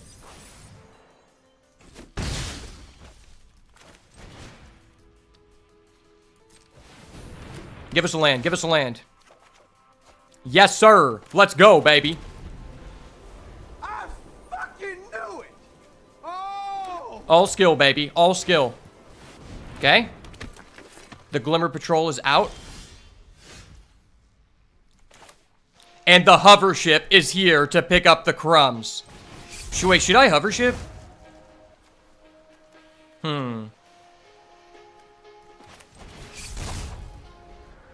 Yeah, I think it's fine to hover ship. It uses all of our mana.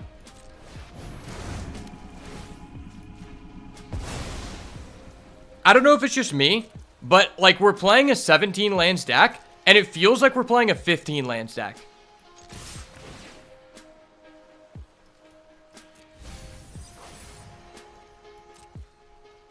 Get that out. Get that shit out of here. Papa needs a land. Papa needs a big juicy land. A red juicy land.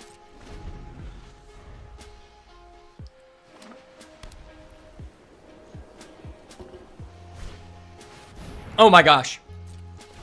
I want to take back my target for the hover ship. I want to take it back.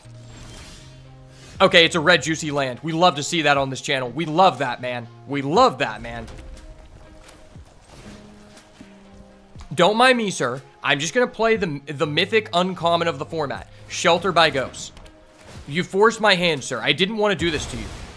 I did not want to have to do this to you, but you forced my hand. Fuck on him with the Vigilance. Oh, yeah. You love to see it. I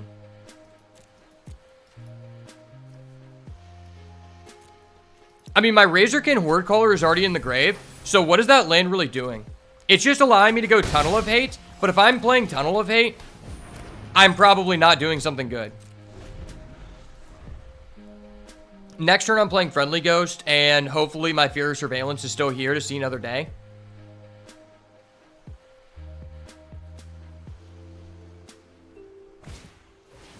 Okay, he's having FOMO. Our opponent does indeed have FOMO. Wait, I just realized this is the red-white mirror match. We have to show him who the real red-white Chad is. His name is Mr. Beats by Ash 1000 Bands. The red-white Chad.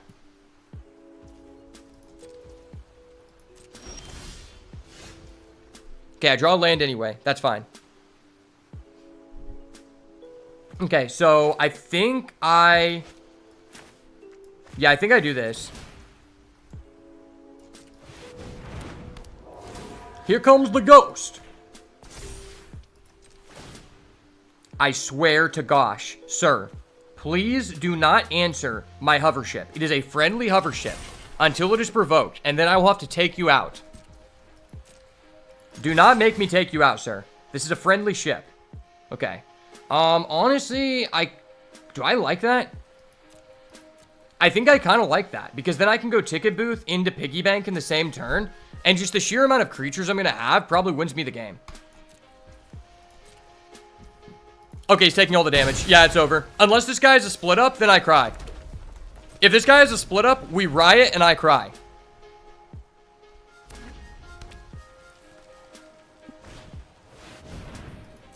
Okay, he doesn't have a split up. He just has a friendly ghost. Yeah, this guy's deck sucks. He's not that guy. It is what it is. Okay, thank you for targeting my friendly ghost. From one friendly ghost to another, I appreciate you, sir. I appreciate you a lot. You are a respectable individual. Your name shall be shouted from the heavens one day.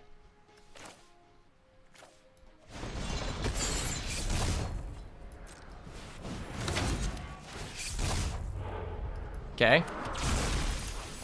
Get those little pesky lands out of here.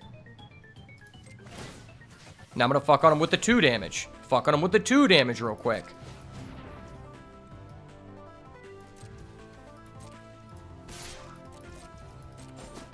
Sha.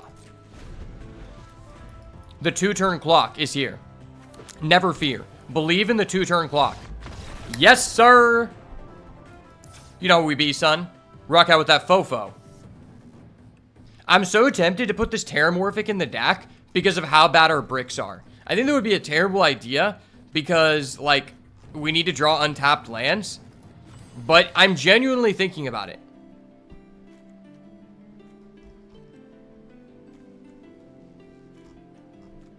How many double pipped cards do we have? I mean, just fixing our mana is just so important.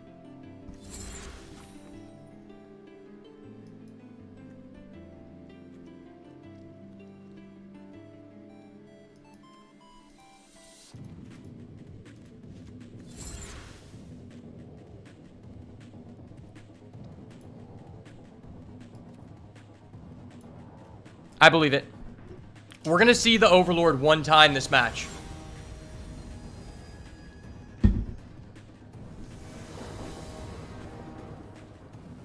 Alright, it's time to see the Overlord when it counts.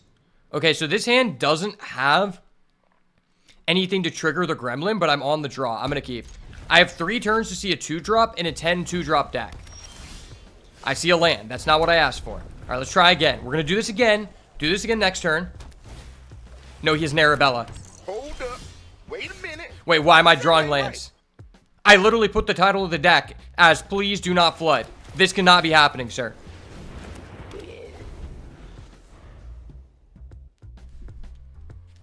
Please, take pity on me, sir. I have but a humble gremlin. Let's get a 2-drop here.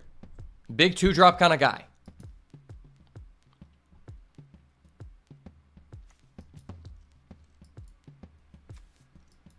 You know what? I am a fair man. I will also... I'm a very compromisable man. I will also be happy if we draw a room. Just give us a playable card to be able to trigger our gremlin. Dude. Why are you stalling during the battle phase? Nothing can happen here. You just connected. Stop. Wait, why is this guy roping? What the fuck? Am I DC'd? His timer's going down.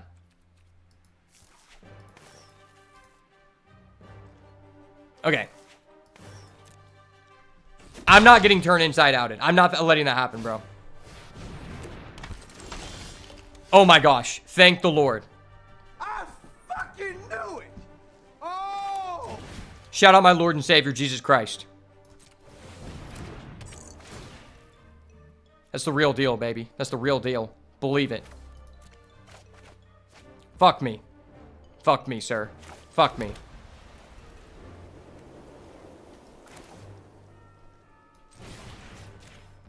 I think I'm just going to power up the Playmate because, like, I don't want him to kill my Gremlin since our hand is so trash.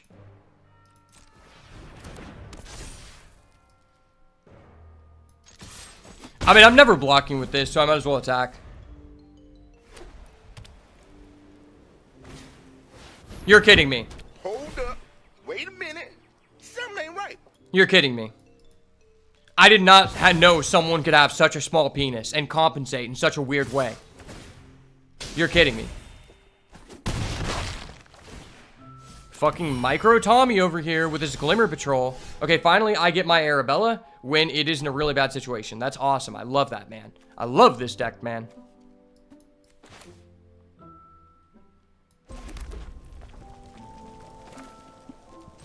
I think I need to risk this here. I don't think I can play the Friendly Ghost. I need to draw another card and be able to play a 2-drop or I'm just out. I could get a Scorching Dragonfire, which would be incredibly based. Okay, I get a Piggy Bank. That is based. Piggy Bank. Mr. Ham in this bitch. Mr. Ham in this bitch. Hey. Am I ever blocking with this? I mean, I'm at 13. I should probably just wait. Anything that will stop him from attacking here would be clutch. Like, honestly, if he attacks with the Glimmer Seeker and kills my Piggy Bank, I might double block with Arabella and the Gremlin.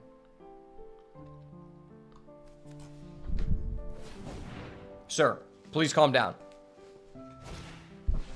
No, that's too busted. Hold up. Wait a minute. Something ain't right. Sir, that's too busted. Please calm down. That is way too damn busted. He's bussing. Dude, he's fucking bussing, man. I have to take this guy out. If he has a jump scare here, I'm actually gonna cry.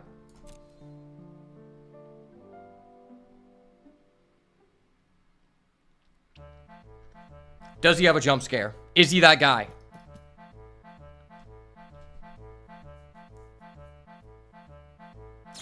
Oh my gosh, this always happens to me when I get a good deck. Dude, I swear, this only happens when we get a good deck. If we get an ass deck, somehow, like, our opponents should have terrible decks. But if we get, like, a moderately playable deck, our opponents are just high rolling out the wazoo. Literally out the wazoo.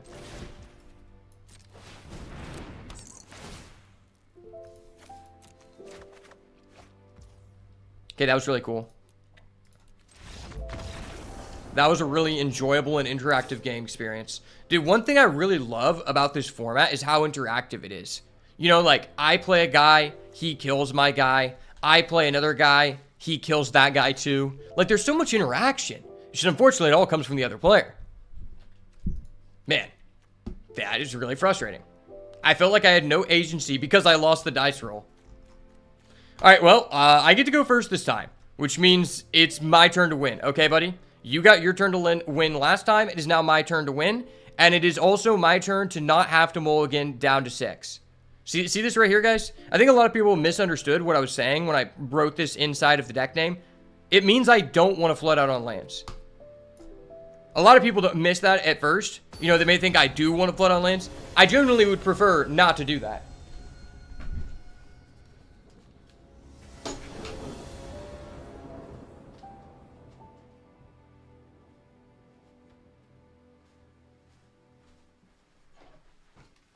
All right. I put on the jitted hat. When I wear this hat, we go undefeated every time. Trust. Every time I wear this hat, we go undefeated. It's an outfit change. It's just game over, brother. I'm sorry. No, no, no. This hand is so insane. Oh my gosh. Are you kidding me? Brother. Brother, hold on. Dude, I haven't even seen the Overlord. If we get to play the Overlord, we win. But that's assuming I'm going to get 2 white. Brother. Is this deck more white than red?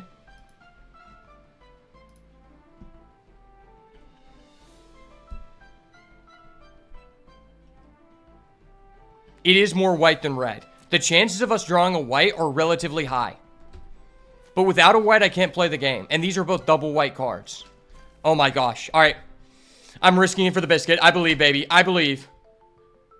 Jesus Christ, take the wheel. It's the exact same hand, but I don't have mythic rares. No! Hold up. Wait a minute. Something ain't right. Dude. What is my RNG, bro? What do I get rid of? Exercise, I guess? That's so rough. Why can I not... I have 2... Bro, I have 2 dual lands. What are the chances of this happening? I have 2 dual lands. I'm playing a 17 land deck. Okay, I'm in. I fucking knew it. Oh. I'm him. It is what it is. No, you don't have an answer. Stop. Stop, sir. Calm down. Okay, good. Good boy. Good doggy. Yes. I finally caught up back in card advantage. Okay, good. No 2-drop. Good man. I respect you. I respect you. We can still be friends. Except you have Weebo sleeves, so it's difficult to respect you. Glimmer Seeker. Okay. Okay, we get a land. That was really nice. I'm actually just not, like, completely screwed. I kind of just want to Sheltered by Ghost because this guy is a dirty little boy to me.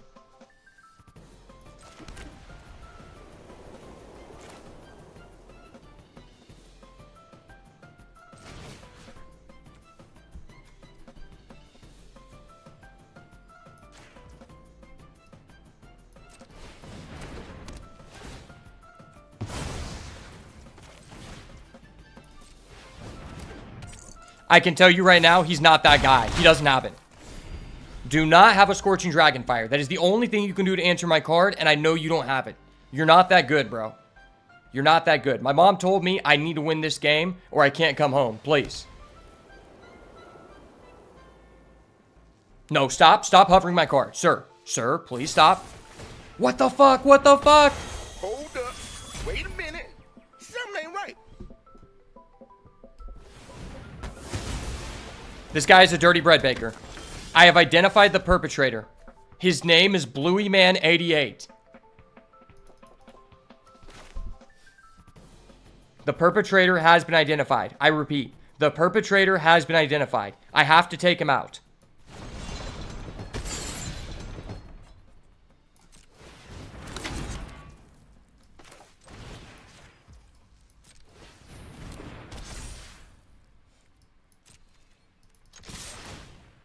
Okay, sir, just take your 8 damage. Take your 8 damage, it's fine.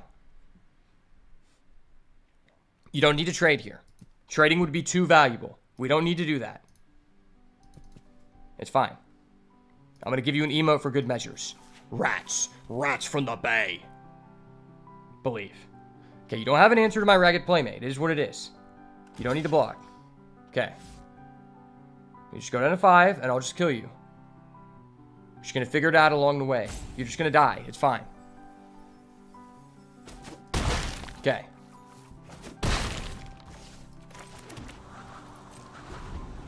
Now, don't think about coming back in this game. I can't allow you to do that, sir. My deck has a limited amount of reach, and I haven't even seen my mythic rare. Dude, what the fuck? Hold up. Wait a minute. Something ain't right. This guy draws the only card in the archetype that allows you to gain life. I'm so happy for you, man. I'm so happy for you. Wow. This is crazy. I've never met someone who's compensating so hard for a small penis. I didn't even know people like this existed.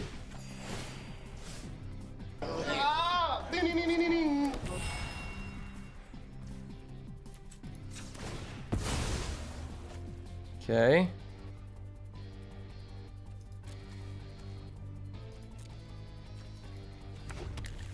It's fine, brother. It's all ogre now. No, I didn't need that card, okay? I'm gonna draw a new card.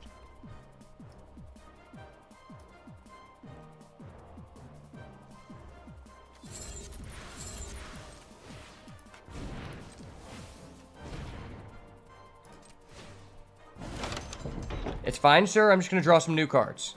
You're just going to die. It's okay. Okay, that was a real card. I'm really glad I drew that card. That card was really real.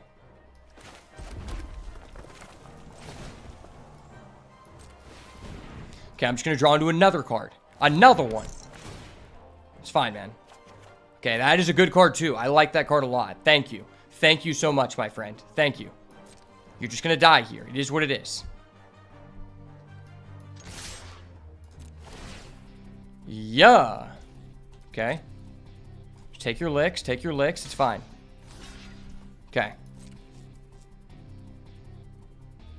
No. No. Bad doggy. No. Damn, that's really good here. I actually hate this guy.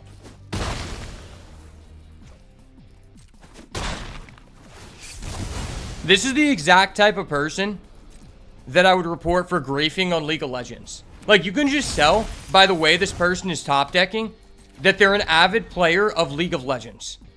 Even I can tell that. Man, I would love it if this guy just forgot that I have a hexproof in my hand and just targeted my ragged playmate. It'd be really cool. It'd be very cool. Oh my gosh, this guy has so many rares. Dude, how many rares can one man buy? Is this guy a vendor? Of course. The one time I actually see one Arabella in a draft, I go against a person who's like, I'm gonna just big dick you here. I also have an Arabella and an Enduring Innocence. Very cool, man. Very cool.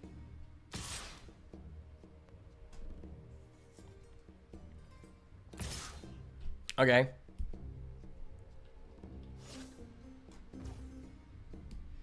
Do I want to block and kill that?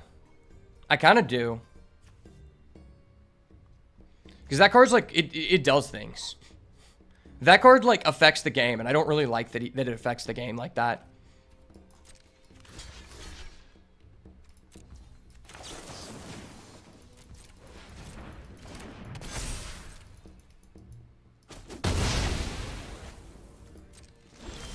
Dude, what is this? I didn't ask for this.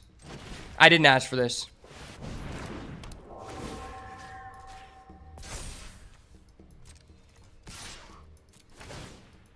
Okay, just take the damage, please. Please, sir.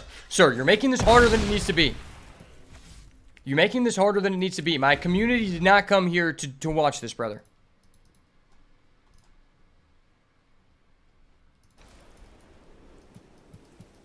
Yo, thank you, Z. I appreciate you.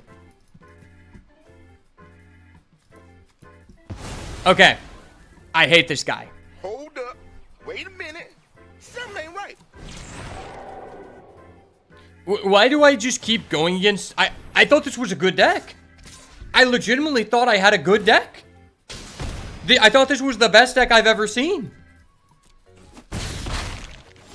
What the fuck? Are you fucking kidding me? I am not gay. I have relationships with women and sex with men. And I got news for you. That means you're gay. Wow. That was really not fun or enjoyable. Damn. It was really cool. How am I 0-2 with this deck? This deck is literally insane. I don't think I've had a better deck than this. And I've played over 100 drafts. Okay, fuck it. Even though it doesn't do anything for me, I'm playing out the third match. I need to pummel someone. I don't deserve to lose like this.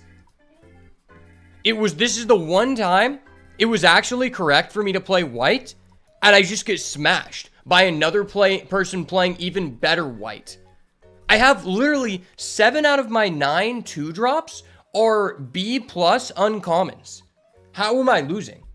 Oh, also, I've just never seen my Overlord, which is, like, really irritating. Because every person we played against saw multiple rares. It's almost like the Overlord just isn't in our deck.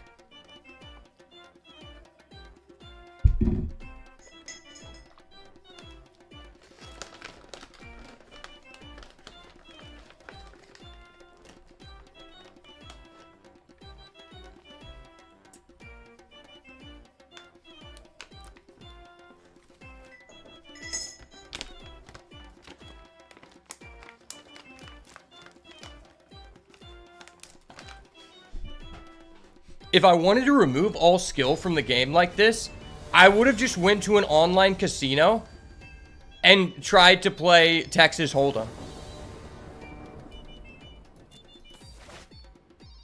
Dude, okay. I'll keep it, whatever. Whatever.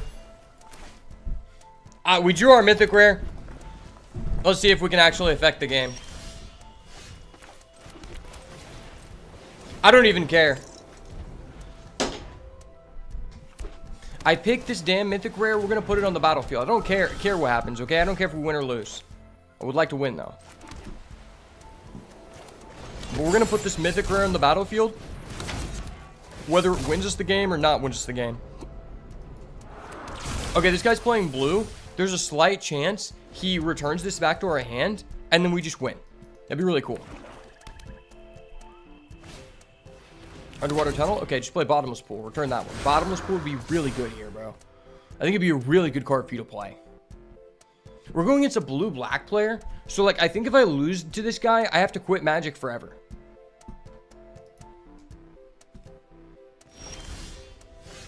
Okay, I don't think I'm going to lose. I have an Overlord. Overlords are good. But he does have a counter, potentially. People who have counters are very bi-curious. I'm going to do this. I'm going to prompt something. If you want to kill one of my guys, that would be cool. Spend mana to kill my guy, please. Do not counter this. Do not counter this. I will call the judge. I have the judge on speed dial. I have the judge on speed dial. That is actually one of the worst cards to put in your deck. Hold up. Wait a minute. Something ain't right. Why is that guy playing that card? That card is literally unplayable. You should never put this card in your deck. Oh my gosh. That's disgusting. The one time we actually draw the Overlord, our opponent is playing legitimately the worst counter spell in the format. There's only 3 counter spells. 2 of them are playable. 1 of them is straight up dog water. And that guy had it in his deck. Okay, this guy just ranked up to public enemy number 1 against me. He is now the public enemy number 1. Maybe I'm just like not allowed to play aggro in this format. I swear. Like, I just can't get a hand that curves out correctly to save my life. And the times that I do, my opponent just pulls out 5 interaction spells in a row, and I just cry. Like, this card is not good at all either. But it's specifically good against my deck, because I have, like, no grind. I didn't draw a land, but if I did, that would have been really cool. Maybe I should do this. Be kind of good.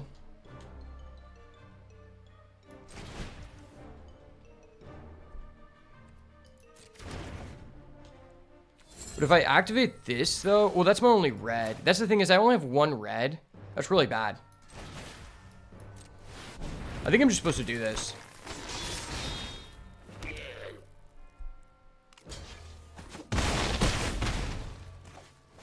Okay, if I draw if I draw any mana source, I can out his dashing bloodsucker and give him the good sock. I'm gonna be giving him the reverse good sock.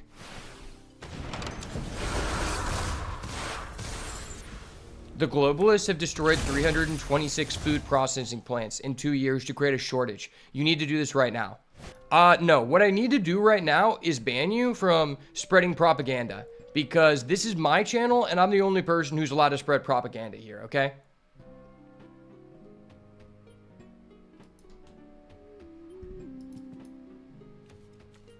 Okay, I'm taking 6. I guess I have to block.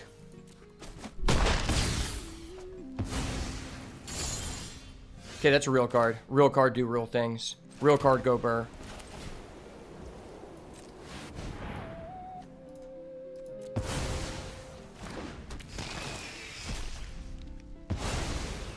Alright, if you want to get back your Bloodsoaker, you're going to have to give me an Ethereal Armor. Which I genuinely think is just more advantageous to me, because Ethereal Armor is broke. Yeah, tap out. Tap out, bitch. I'll wait. Tap out. You can tap out all day. It doesn't hurt my shoulder.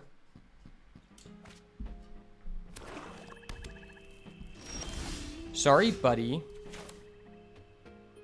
Tap, tap, tap-a-roo. Tap, tap, coming to you, buddy.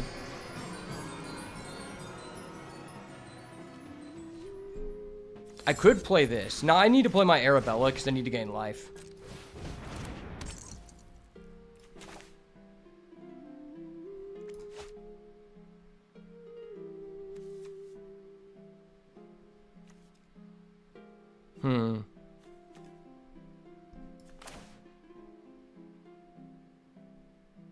I can only play one more red card? That's gay.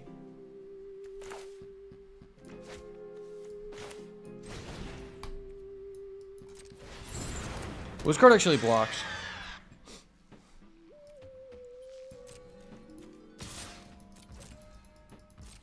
Take your licks. Yeah, take your licks, bitch. Sir, just sit here and let me Arabella you. I've got an Arabella on the way. It's what the fuck? Why do you have that? Hold up. Wait a minute. Something ain't right. Why do you have that, bro? I want to know. Who gave you permission to play that card? Who gave you permission to play that card?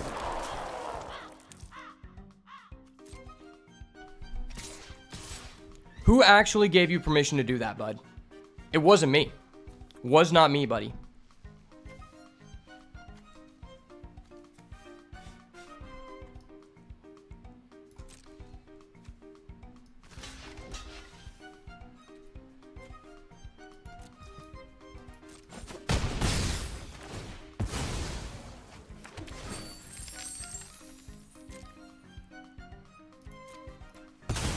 I'll give you a treasure. Oh, that's gross. Yeah, it's so gross.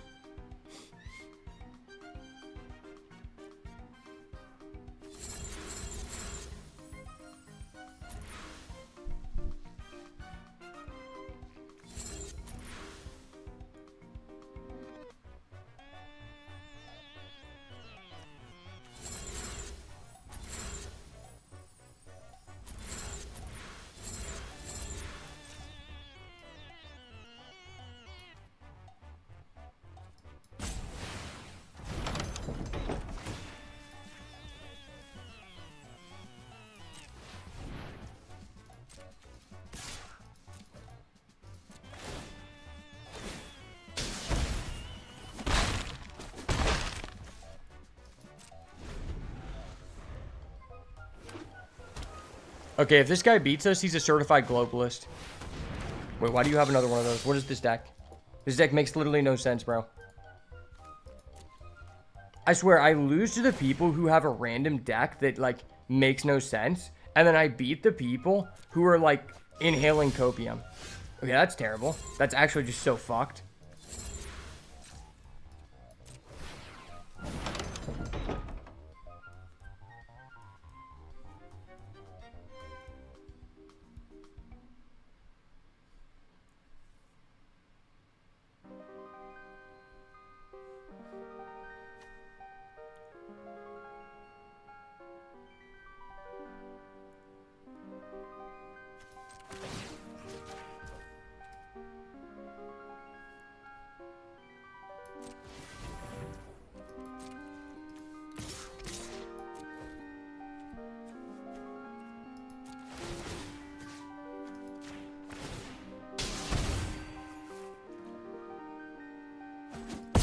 Wait, this guy let me beat him? Oh my gosh. He missed it. Ha ha ha. I fucking knew it. Oh. Okay, we take those. We take those. He didn't know. He's just not that guy. It is what it is. My community is undefeated. Yes, sir. Bro, they talk about my plays. I see the line, brother. I see the line.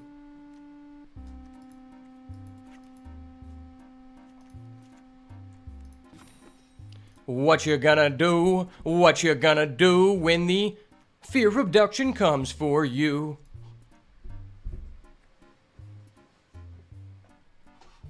Legitimately, like, this guy's just not that guy. By the way, if you're new here, we are one follow away from 30 followers on Rumble. Make sure to leave a follow so you never miss the best mustache in the game, baby. I live for these moments. I live for the moments where my opponents forget to press the block button because I'm not lucky enough to actually win fair and square. My opponents, though, they are the high rollers. So I have to win by other means.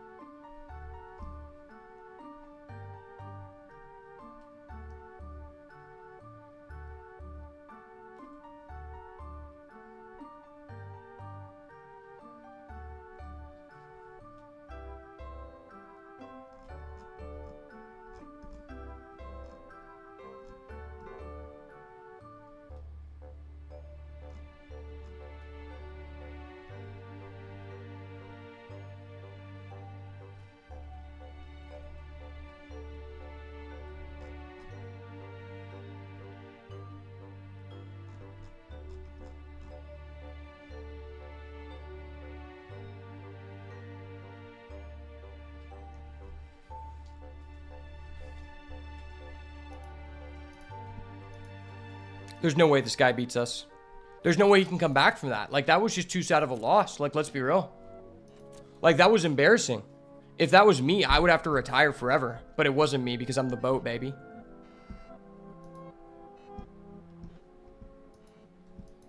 Sir, please stop stalling. My valued community members have things to do. Like, watch me catch a W.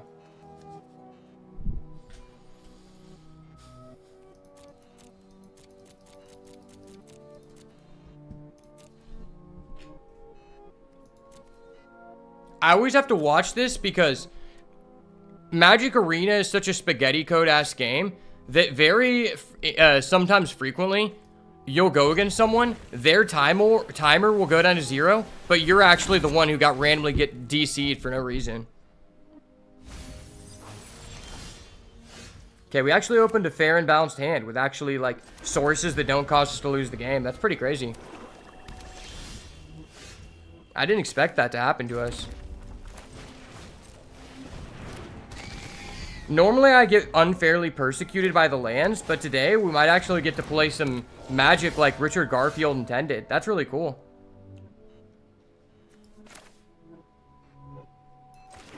Yeah, this is a goodie but oldie. An oldie but goodie.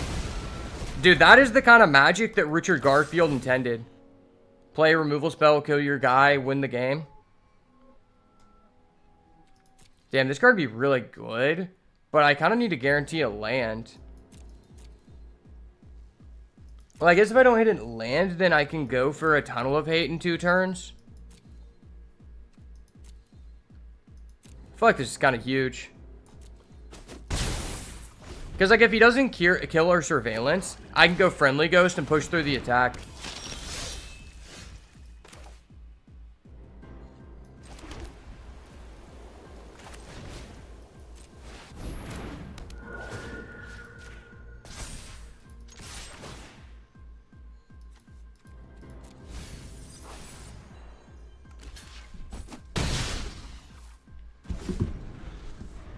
Alright. We're gonna hit a land here. By the word of law, we're gonna hit a land here.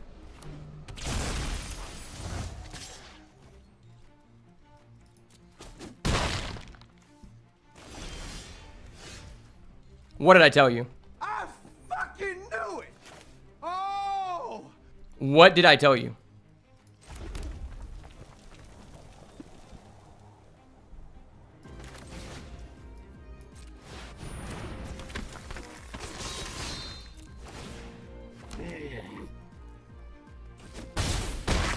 I'm built different, baby. I'm built different.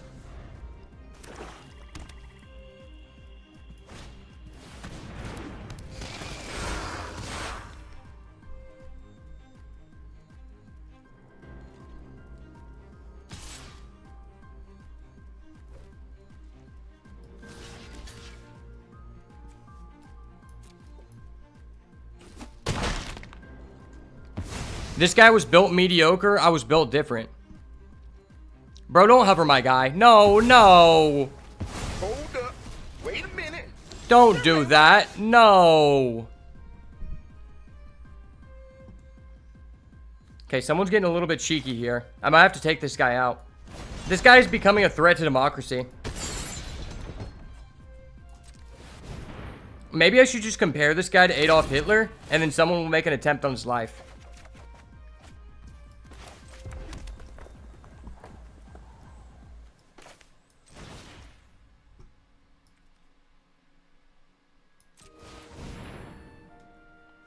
This is probably fine.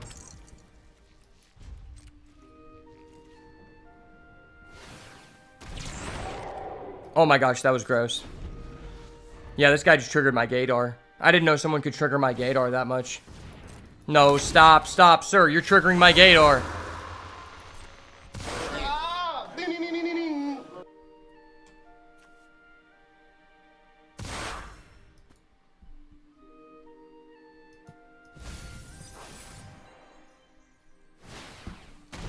Yeah, this person has fully activated my gaydar. Someone cue the YMCA.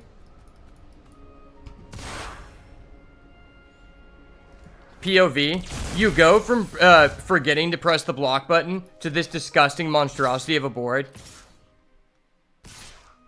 The fuck? Okay.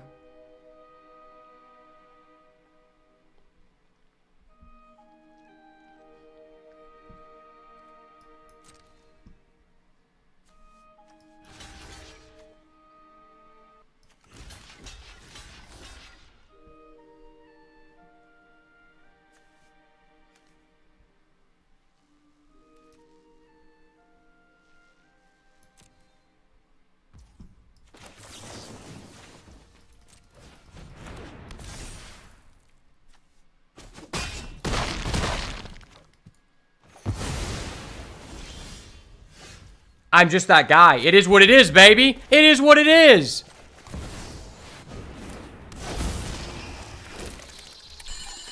Yes. Hold on, I got a call, guys. I see. Mm-hmm. Good news, everyone. Good news, everyone. We finally drew a playable card. Now I get to be that guy. Ha ha ha. Yeah, answer my card, bitch. Oh, wait. You don't have that answer.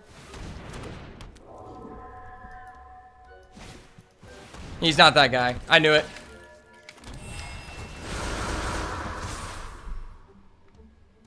This guy's a faker. Brother, he's not really about it. He's not about it like that, son. Not about it, son.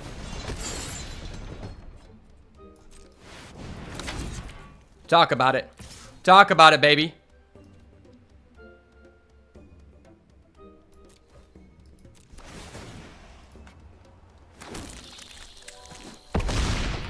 He's just taking 12 to the dome? Okay.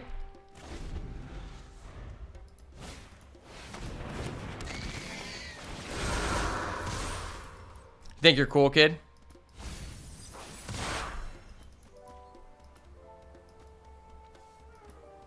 I wish that I could be like the cool kids, 'cause all the cool kids know how to play Overlords. And Overlords are very cool.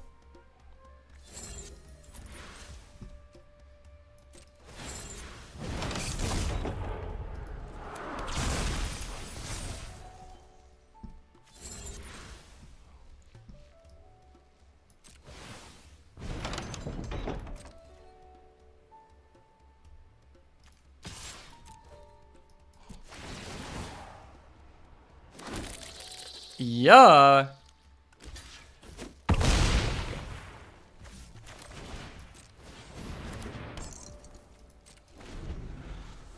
You know how it be, son. Yeah, play another tunnel surveyor, bitch. Yeah, trigger Eerie again. Show me another don't make a sound. Oh, wait. Oh, I'm sorry. You didn't draw your don't make a sound this time to counter my overlord. You're just not that guy.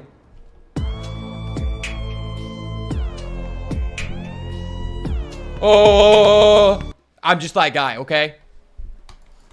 Not everyone can draw overlords like me. It is what it is. I can only draw them once per run when it doesn't actually matter whether we win or lose anymore. But during that time, I can't be stopped. Wow, that was pretty humiliating. I feel like I should have never lost there, but we lost. Wow. It's crazy this was a one-win deck because this is probably the most insane deck I've seen in over 120 drafts. That deck was ridiculous. Are you kidding me? All right, let me feed my dog real quick.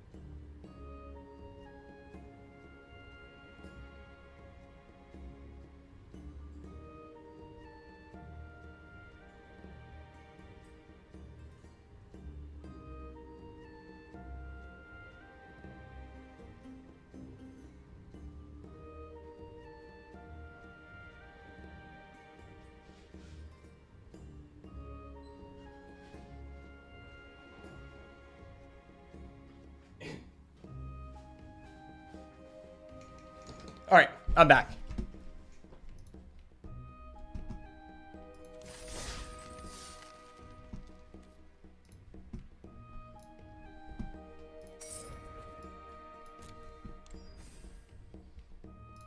It's time to pop off here. It's time to pop off. This is probably going to be my last one. I don't know if I'll have enough time to finish it, but we're going to try. I'm going to try to play fast, be like water, like Bruce Lee.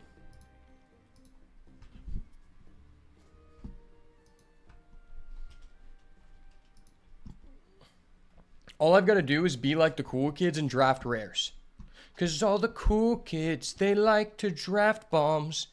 And all the cool kids, they always draw them. Why can't I be like the cool kids, please?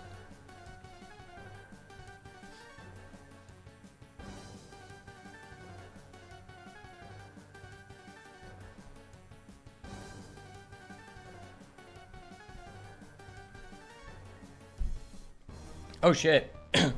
Apparently there's a Pentagon meeting right now where because North Korean troops are training in Russia.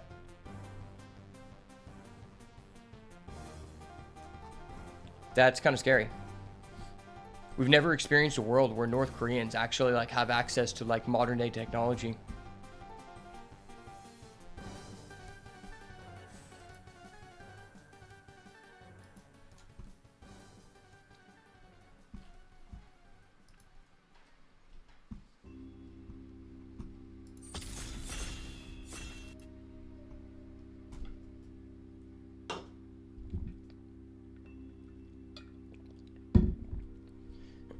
All right, my new philosophy might be to just like, I don't know, not draft aggro.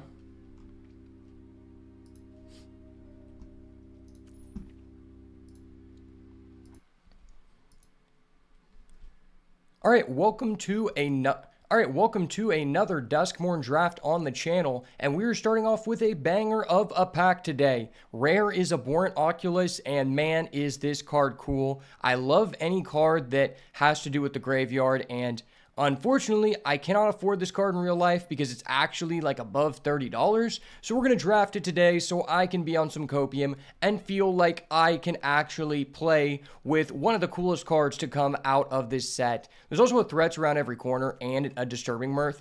If this wasn't in the pack, I would totally be down to take this Threats, or I would just take this Disturbing Mirth. But yeah, this card's just too busted to pass. Probably one of the best rares in the format. And to follow it up, we see a Walk-in Closet Forgotten Seller. I've actually been having a good time with this card in my standard Reanimator deck, but I don't think it's that good in draft, especially with this card wanting to exile stuff from the grave.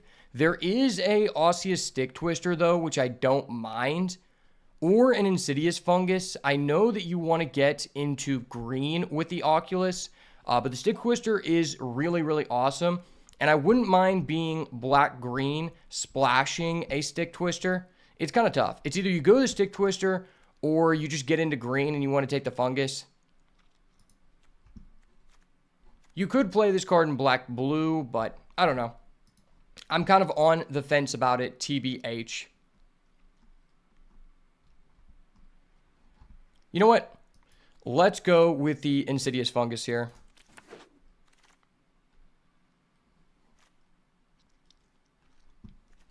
Okay, well, I'm kind of regretting that a little bit, not picking up the Stick Twister, because that's a nowhere to run.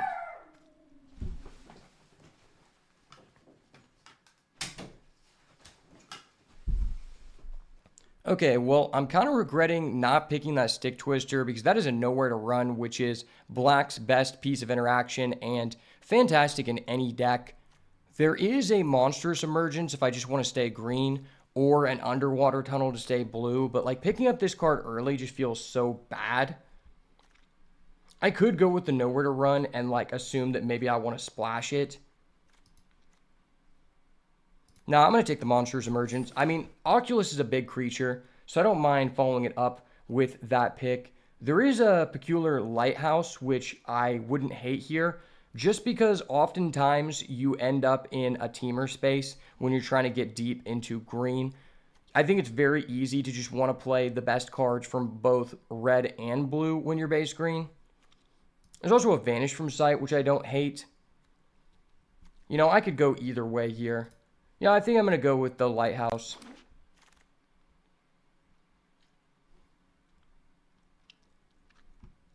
Okay, there is another Monstrous Emergence or a Glimmerburst. I do think Glimmerburst is pretty good. Definitely better than Emergence, but it's just not that good inside a blue-green deck. It's okay, but you just don't always need card draw in these decks, so it's kind of weird. Yeah, I think I'm just going to go with the Monstrous Emergence here. Oh my gosh, we're getting a pick 6 bottomless pool locker room. Well, that is absolutely insane. And this pack is literally almost all green and blue. So that might be a good signal that we picked a good path to go down here. Not saying that was very skillful. I mean, I just started with a bomb rare and I'm kind of in it now. Okay, there is a Meat Locker Drowned Diner. I don't love this card, but it is fine to play 1 or 2 in green-blue. It's just this card is better when you have a deck that wants to be refilling the hand, right? Or if you have reasons to be triggering enchantments, which you don't always have in a green deck. But I have had some pretty good Teamer Rooms decks. There is also a Slavering Branch Snapper, which is my preferred land cycler in these kind of decks. But I'm going to go with the Meat Locker Drowned Diner. Decent playable. Okay, and there is the Vanish from Sight number 2, so we didn't miss out on that. But I think I'm going to go with the Weary Watchdog.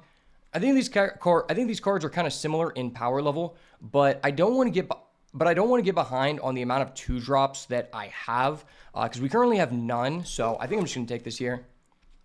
And we get a late Bashful Beastie. Well, that's really nice. Usually, I want my green decks to have like 1 to 2 Bashful Beasties, just to have like a good creature to flip up into with Manifest Dread. Okay, Walk-in Closet comes back. That's kind of cool. I could take this Twist Reality, but you know what? there's a reason that this walk-in closet came back to us. So I think we got to try it out.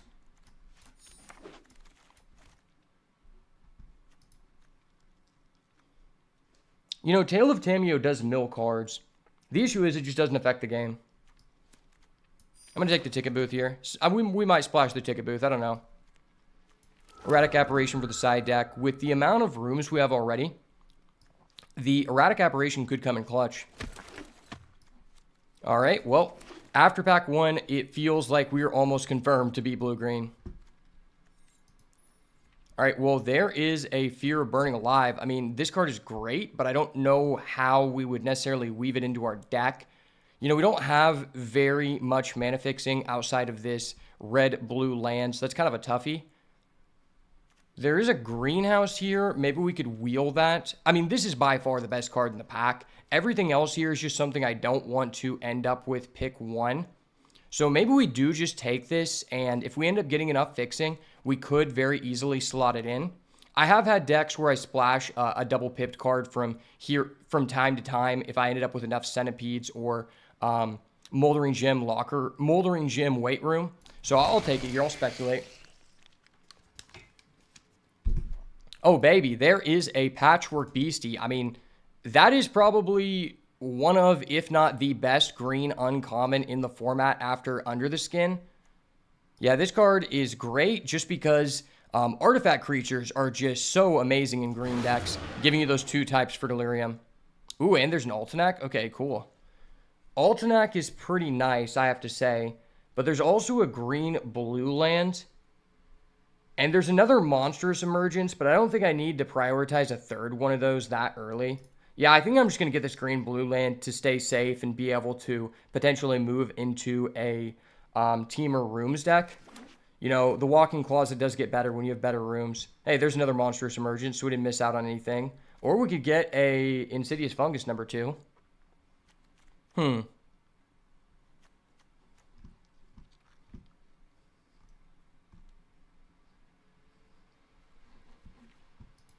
Insidious Fungus and Monstrous Emergence are both kind of similar in power level, in my opinion.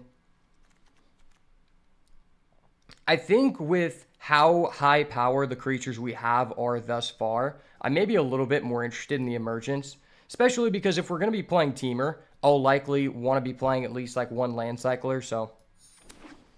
And this seems like a good control-y grinding deck. Okay, well, there is a 4th Monstrous Emergence. I might have been too quick to pick up the Monstrous Emergences, I guess. But we are definitely not in a drought for removal. Okay, there's a Terramorphic. That makes me a lot more likely to be able to play this Fear of Burning Alive, so that is nice. Really need to get some 2-drop creatures, though. We get a Moldering Gem weight room. Okay, that's amazing. Oh, but there's also a Get Out. This seems like a deck where a Get Out would be pretty good. We have the Bottomless Pool, the Meat Locker, Drown Diner.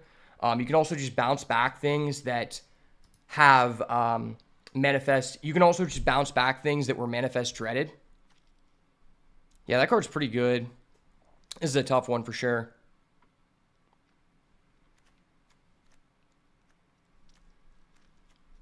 You know what? I'm going to take the Get Out. I think that card's too premium to go to pick 7. Okay, and we get an Underwater Tunnel Slimy Aquarium. Don't mind that at all. Works great with the Get Out pick. And this deck has a massive amount of rooms. Wow. There is a land cycler, and I do really want one of those, but we don't have any recursion, so I kind of want this Rickety Gazebo because it does fill the grave for the Oculus and can help find it. Yeah, I think I'm going to go with the greenhouse. Like, I already have a counterspell in the form of Get Out. You're mostly playing this for Rickety Gazebo, but in a Teamer deck, I could see myself wanting to flip over the greenhouse side. I don't know how likely we are to play this Walk-in Closet Forgotten Cellar, but we'll see. If you have threats around every corner, it's fine. We get a 2-drop finally. Wow, we need to get some creatures. 5th Monsters Emergence. I don't know how likely that is to make our deck. Let's take the Bedhead Beastie. Vanished from sight, pick 12. Okay. Well, we are not hurting on interaction here. Pack number 3, show us some bomb creatures, baby. Oh my gosh, this is such a difficult pick. We have the Steaming Sauna Roaring Furnace, which is amazing with our mana fixing. But there's also a Spine Seeker Centipede, which is just such a need in this deck. Man, this is a tough one. This is a tough one indeed, boys.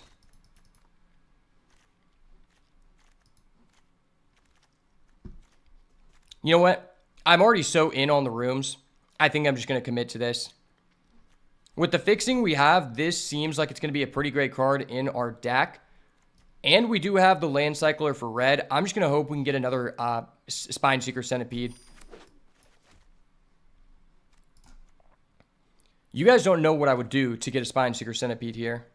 Ooh, wow. This pack is literally loaded. There is a Funeral Room Awakening Hall, an amazing card if you build around it, a Moldering Gym Weight Room for fixing, a Scorching Dragonfire for interaction, a Patchwork Beastie, and a Growing Dread, and a Moldering Gym.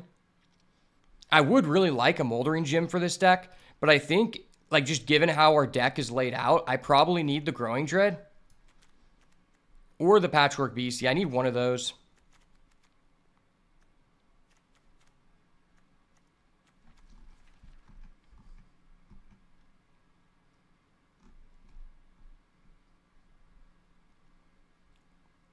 Yeah, I just want a 2-drop. I'm going to go for the Growing Dread. Please show us a Spine Seeker Centipede. I praise. There's not a Spine Seeker Centipede here, and this pack is actually just completely garbage. I guess take the Vantage from sight.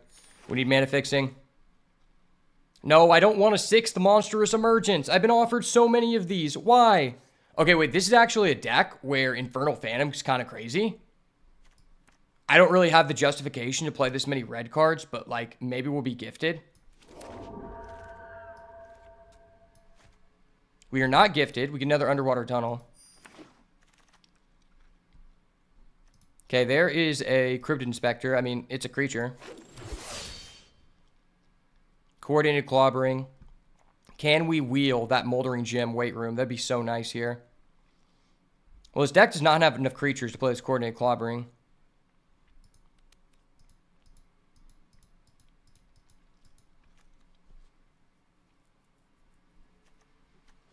We might just have a sketchy mana base. Okay, we get the Moldering Gym Weight Room. That's actually insane. Okay. We're doing things here, boys. We're doing things.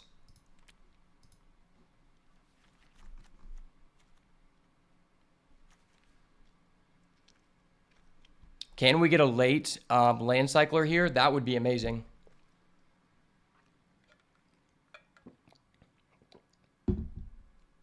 The only thing I don't like about this deck is we don't have a Say Its Name to buy back the Oculus. And typically in these green decks, once you get a bomb, you just want to select every card that allows you to access that bomb as possible. We have just not been offered any of them.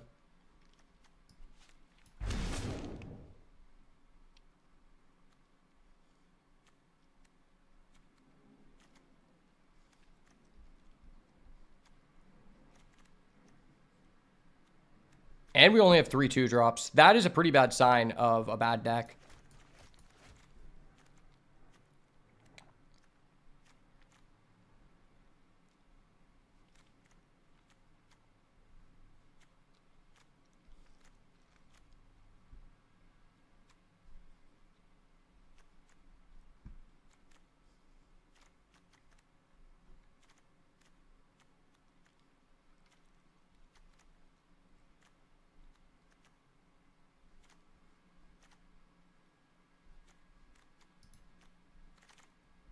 Oh my gosh, that's a late Scorching Dragonfire? Or a red-green land? Damn. The Scorching Dragonfire would be amazing, but I genuinely think we just need another land here. That just almost guarantees that this deck will not have a terrible mana base. I can't believe a Scorching Dragonfire just went to pick 10. That's ridiculous. Like, red wasn't even that open. Okay, we got the blue-red guy. You know, that's actually kind of funny because our deck has 7 rooms. Wow. That guy's not terrible in this deck. Okay, we get a creature to round it off. All right, well, this deck looks like it could be promising. Just a little worried about how we can win the game.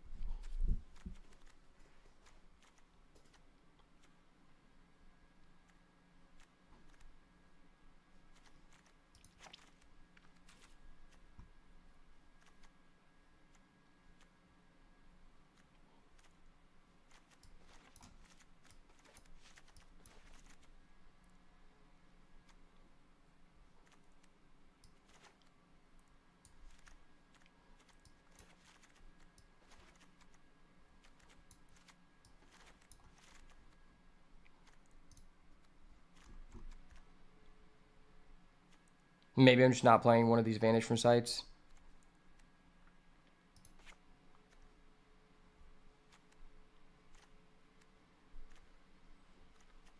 How much Manifest Dread do we have? I think I want to play this Ticket Booth.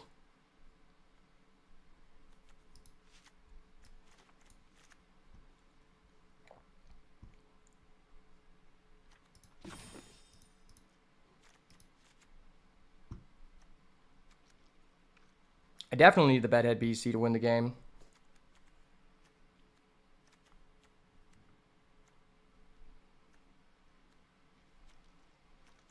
You know what? This card's pretty good in this deck.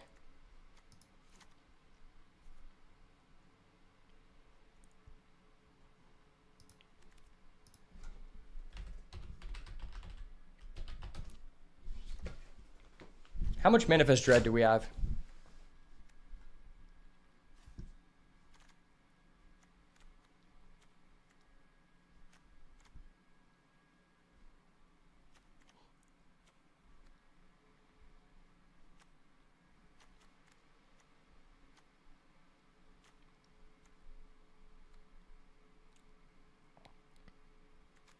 So technically 7 Manifest Dread effects.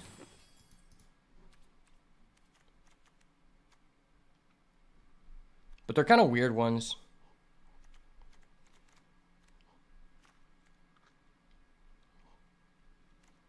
I feel like this card is randomly good in our deck.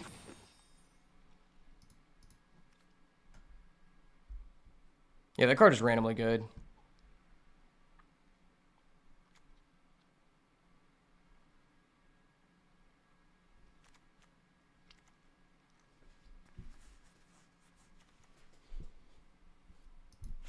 Maybe cut one of these.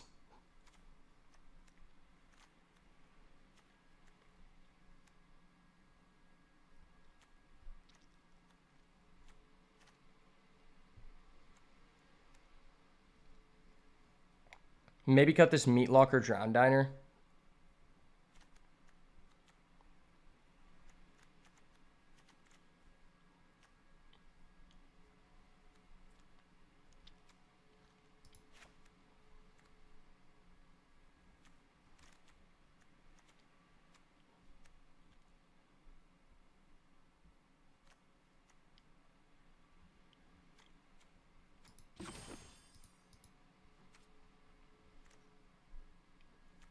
Maybe like don't play this. Oh, this is just so good though.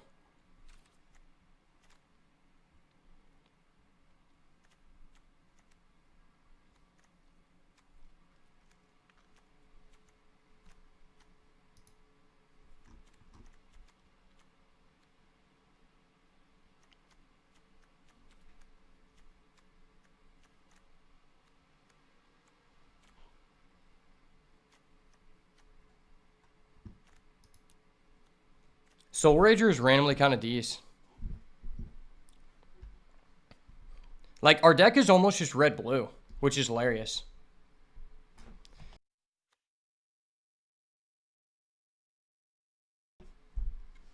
Man, this deck is respectable.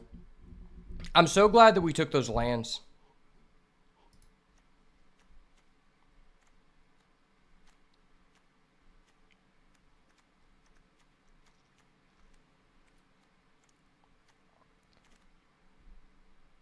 Maybe I cut a Monstrous Emergence. But I need the 2-drops. Yeah, this is a deck that wants to go second and reveal Monstrous Emergence.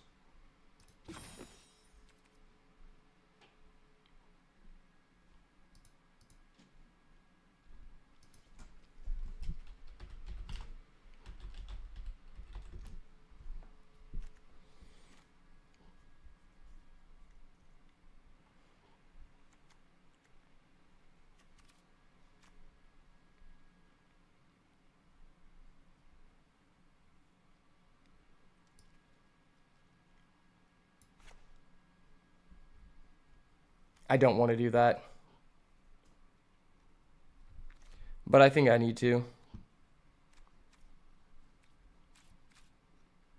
We'll see. I might swap it out.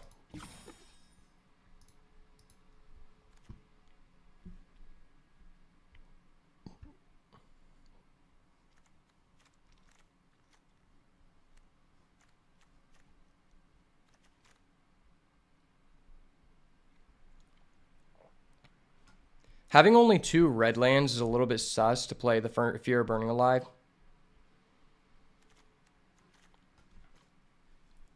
Because if we mill 1, we might be kind of cooked. But I guess we have 2 other non-basic sources that can get us there. Alright, we're going to try it.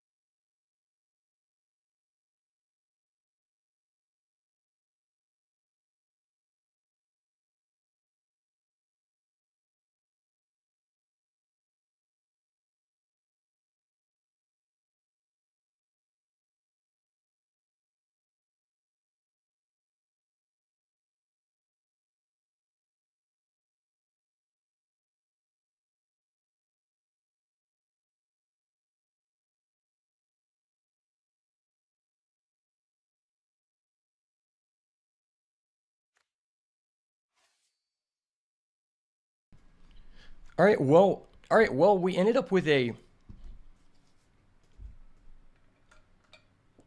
huge voice crack. Alright, well, we ended up with a pretty interesting iteration of a Teamer Rooms-based deck. Now, this deck doesn't have as many creatures as I would like, but I think if we get to the late game, we're going to be a lot less worried about a win condition than I actually think we are. This deck has a total of 7 rooms, and we ended up with some amazing fixing, getting 3 dual lands and a Terramorphic.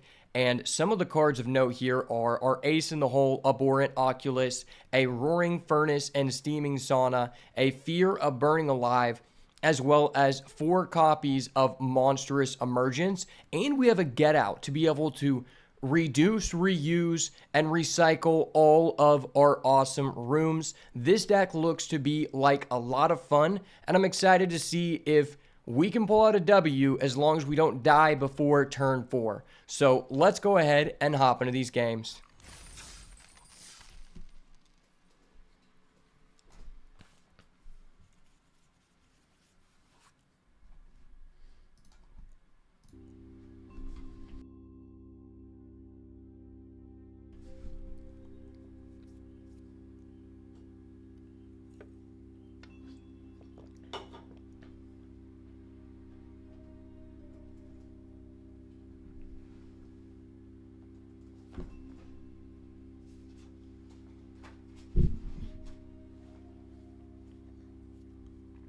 Well, man, other than not being offered any other than not being offered any graveyard recursion, this deck looks like a powerhouse. And we're starting off with a really nice hand here. We already have the Oculus and we have all 3 sources, which is exactly what I'm looking to get out of a 3-color deck. Now, genuinely, I think this deck is probably better on the draw than it is on the play, which is very interesting because I don't think that is normally the case. starting off with the red-green duel means that we won't have to use our search off of the Terramorphic for a red here. And also, if we draw the Steaming Sauna, it is going to be fire. Okay, we have double Monstrous Emergence here, so I might as well fire one of those off. I don't want to show him that we have an Abhorrent Oculus, because, like, that's just too beastly of a card for him. So we're just going to reveal the Bashful Beastie. Everybody thinks you'll have the first Monstrous Emergence, but do they believe you're going to have the third? Oh, he's a Screaming Nemesis. That's scary. Hold up. Wait a minute. Something ain't right. Alright, well, I guess I have to kill that again. Yeah, I've never seen so many Monstrous Emergences in a draft. Oh, we take 5? Oh, I forgot that. I thought we were going to take 3.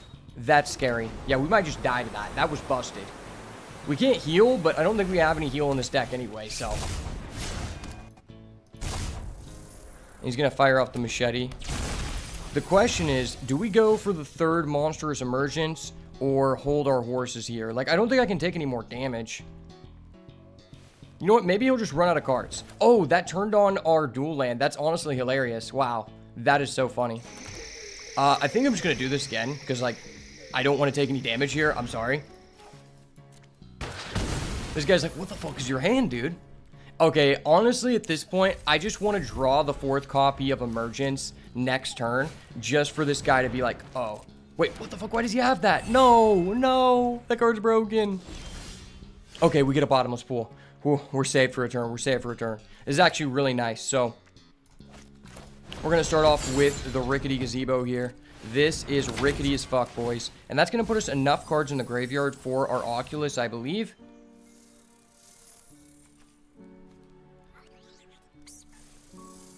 Okay, no, we'll be 1 short, but it's very easy for us to put 1 in there. I think I'm just going to go Bashful Beastie and Ticket Booth, Tunnel of Hate. I think those are the 2 both grindiest cards. And then I'm just going to play the Bottomless Pool. Boop. Yeah, let's reset you, buddy. Just going to reset you. No big deal, guys. I'm just doing Teamer Room things. Teamer Tings. Ho ho. And we get another land. Another one. So we're 1 card short from the Oculus. If I do go for the Ticket Booth, I can turn this on. Maybe that's just worth. I don't know. Let's try it. Okay, we get a real card. Nice. Drop down the Oculus here, and we're left with 2 bad Mamma Jammas in our hand. There we go.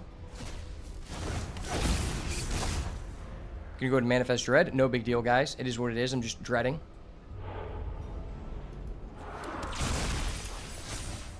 Well, this is one of the craziest sequences I've ever had. I don't know if we're going to win, but we're doing some very annoying things. And just bounce that back to our hand. I don't know if we're going to be able to get that back. Oh, screw that. No, that's so busted. Hold up. Wait a minute. Something ain't right. I thought my sequence was good, but apparently not. Yeah, this guy just blew us out of the water. Wow. Are you kidding me? That was disgusting, man. Well, I'm filling the graveyard back up. Get an Infernal Phantom. That would have been a lot better earlier. Huh. So equips this. It becomes 5 attack. I guess I just play this guy.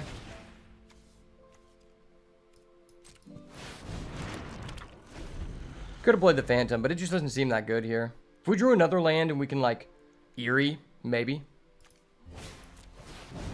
Rampaging Soul Rager. But I'm the one who has the rooms, sir. I'm the one with the rooms, buddy. Please do not have an answer. I don't know what answer you could have, but my opponents are known for pulling things out of their cavities in their body. Out of nowhere.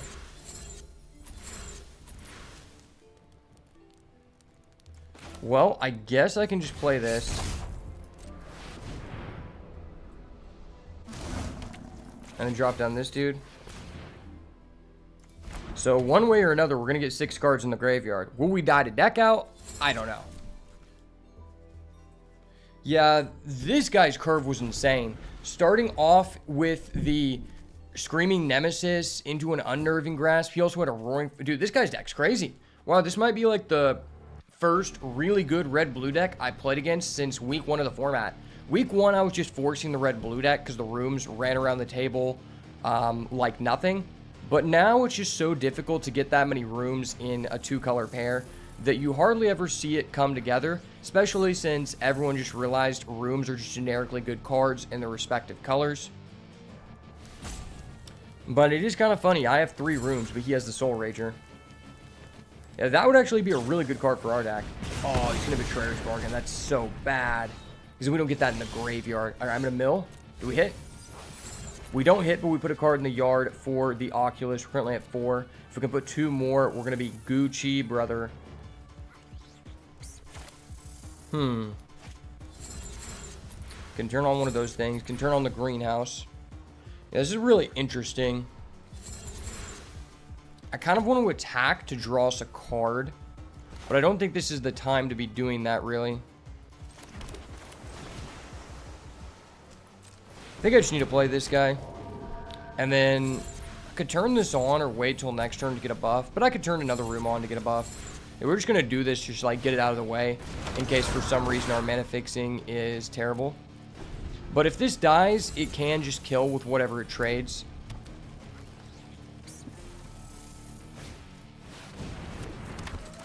Oh, that's crazy. This card's just so stupid when you actually have gas in your deck. Card's crazy. Does he attack with a specialist? Are we going to see a specialist wombo combo, boys? Attacks with everything. Wow, this guy's a mad lad. Probably has a turn inside out, but I think I'm forced to just play into it. Oh, that's how it is. Okay. So if I take 6 and he has a turn inside out, I die. But if I do this, I'm going to 2. I lose that guy. And then I don't kill anything. You know what? I'm just going to risk it. If he has it, he has it, you know?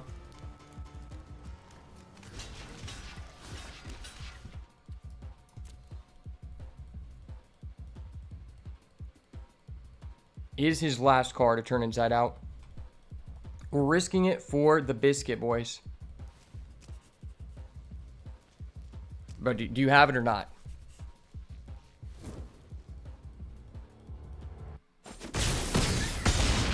He may not have it, okay.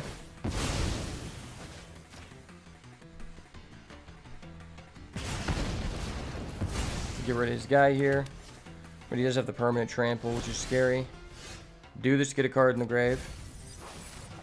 Does not give us Delirium, but we do have the Oculus online, which is kind of huge. This provides 2 blockers, which is somewhat relevant.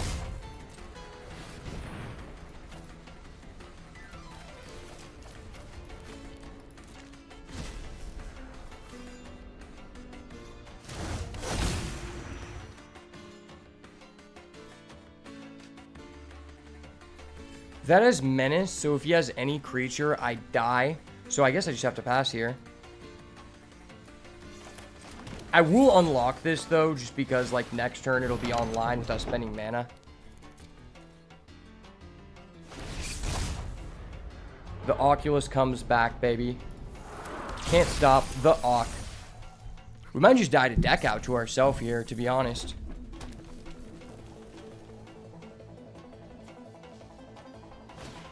Oh, he top decked in Mouse Valuable Slayer. That's so gross. That's so gross, man. But he doesn't have enough to equip the machete, which is great. So he currently has no good attacks here, which is amazing for us. I attack with the Oculus draw. What do I still have in the deck? I've got Erratic. I've got Monstrous Emergence. I don't think I mill anymore. I get an Erratic? Okay, cool. Well, I've got to connect with something here. I think I don't want to attack with that guy. I'm just going to go in with the Oculus.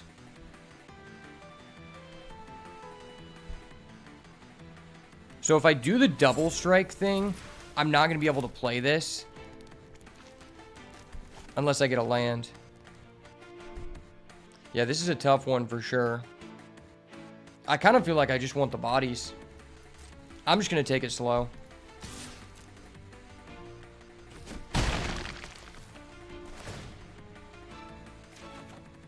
Okay, we get a land anyway, so I could have turned them both online.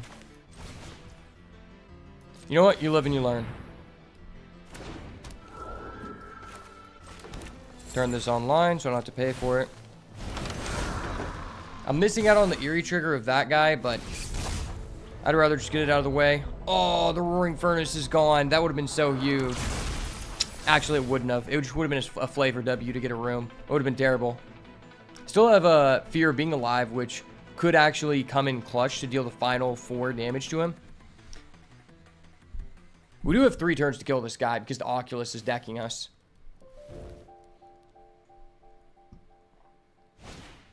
Oh no, that's so bad. Oh, he's tapping that guy. Interesting. I thought he would tap the Oculus because that's a guaranteed hit.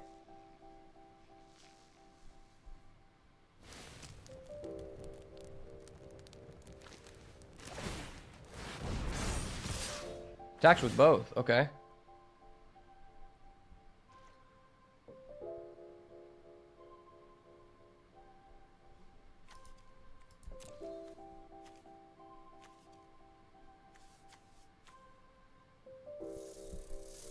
So I have to block all 3. Yeah, it doesn't matter. All my guys just die.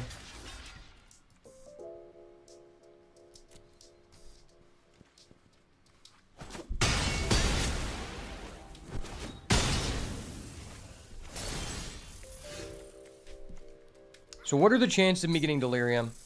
Creature, enchantment, land. Sorcery.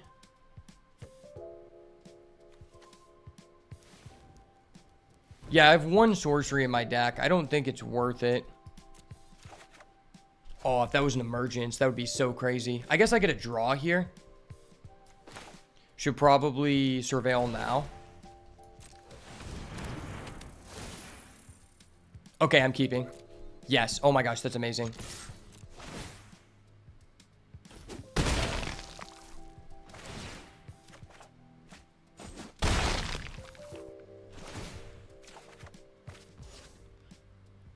Wow, okay.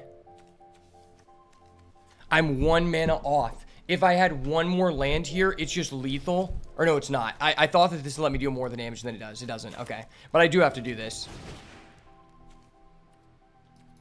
And that'll turn on my Patchwork Beastie, so this should be lethal.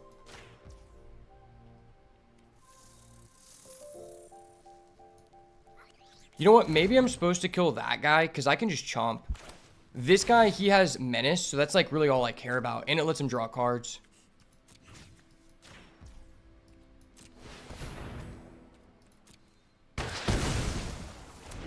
Funny enough, I do have Delirium again. Down to 2 cards in deck. So if he can the game here, I win. I've got 3 blockers. 2 mana to be able to answer 2 creatures. Unless he has a Trial of Agony, he would have to specifically a Trial of Agony plus a Clockwork Percussionist. If he had that, I would just have to respect him. I'm not going to lie. Dude, if he had that, it'd be so funny.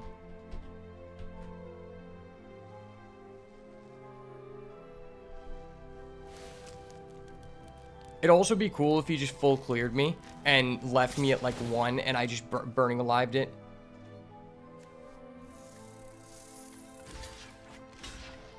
Is there any way he can gain trample? I don't think there's anything that gives you trample.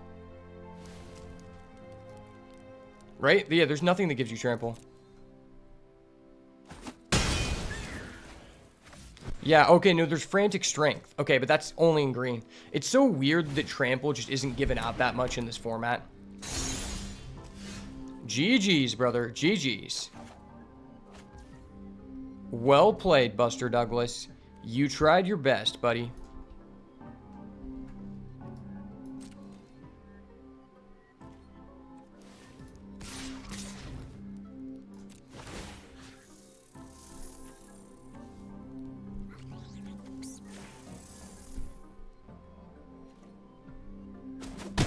Yes, sir. You know how we be.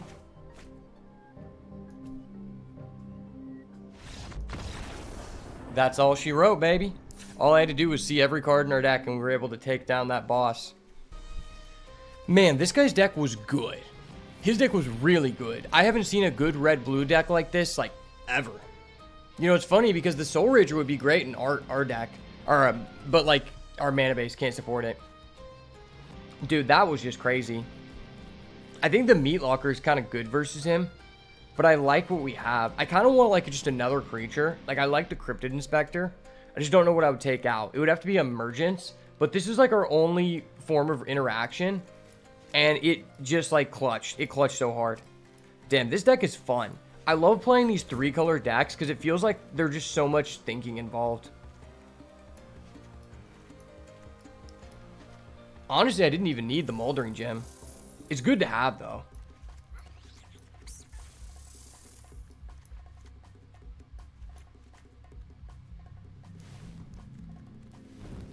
Could cut, maybe Get Out. It's kind of bad on the draw. I don't know. We didn't even get to see it. It's good versus him, though. And the Erratic Apparition was great. Greenhouse was great. Moldering Gem, we just didn't draw before we had all of our lands, so it didn't matter. Yeah, I think I'm fine with this. I think I'm gooch with it. If I wanted to, I could put in the Horrid Vigor, but we saw he had bounce interaction, so it's like, why? Dude, this deck is fun.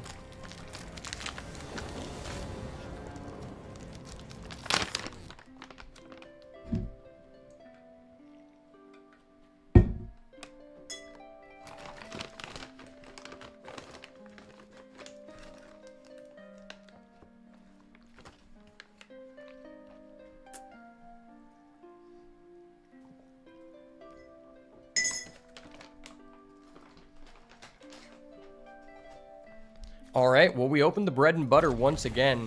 I'm telling you, like, I use all my luck on these control decks to where I just cannot win with aggro. But, you know, we got the bread and butter, all 3 lands plus a monstrous emergence, and that's pretty much the exact same sequence that won us last game.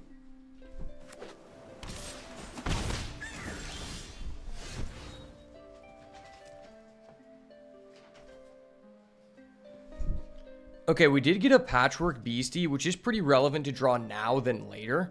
Because the later the game goes, just the worse that card is.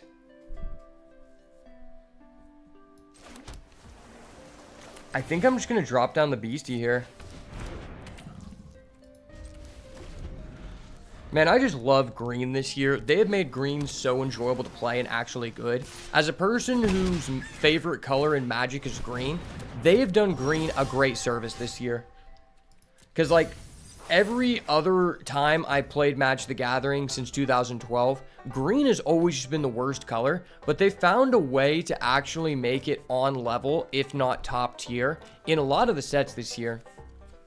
Okay, so I could just play a 3rd land and go, like, Bottomless Pool. I kind of want to, like, cycle this away, go get a red, play the blue, and just bounce that. That's kind of a play. Or I just play the Watchdog and bounce that. Maybe I just do the Watchdog here.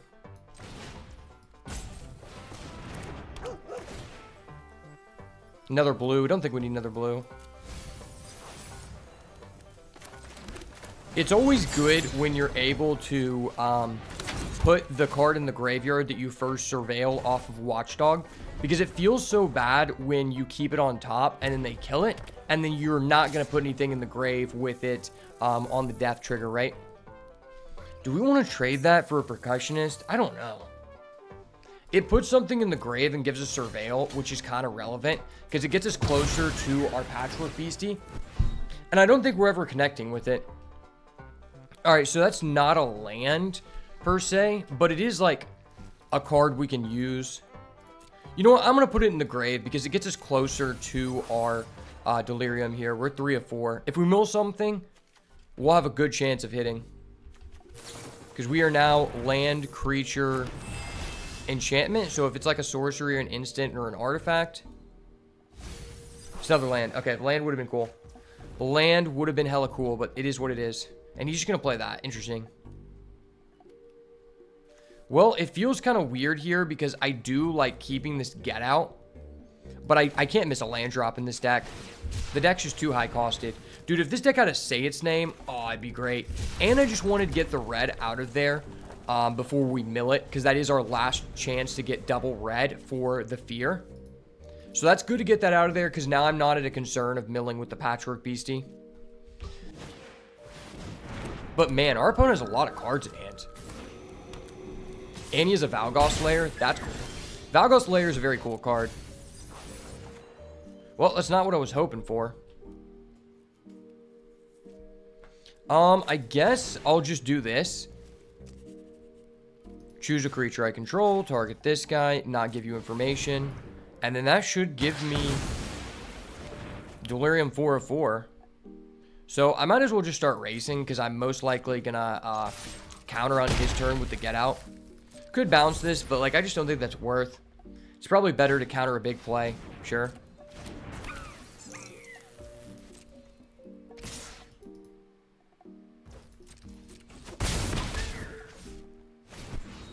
Plays the Soul Rager. Well, I'll counter it for tempo.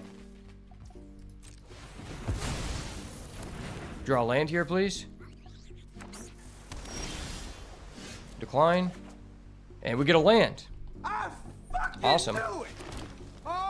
He does have the ability to hold up that don't make a sound counter. I hate that card so much. It's not a good card. Please don't put it in your deck.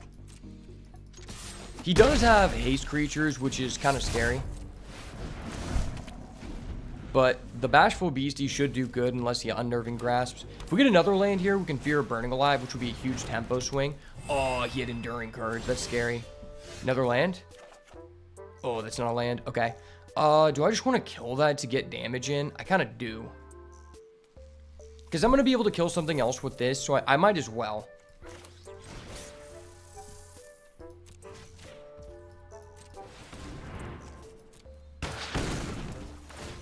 And there was no delay, so he most likely doesn't have anything for it. And we'll just go in here, start racing, maybe block both. And you just block them one. Okay, sure. Don't hit a creature? Okay, he hits a Skull Crab. Interesting. I don't think Skull Crab is that good in your deck.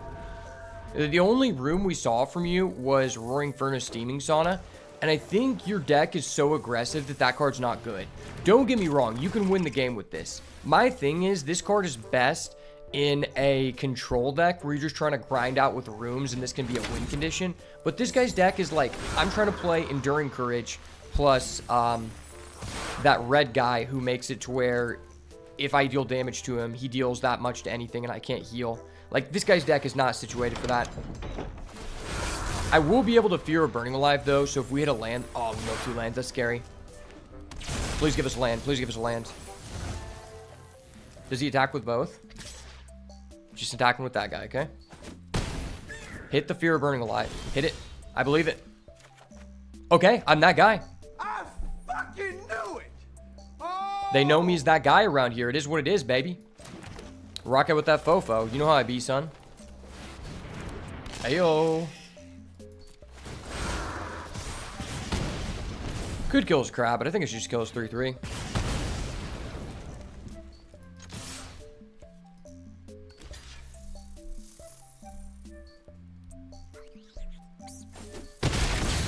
He's gonna go down to 2.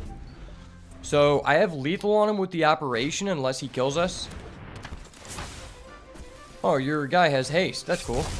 Unfortunately, he can't attack still. Yeah, this guy's deck is not situated for a Skull Crab. I think Skull Crab literally negatively affects his deck. I think it actually just negatively affects him. Yeah, let's go. Teamer Rooms is the real deal. Get out of here with that red-blue room shit. It's the Teamer Rooms meta, baby. You know how we be.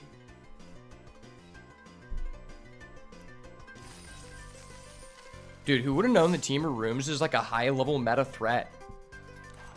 Me. It was just me. I was running the Teamer Rooms Brigade. Bro, this Infernal Phantom card and the Erratic Apparition, those were 2 based cards. How much did we manifest Dread? I feel like I didn't really miss on putting the Cryptid Inspector in the deck. I don't know what anyone else thinks. Let me know if you have a different opinion. But I just haven't felt like the Cryptid Inspector, I love that card. but I don't think that it works out that well. Yo, what's up, Father Russell? It's good to see you, man. Hey, I forgot to tell you this while you were on the stream because I was ending it when you sent your message. I really appreciate the donation, brother, and I checked out your page and I gave you a follow. So thanks once again, my brother in Christ. Real respects real, Father Russell. Okay, so this hand looks insane, but unfortunately we cannot keep. Yeah, this deck does need a Smoky Lounge. Dude, if we had a Smoky Lounge Z, this deck would be crazy. And sorry if I'm not getting the messages ASAP on Rumble. My Streamlabs doesn't actually, like, show the messages on Rumble for some damn reason. So I have to go manually open the link. And sometimes it takes me a little bit because we're in, like, some serious shit. Well, this is unplayable, so we got to go into 5. The risky 5 in a 3-color deck. You hate to see it. Well, putting back the Bedhead Beastie, putting back maybe a land here, I guess. We got the Underwater Tunnel, so we are on the draw, so that is a little bit helpful, but definitely very scary. Hopefully our Underwater Tunnel is going to make us mill too, so the Oculus can be online ASAP Rocky, but it's not looking good, boys. This is not what you want to see from Control Central. Starting off with the Possessed Go. Okay, so we might actually be able to take this guy to Value Town, because I could go Bottomless Pool after he gives it 3/1/1 counters, and that would be huge, brother. My brother in Christ, that would be huge. So this is a little bit weird. I think, given that we have a Moldering Gym, we are extremely incentivized to go ahead and mill both cards we see. Oh, but that's a Fear of Burning Alive. I love that card, man. Oh. What are the chances we actually play that? I don't know. I think I'm just supposed to mill both. Yeah, I think I'm supposed to mill both. I don't have access to 1 red. I'm going to use this to get a red, but I still just think it's kind of a pipe dream. Right now, our win con is just to get as many cards in the grave for the Oculus as possible. And although the Fear of Burning Alive has been clutch, we need to set it up again. Okay, he's going to level up the Possessed Goat here. Father Russell, if you heard what I said, let me know when you get back, because I wanted to thank you, brother. I know I don't know how long ago you sent that message, but I wanted to make sure that you were recognized as a real one, brother. Okay, so do I just want to, like, get rid of that now? I kind of feel like it's more important to go Moldering Gym and take the damage, because it's going to set us up to do more in the long run.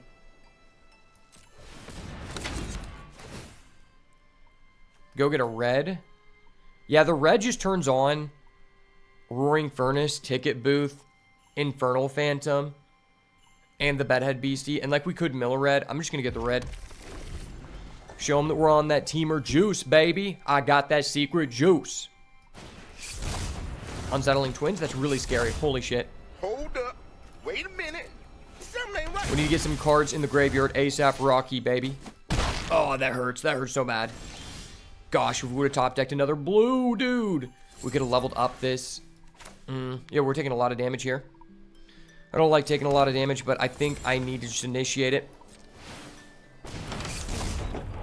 No, the Roaring Furnace Steaming Sauna. You hate to see it, baby girl. You hate to see it. If we, for some reason, don't die, the Oculus is inbound, and that is our saving grace here. No, no, no, that's OP. All right, we're dead. GG's, brother. We tried our best, but to be fair, I'm actually pretty impressed we were able to survive this long when we went down to a 5-card hand. Going down to a 5-card Reno hand and still surviving is pretty damn crazy. So, obviously, we got to do the dirty work. Boop. I booped the pig.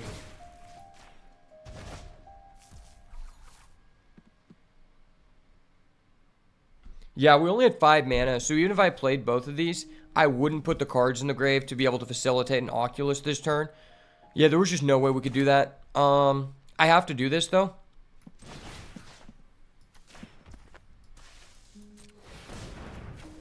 So we reveal Oculus. Kill that. Play this guy. And now we just pray that he has no haste. And if he attacks here, it's going to put a 6th card in the graveyard for our Oculus. And if he doesn't, I'm going to be able to sack this And then that'll be a 6th card, so. Just going to replay the GOAT. Please attack. Please attack. I would love that. Yes. Yes. Yes, Poppy. I love that, Poppy. I fucking knew it! Oh! You love to see it, baby girl. You love to see it. So hopefully he doesn't have an answer to this. If he does, it's just wraps. But, you know, we got to try to play to our outs here.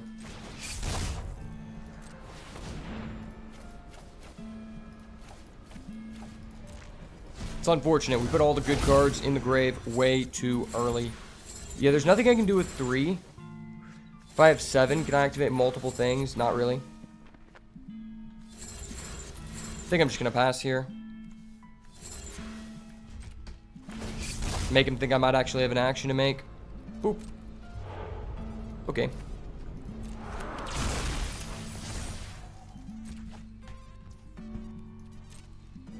See what we can do, baby. See what we can do. The Goo Meister is here, and he has a ritual chamber. Fuck me in the ass and call me Sally.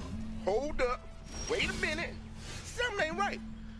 That is scary as it gets, boys and girls. Yeah, that really sucks. I think that's going to put a nail on the coffin for us, because as soon as he clacks that up, if I don't draw an interaction next turn, we're literally cooked in the oven, baby. Go ahead and Manifest Dread. Oh, we really needed that card. Sucks to suck.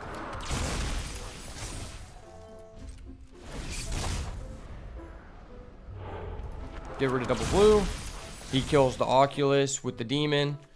If we draw a monstrous emergence, we have a slight chance. But even then, he's drawing 2 cards per turn.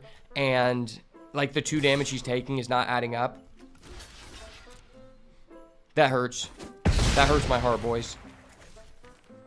All he has to do is flip over the Unholy Annex, and it's wraps.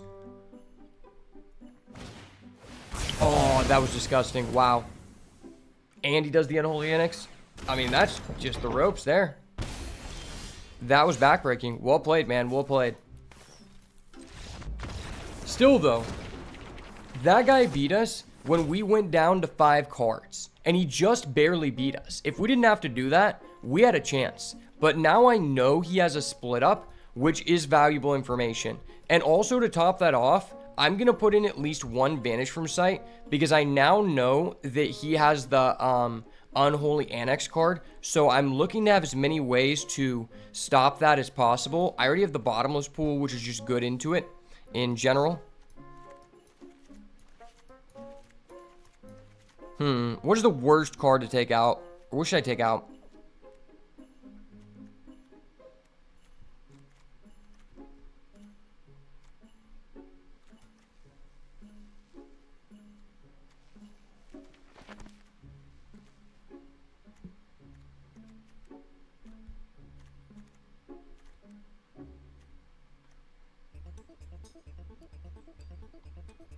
We'll just take out the Get Out, I guess.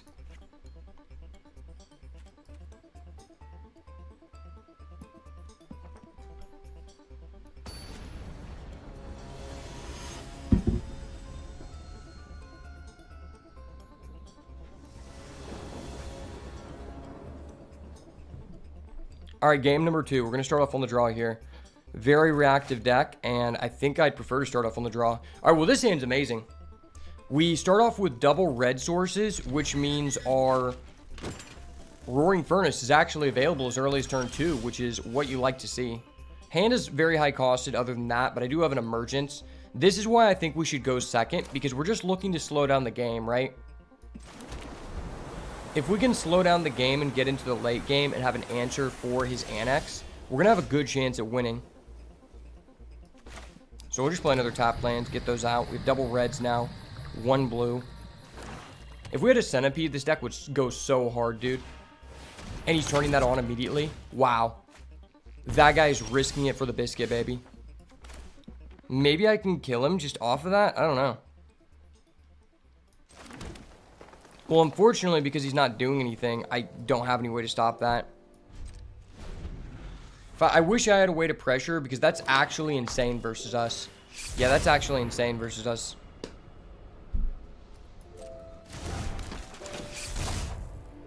He's going to play the Unsettling Twins, sure. Could cycle the Beastie.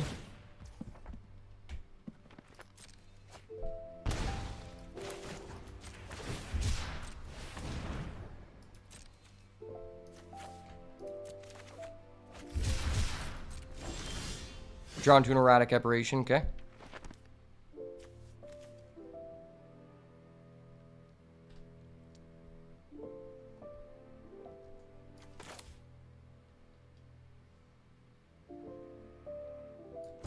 Not having a second blue hurts quite a bit.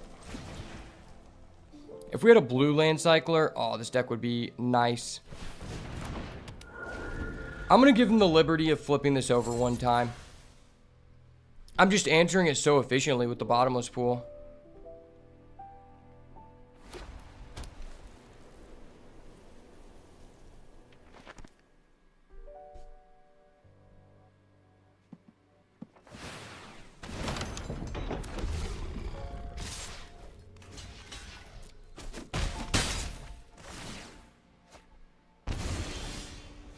Okay, cool.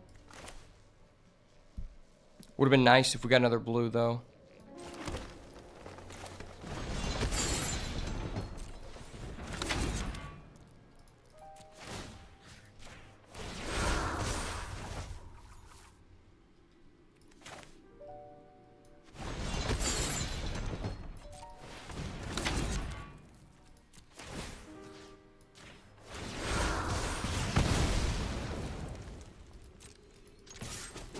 Okay, there we go. That's some aggro.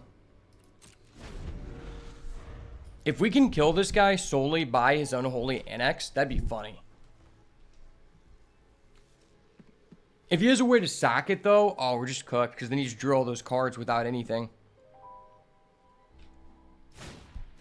No. That's so good, bro.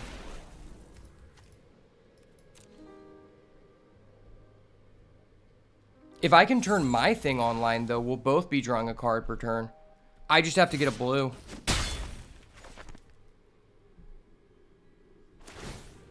No way he has that many cards in hand and he's not playing anything. Like, what?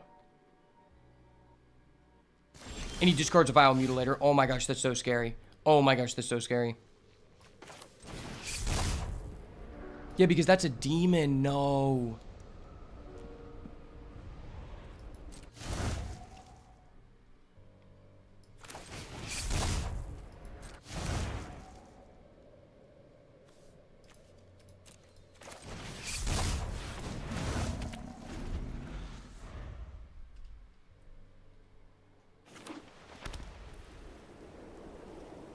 He revives his demon.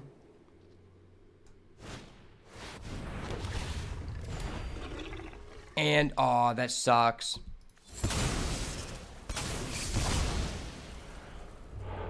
Okay. I'm gonna get rid of my blue. No, my blue. And he has a Valgoth Faithful. That's gross. Wow, if I would have kept my Bashful Beast, he would have been huge.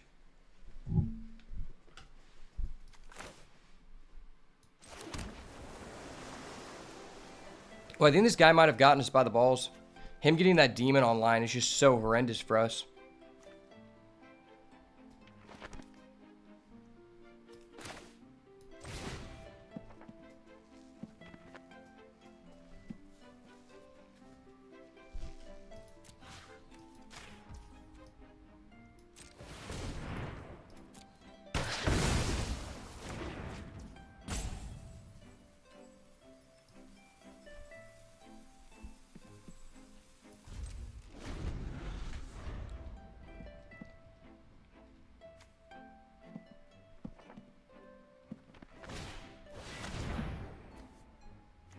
No, that's so insane, brother. No, brother.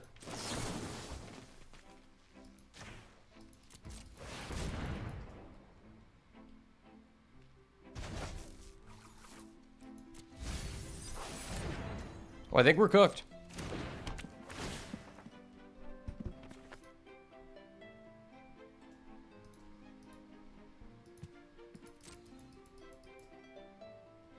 I'm gonna hold this over here. No, I was holding it. Dude, I was holding it over there. Stop. Stop, bro. Come on. You already have the second highest win rate card in the game. You don't have to do me like this, bro. Not in front of my fan base.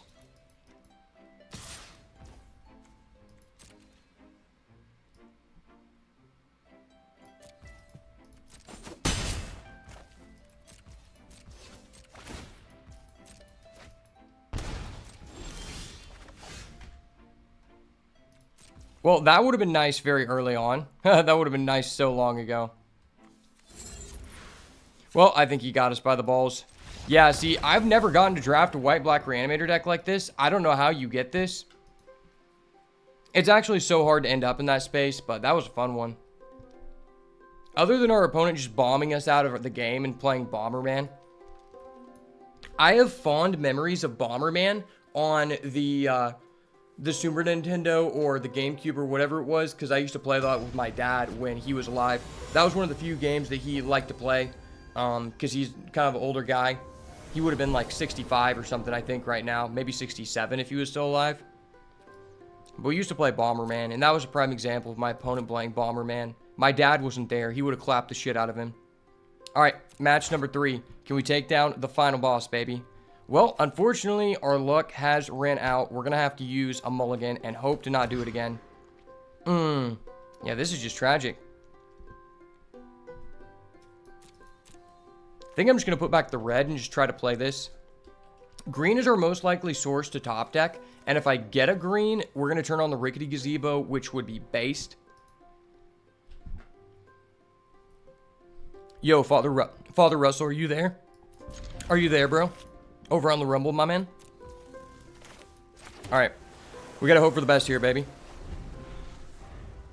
Believe in the Rickety Gazebo. Terramorphic Expanse. Sure, buddy. Well, that was not the land I was looking to draw, but it is a land.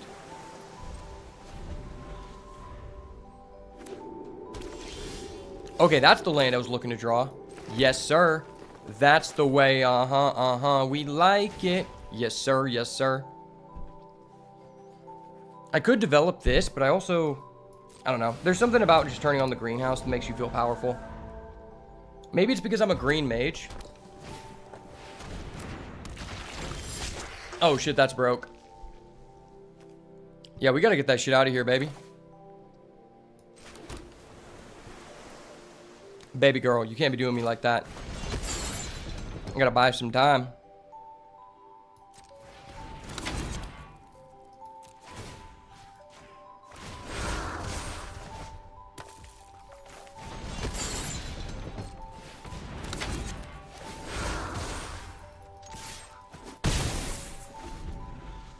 Well, this is pretty scary. This is the bane of my existence. Every time my opponent has this, I don't have the correct removal to answer it. And every time I have it, the other guy has a Scorching Dragonfire. Literally every time. Easily a top 5 rare in the set. Well, that wasn't good. That ain't good at all.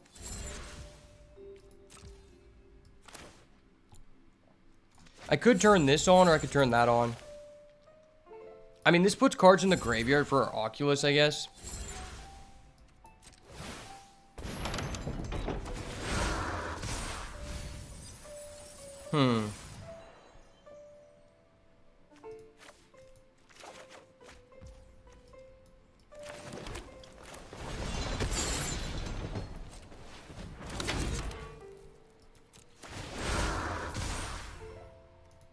If I put 2 in the grave for the Oculus, it goes to 4.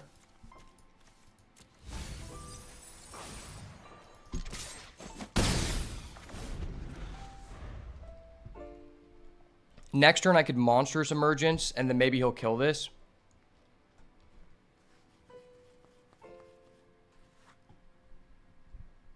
If he uses a removal on this, it might be safe to play the Oculus and the Emergence. And then I'm just up.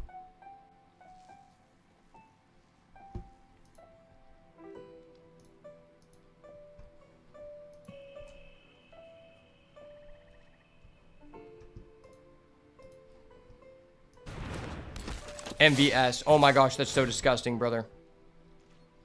Brother, you're so disgusting. Dude, do you kiss your mother with that mouth? Because you need some soap, brother.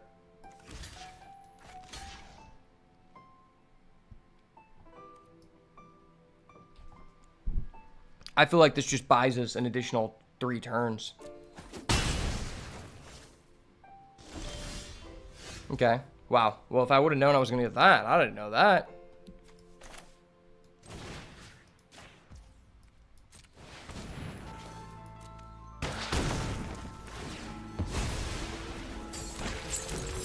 You can buy that back, buddy. I'll allow it.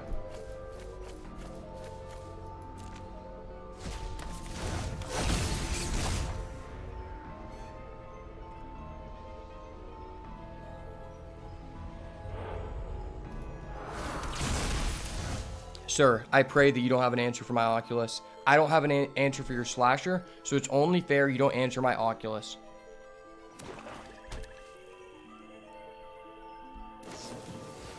No, no. Does he have a final vengeance and a nowhere to run? Are you kidding me? Dude, what? Hold up. Wait a minute. Something ain't right. How does every person I play against just have this insane sequence? Wow. Like, I'm actually just on a lose streak right now of people who are just doing this insanely broken shit.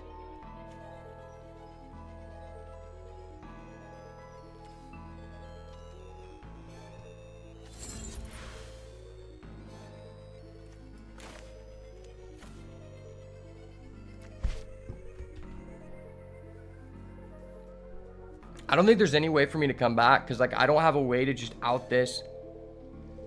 And he just gets too many cards.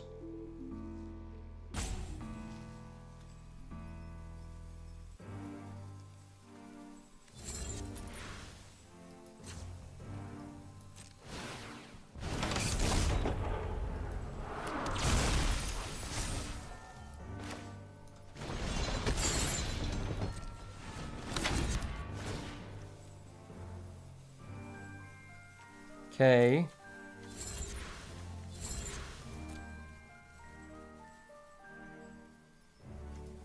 I play Get Out. I return that back to hand. I return one of these.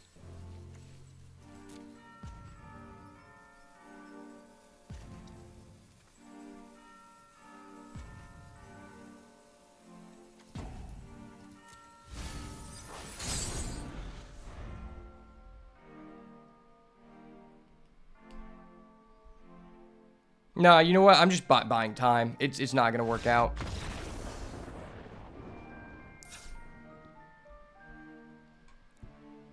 That was just ridiculous, man.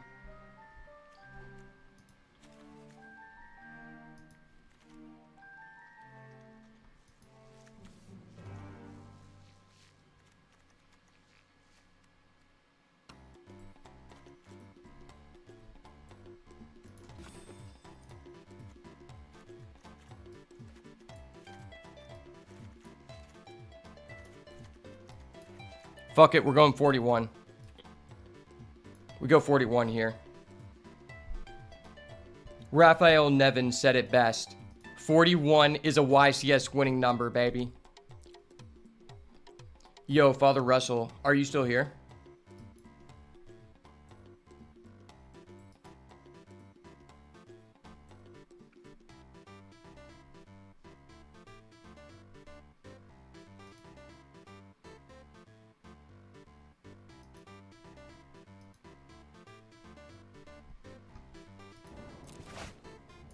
Oh, okay. I didn't mean to start first, but whatever.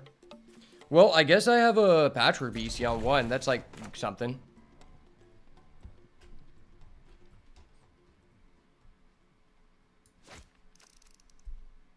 Hopefully he doesn't have the slasher again.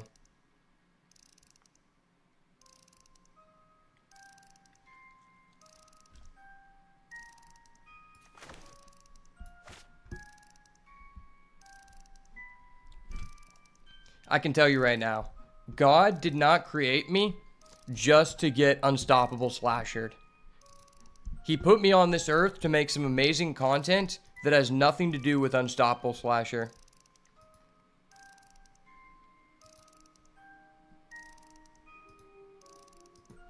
And has everything to do with the Abhorrent Oculus.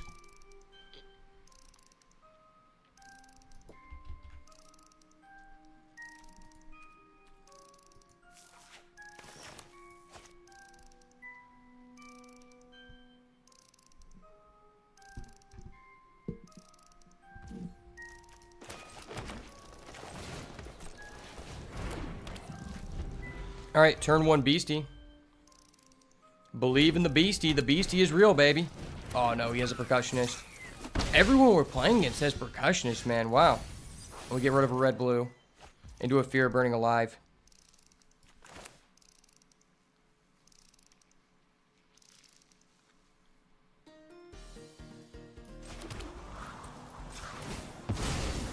Crack this. Go get a red.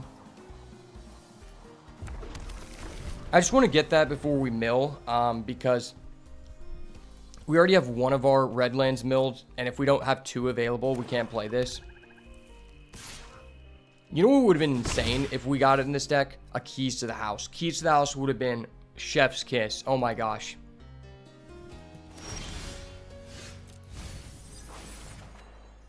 Oh, that's a card.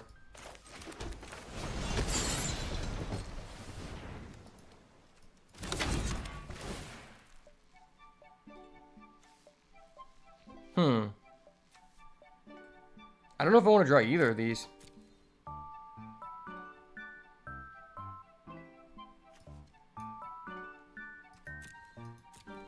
This doesn't really blow up anything in his deck. He's not really artifact oriented.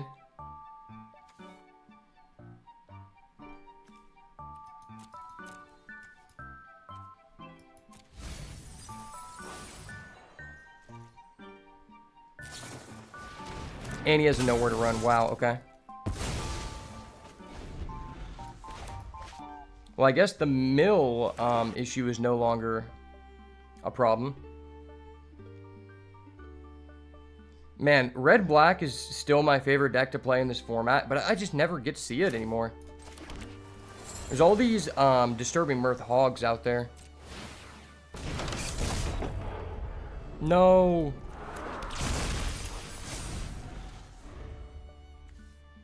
My precious bottomless pool. Sir, don't you dare slasher me. I better not see a single slasher come out of your mouth, bud. You don't need a slasher. You don't need a Disturbing Mirth. You need 2 more Percussionists. You know what? I hope your hand is all Percussionist.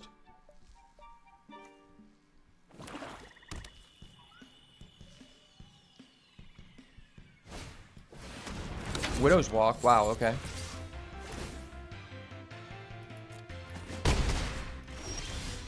Interesting.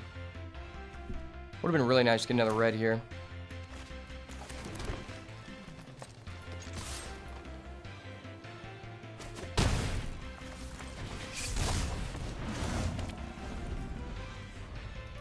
Yeah, we can race, buddy. We can race all day. It doesn't hurt my shoulder.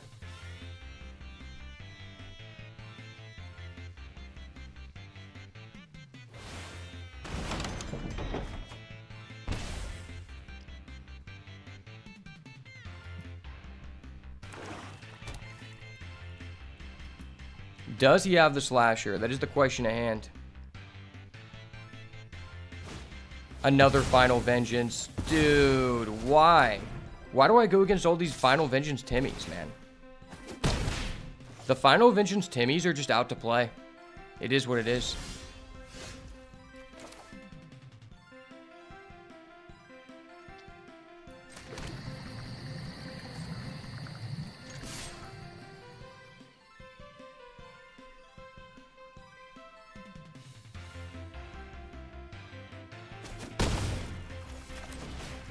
You know what? I don't even care anymore. The Final Vengeance Timmies, the Final Vengeance Tommies, they can all suck one.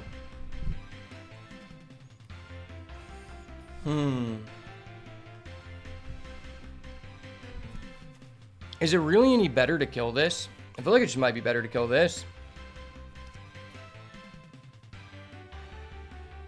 They're both 1/1s. It's just this one gets an effect.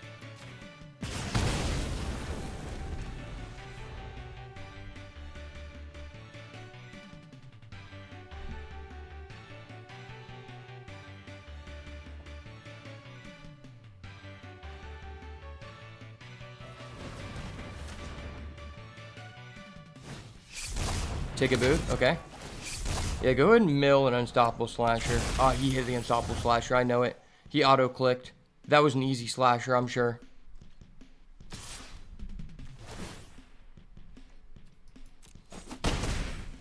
I know a slasher when I feel one, and that was a big slasher.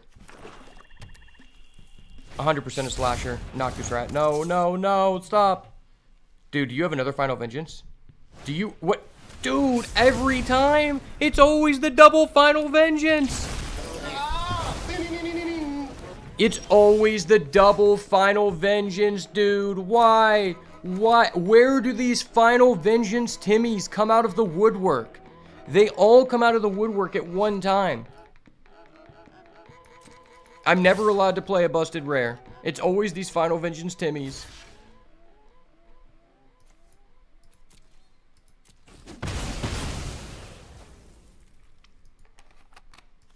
Of course, the innocuous rat comes out to play.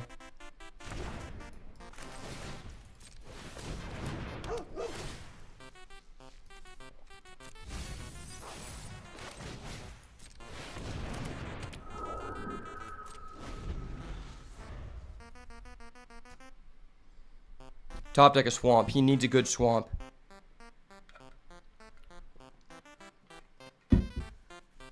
This guy needs a swamp so bad, bro. I'm looking into his eyes, and I can tell he really needs a swamp right now.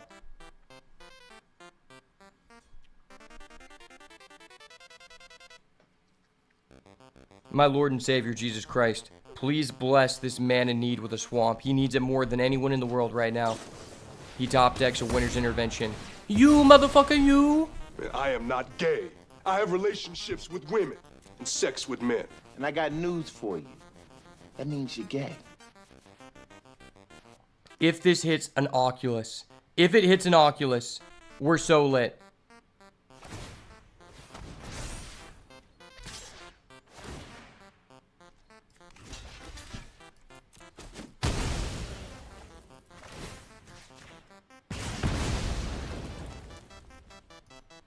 This guy wants an Oculus so bad, bro. He wants an Oculus to be ripped off the top of my deck, and I want it too. We both want it really bad.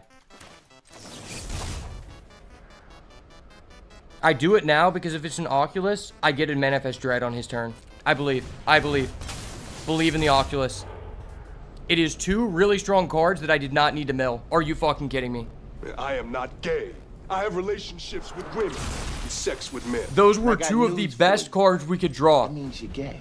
And they get fucking ripped from the hinges of our hand. Are you kidding me? Give this man a swamp. He's had double Final Vengeance. He's on Clockwork Cuckold. He is a Clockwork Cuckold. He's using these weird-ass lands that have Avon in the bottom. And he's on double Final Vengeance.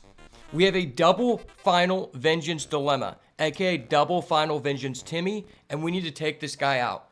This one isn't just for me. This one isn't just for the community. It's for the community and my Lord and Savior Jesus Christ, and for that reason I have to take this guy out.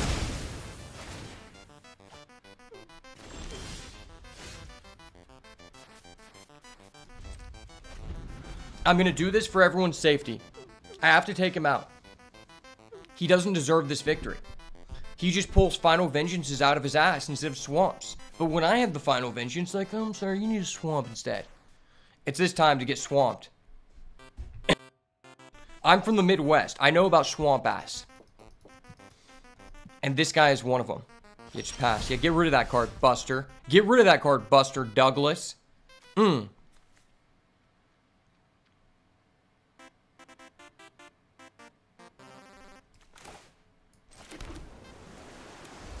Do not top deck an Unstoppable Slasher. You don't need it, Buster.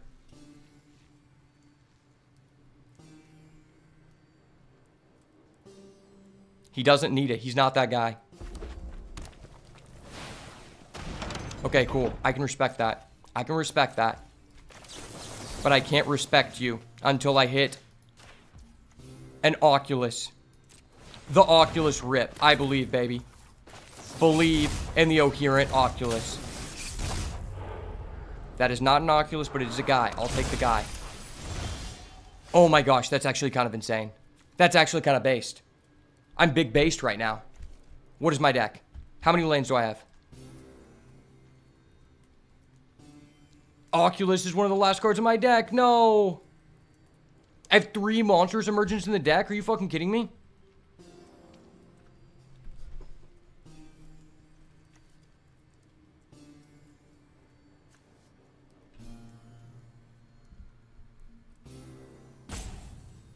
I think I just need to hit him. I think I just need to hit him.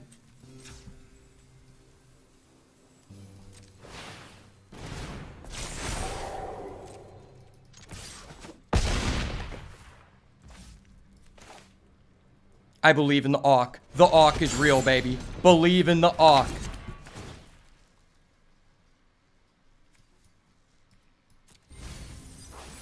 That's not an Auk. It's a Monstrous Emergence. I'll take.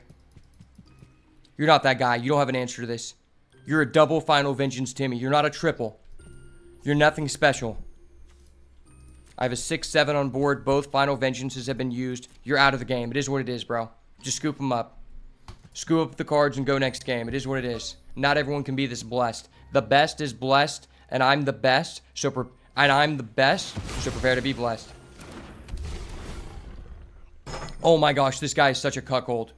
This guy is such a fucking cuckold, dude. Dude, this guy gets cucked night and day. What am I supposed to do about that?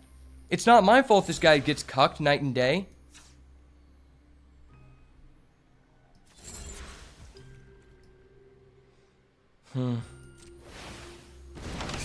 It has to be Oculus. No, dude, I have 10 cards in deck. I have 10 fucking cards in deck. If it was an Oculus, I don't fucking die here. This guy got the perfect top deck 3 turns in a row. All I needed was 1. But instead, double Final Vengeance Timmy, who's playing a Vile Mutilator in his red-black aggro deck. Why is this card in your deck? It costs 7 mana. If you're doing what your deck is supposed to do, the game shouldn't go on that long. Brother, why is this in your deck? Are you fucking kidding me? Wow. That is actually so toxic.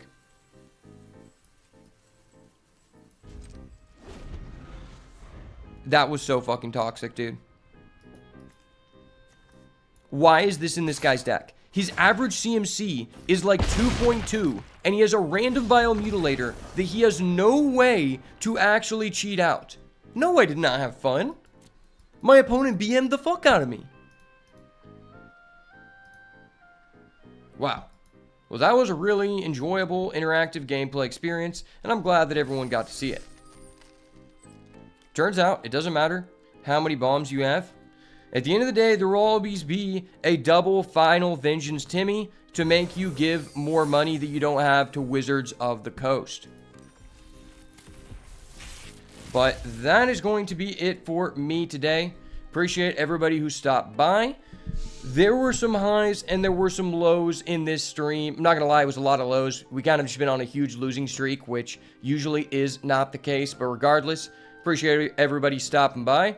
Make sure to check out the draft videos on my YouTube if you already have not. And if you're new here, make sure to leave a follow. If you want to see more awesome Duskmorn content like this, make sure to smash the like button, turn post notifications on, and subscribe to the channel so you never miss another banger. And as always, if it's not the goo, it's got to go. Peace. May the Lord bless you, keep you, bestow his countenance upon you.